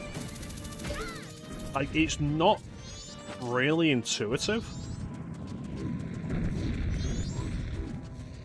It's easily doable if you know what you're doing, but it's not particularly intuitive, and I would probably put it in the category of sequence breaking.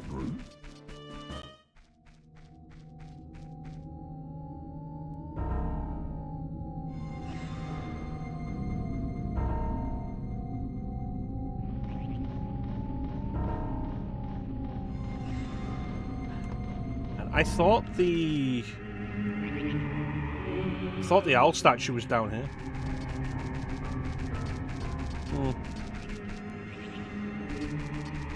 Oh well. I guess we'll just do this.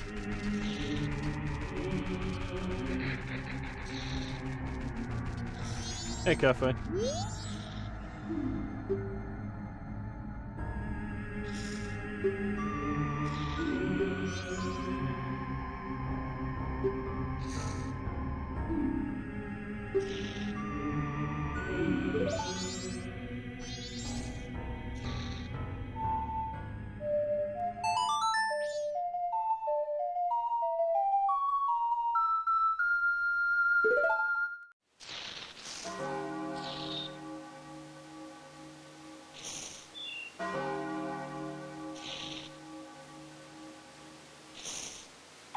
So this part is really easy to fuck up.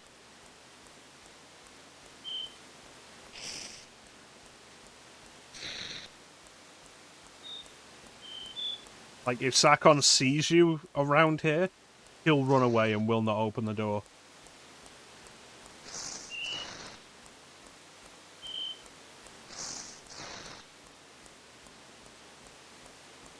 Looks like Larsa. Is it the way his hair tapers off at the end?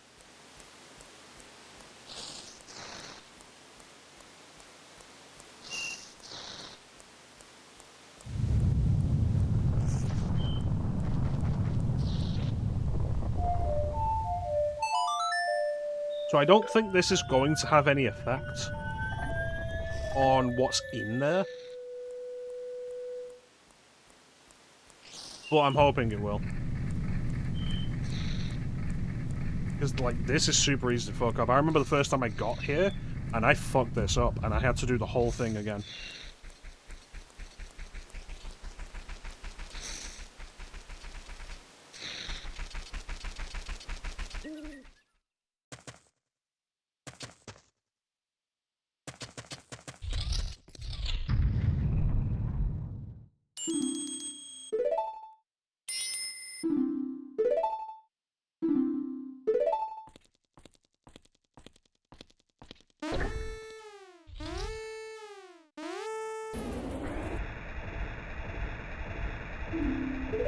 Yeah, you walked on the obvious switch.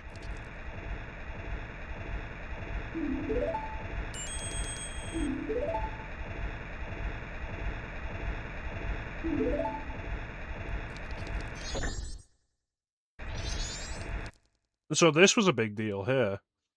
Because I think this is the first time in, like, a real Zelda game you got to play as somebody other than Link.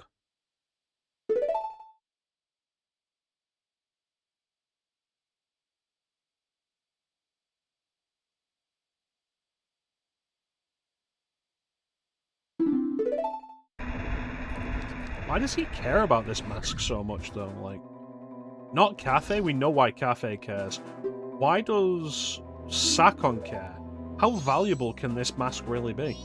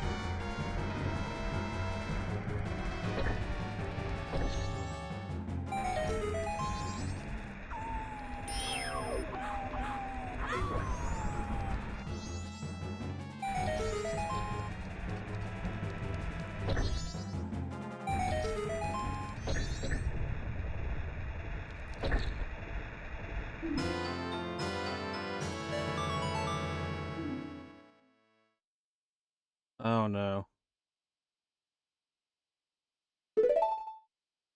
I didn't get the priority mail. I knew I needed something in town. I knew I should have talked to the curiosity shop guy. But can I still do that? I don't think I can. Like, even if I can, I don't think I can get into the milk bar because I don't have the fucking Romani mask. This has been such a messy playthrough.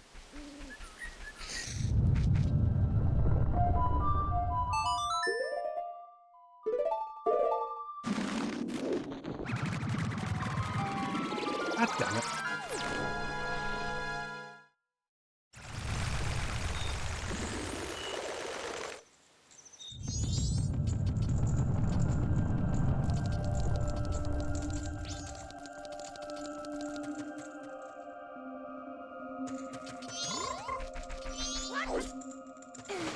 So it was like, I already have... Yeah, there it is. I was like, I already have the Keaton mask. There's nothing else there. I'm judging myself, Clem.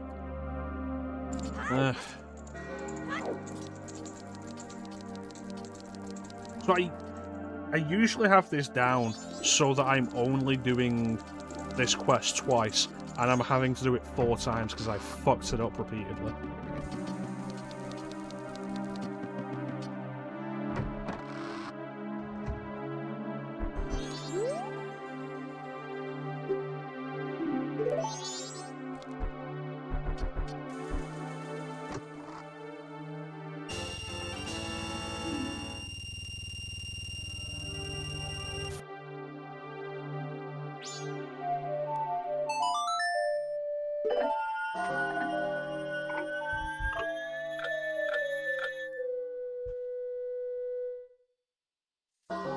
Forgot about going to town with Cremia.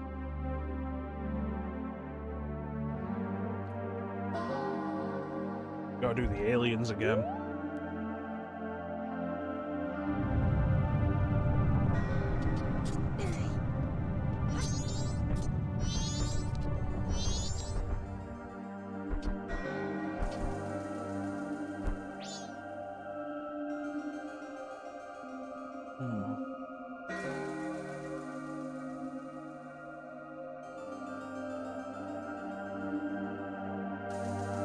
Really fucked this up.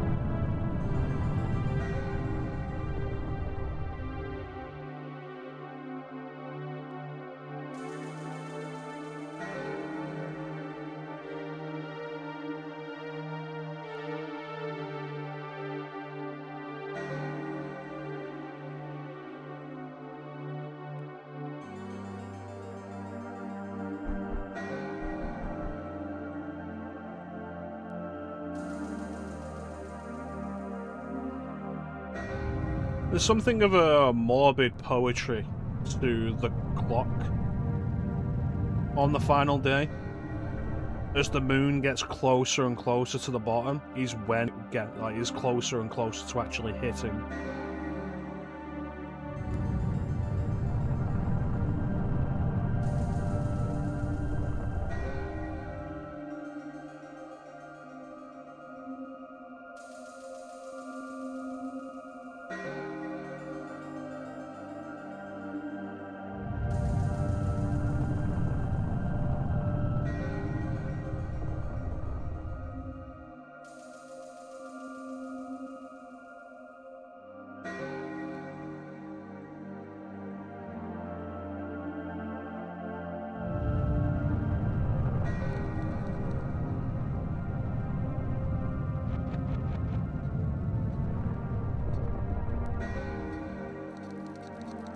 There we go.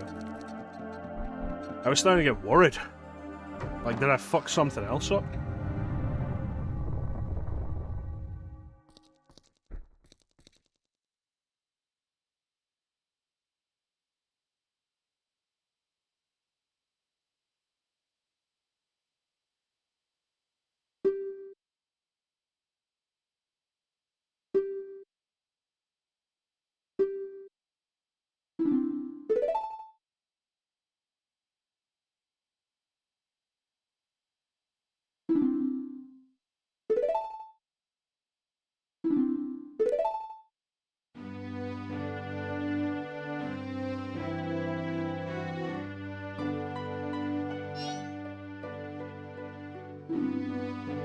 Thanks, Turtle.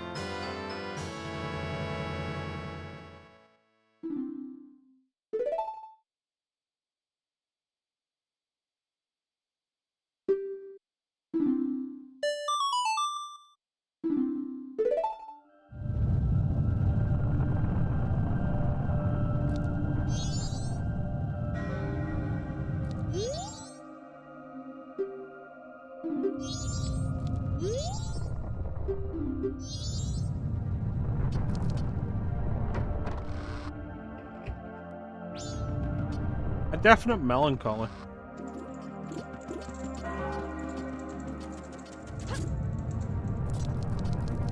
At the end, they've declared their love, and there's nothing else. And now they're ready to die.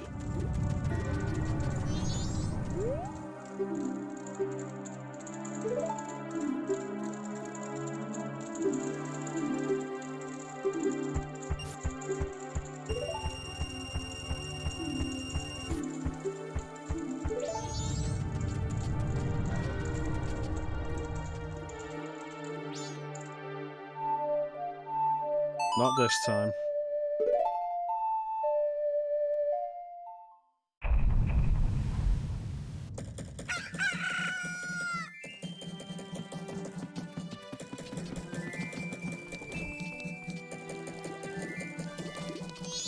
Terrifying.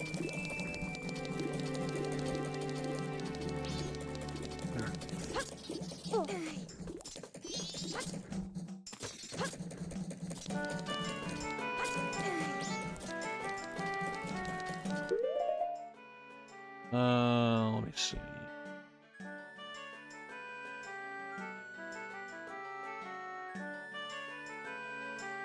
There we go.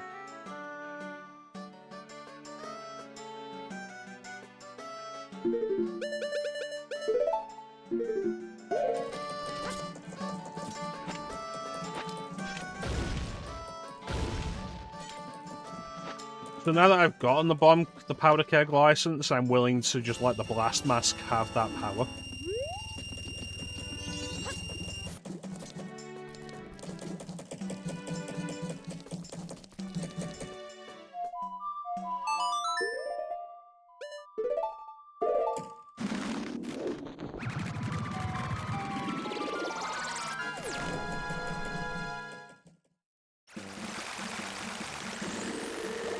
That's a really stupid quote.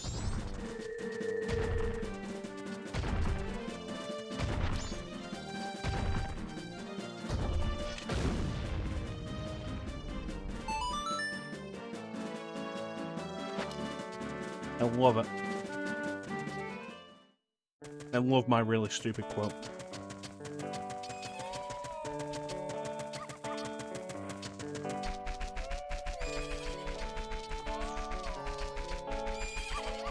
If I die, like, to vampire, put that on my tombstone.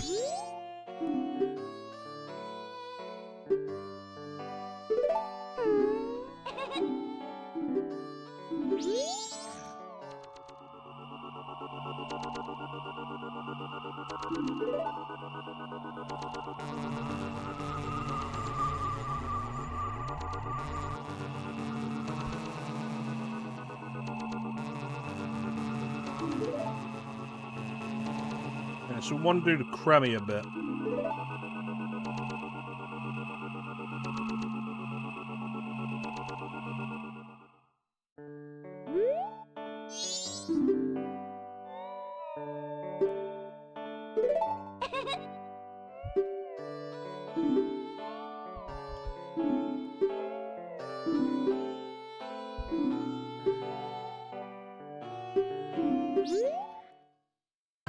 I don't know if this is actually required, like every time you want to do this.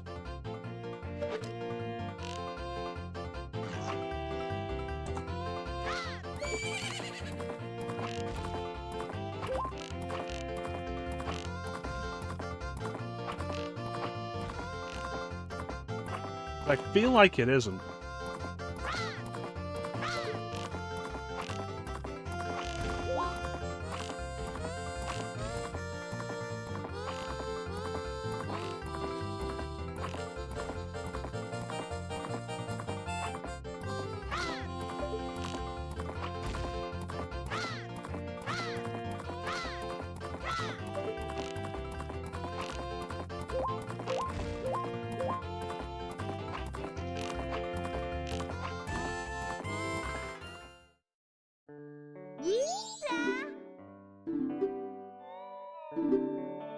Yep.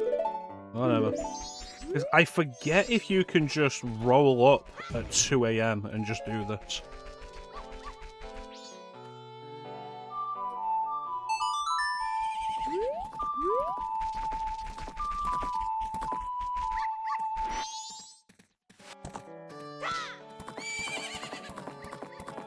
Oh, Cremmy is over here.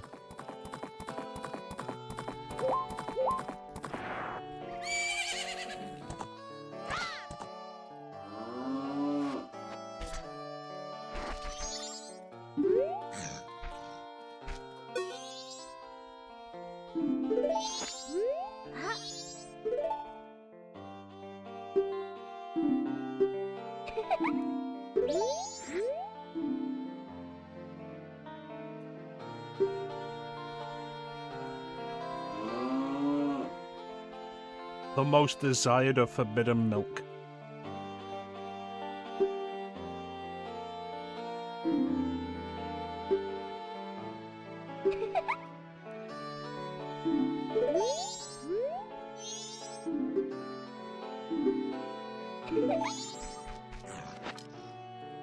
Alright, let's go.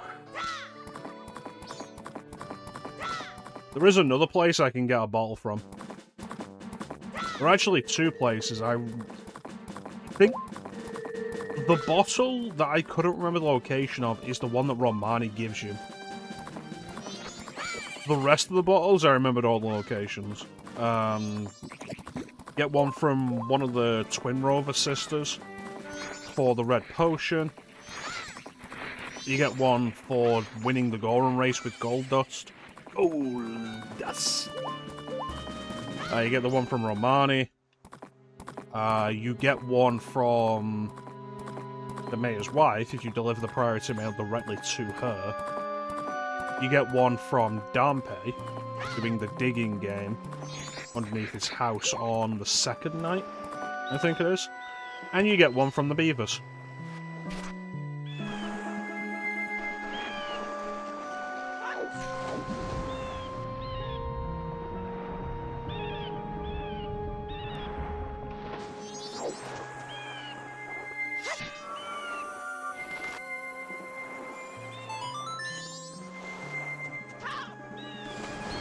So ideally we want 4 bottles before we go into the Gerudo Fortress.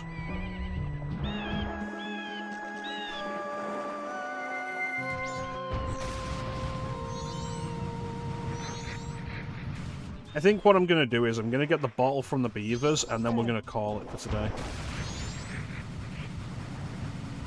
The trouble with getting the bottle from the beavers is it requires the hookshot.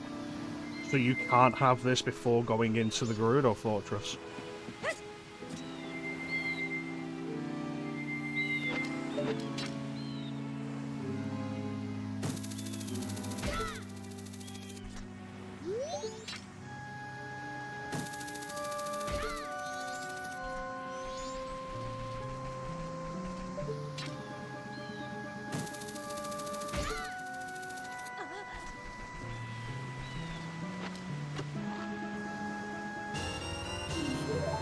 It is possible to get the one from Dampe without the hookshot.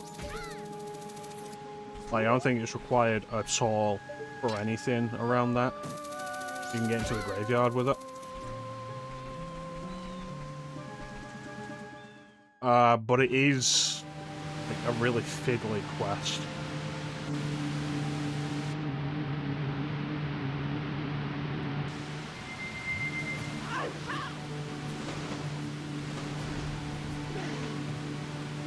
Hey, talk to me.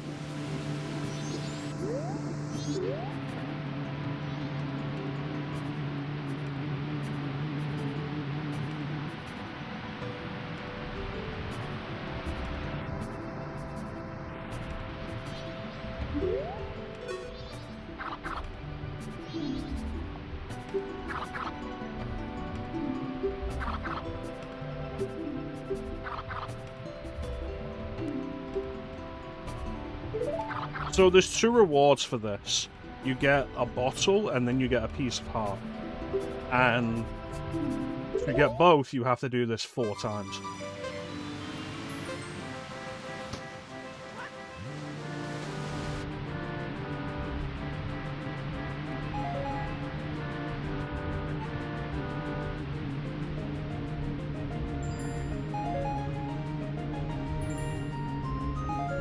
This isn't a race, you can't win against him. You just have to go through all the rings before time runs out.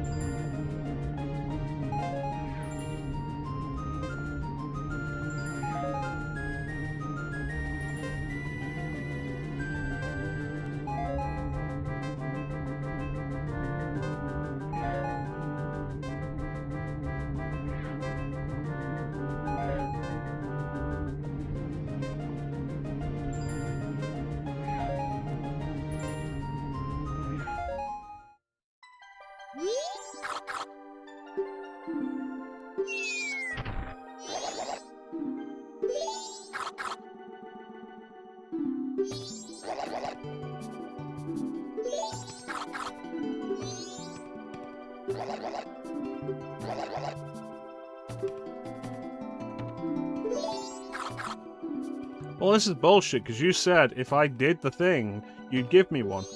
And now you're moving the goalposts. You dicks.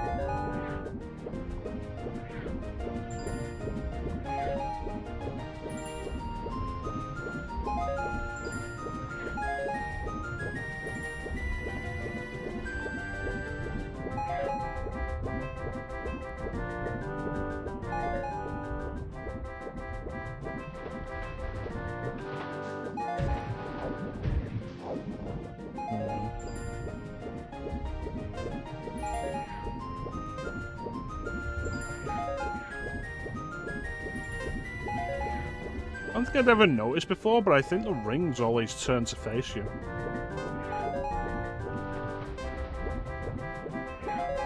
Which is curious, because I don't think they're 2D sprites. I think they are 3D models.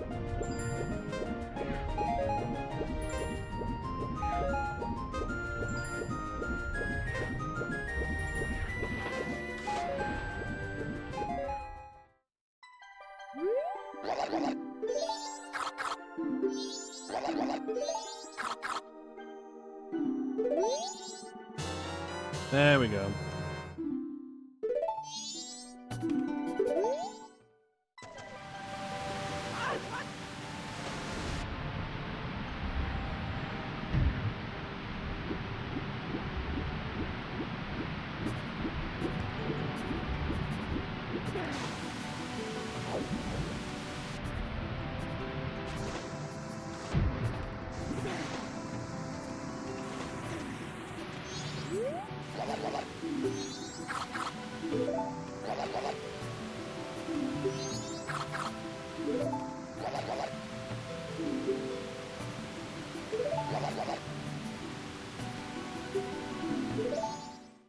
Here we go again.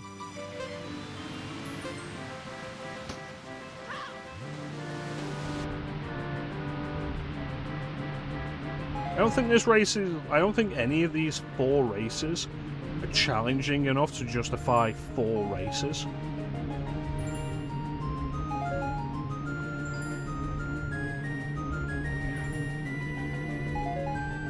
Or exciting enough either.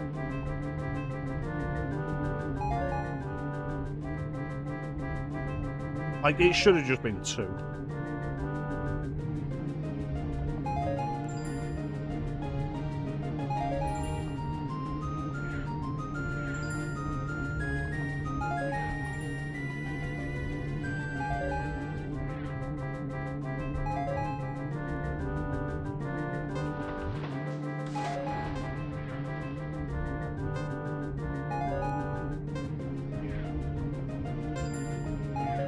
Can't call after we've done this because I'll forget to do the Romani stuff.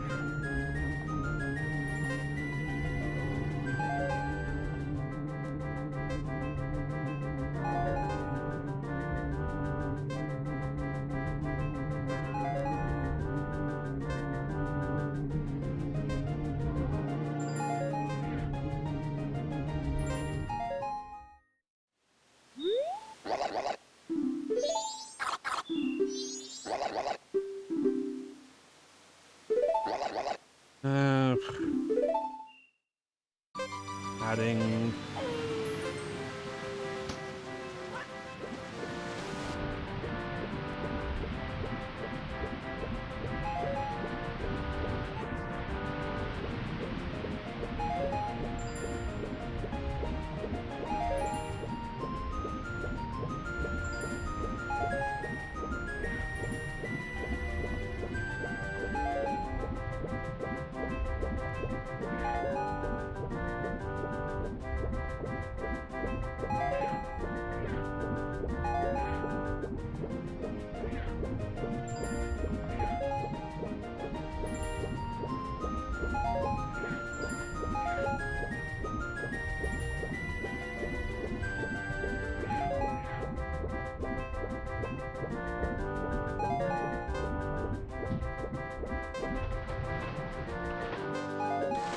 Yay, double whammy.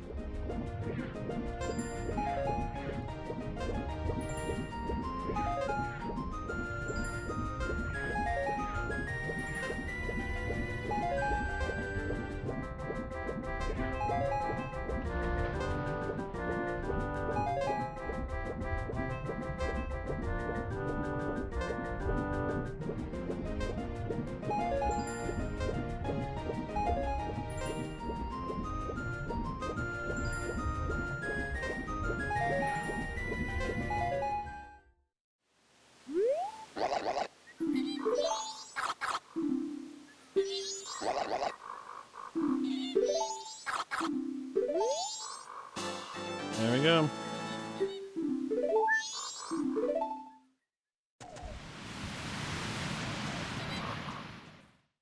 Alright, let's stop messing around and just straight do the Romani stuff.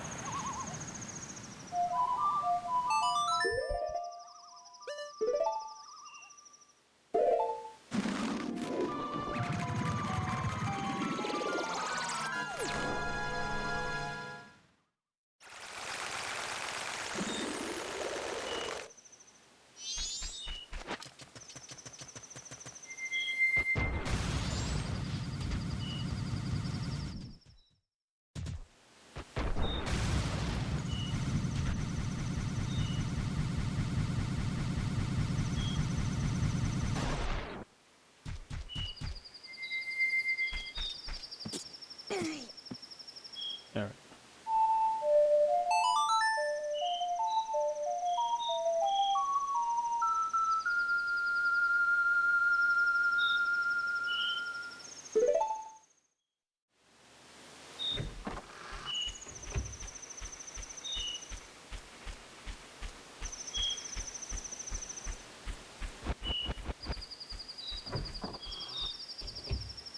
Alright, 2:30.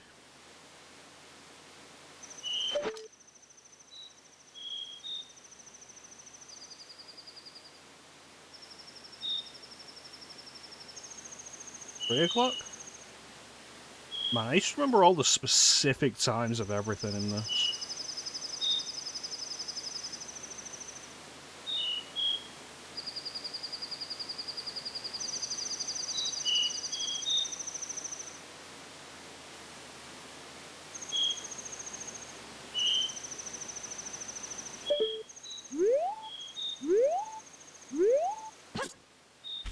Where are they?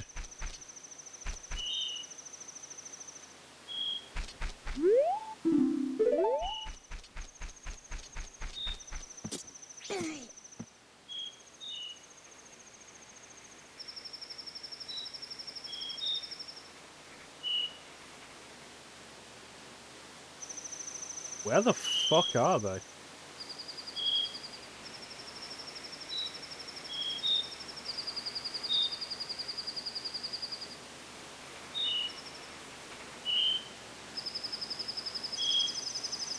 Were they what the fuck has just happened?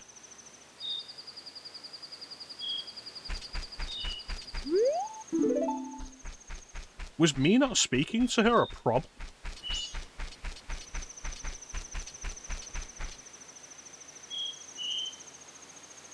Fucking game.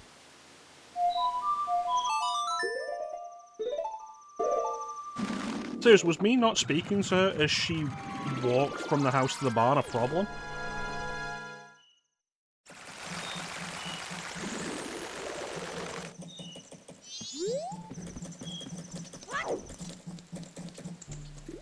I've never had so much trouble with this game.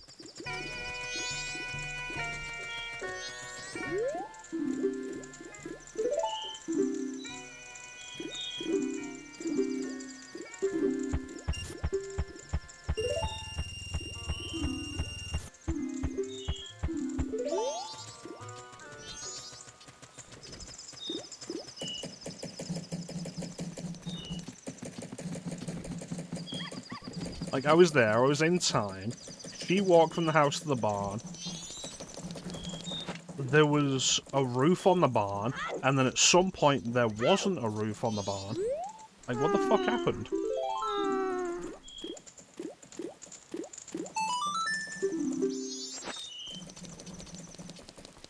Honestly, just annoyed.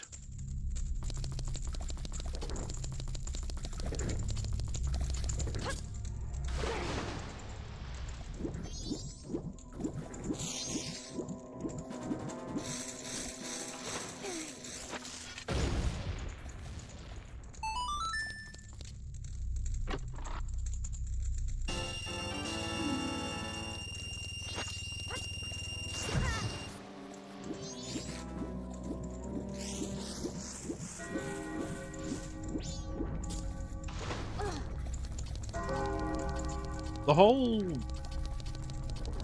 giving the letter to Cafe's mother issue as well is really annoying because I did speak to her before I got kicked out of the bar. The trouble is, I wasn't wearing the Cafe mask when I did, so she doesn't recognise you as the person who she sent to look for Cafe.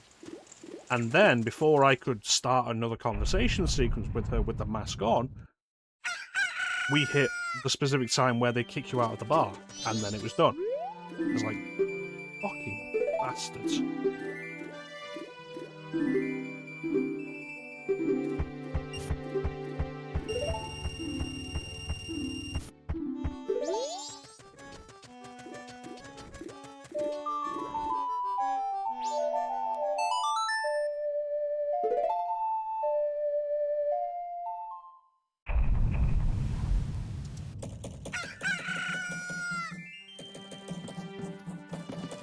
Alright. I want to check something real quick, because we can use the Song of Double Time to go specifically to the hour.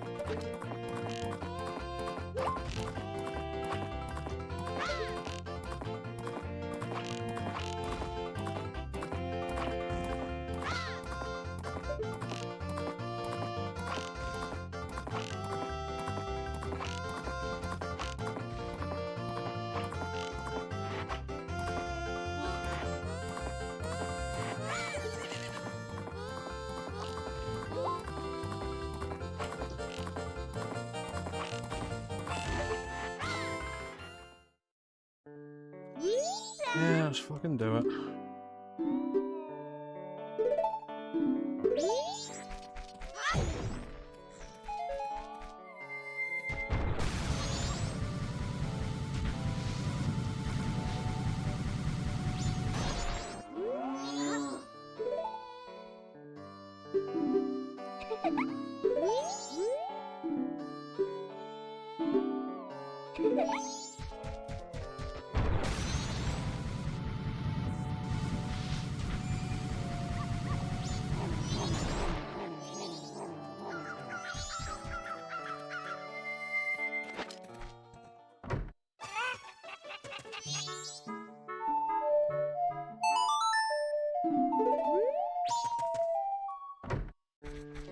Alright.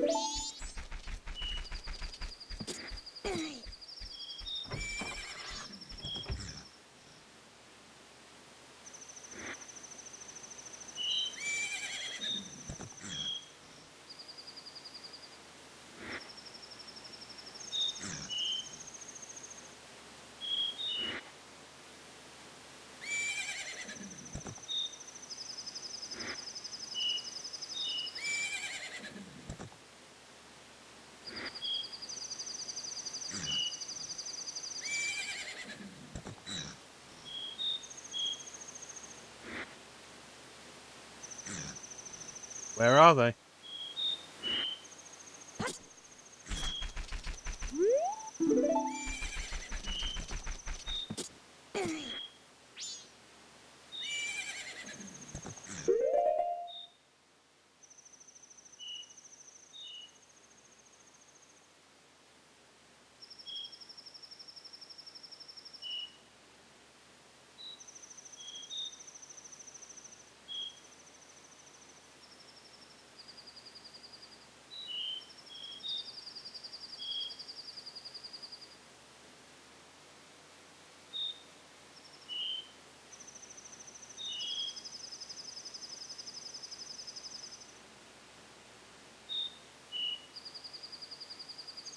As far as I can tell, it's not something to do with a setting that I've got.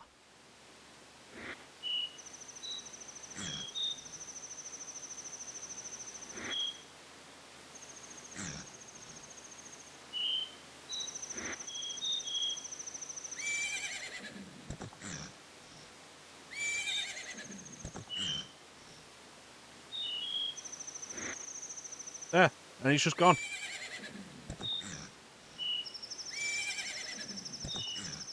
So something's going on with this, and I have no idea what the issue is.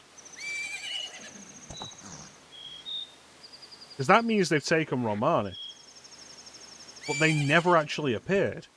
And I know what it looks like when they take Romani. If you're out here and you fail to protect the ranch, there's a cutscene for it where they rip the roof off, and Romani is sucked into the sky with a bunch of the cows.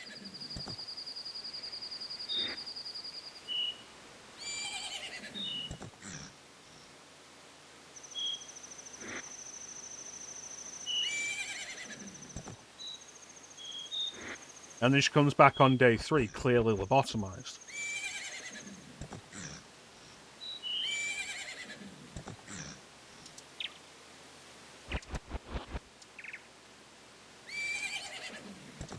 So what's actually going on with this?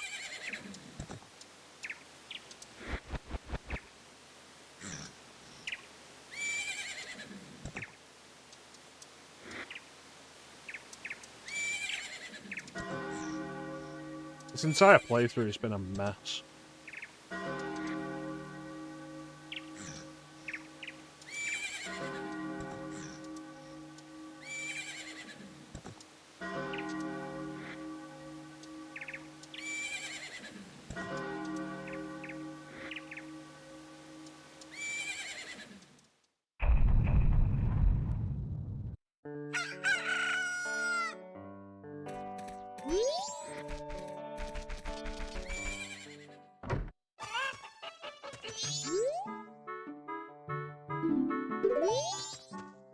Yeah, so we failed somehow.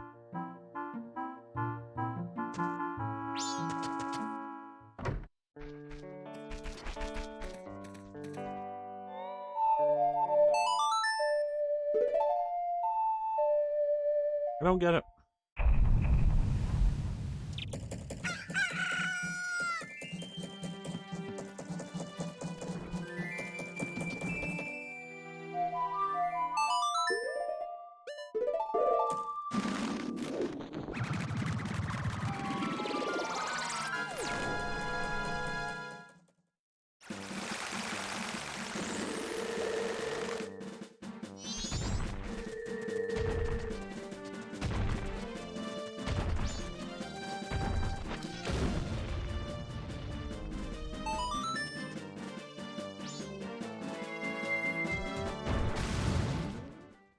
Is it because I'm blowing the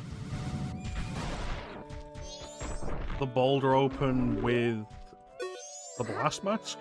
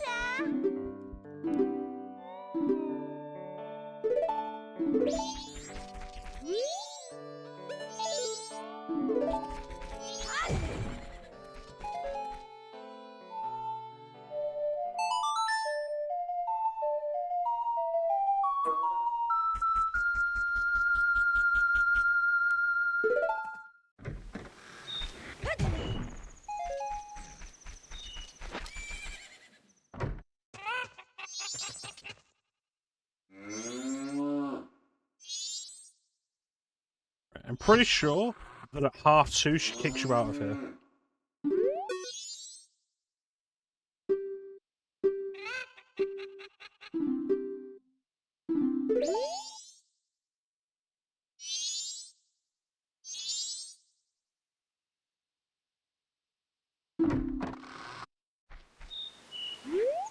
Did they?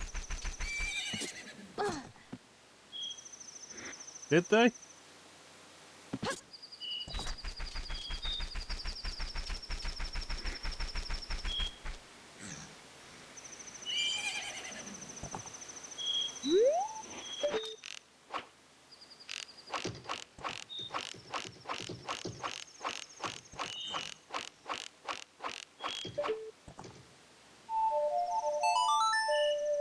I don't know. I don't know what's going on with this.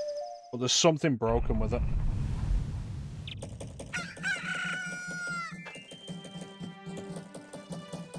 That's going to be the end of today's playthrough of Majora's Mask. We'll continue this next week and try and work out what's going on with it. I want to thank everybody for joining the stream. I always really appreciate the support. Big special thank you to everyone in chat. Chat is always the best part of the stream. Clem, Melly, Star, Panda, Flame, I think was her.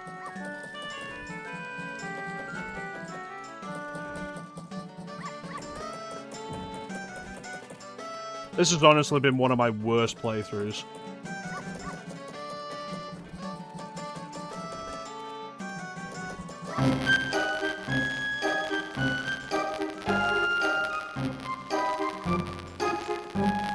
Antique. Yep.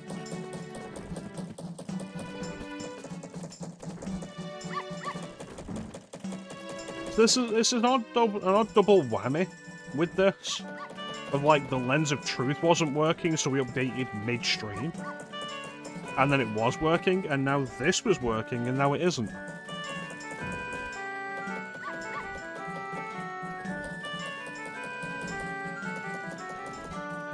Frustrating. Thanks for stopping by, Teak.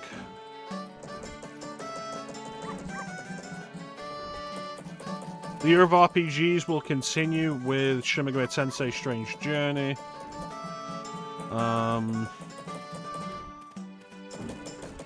Legend of Sundays will continue with more Majora's Mask.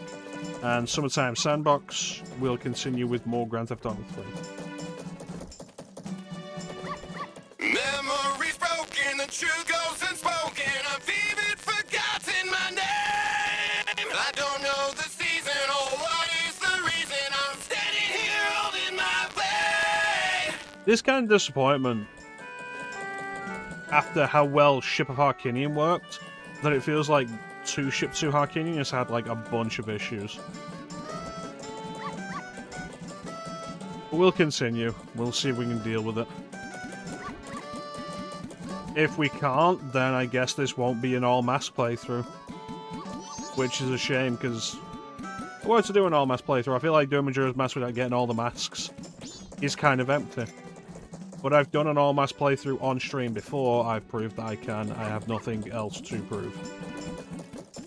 So yeah, with that, there's not really anything else to say except thank you all for watching. Have yourselves a fantastic time of day, and take care. We'll catch you next time, guys. Bye.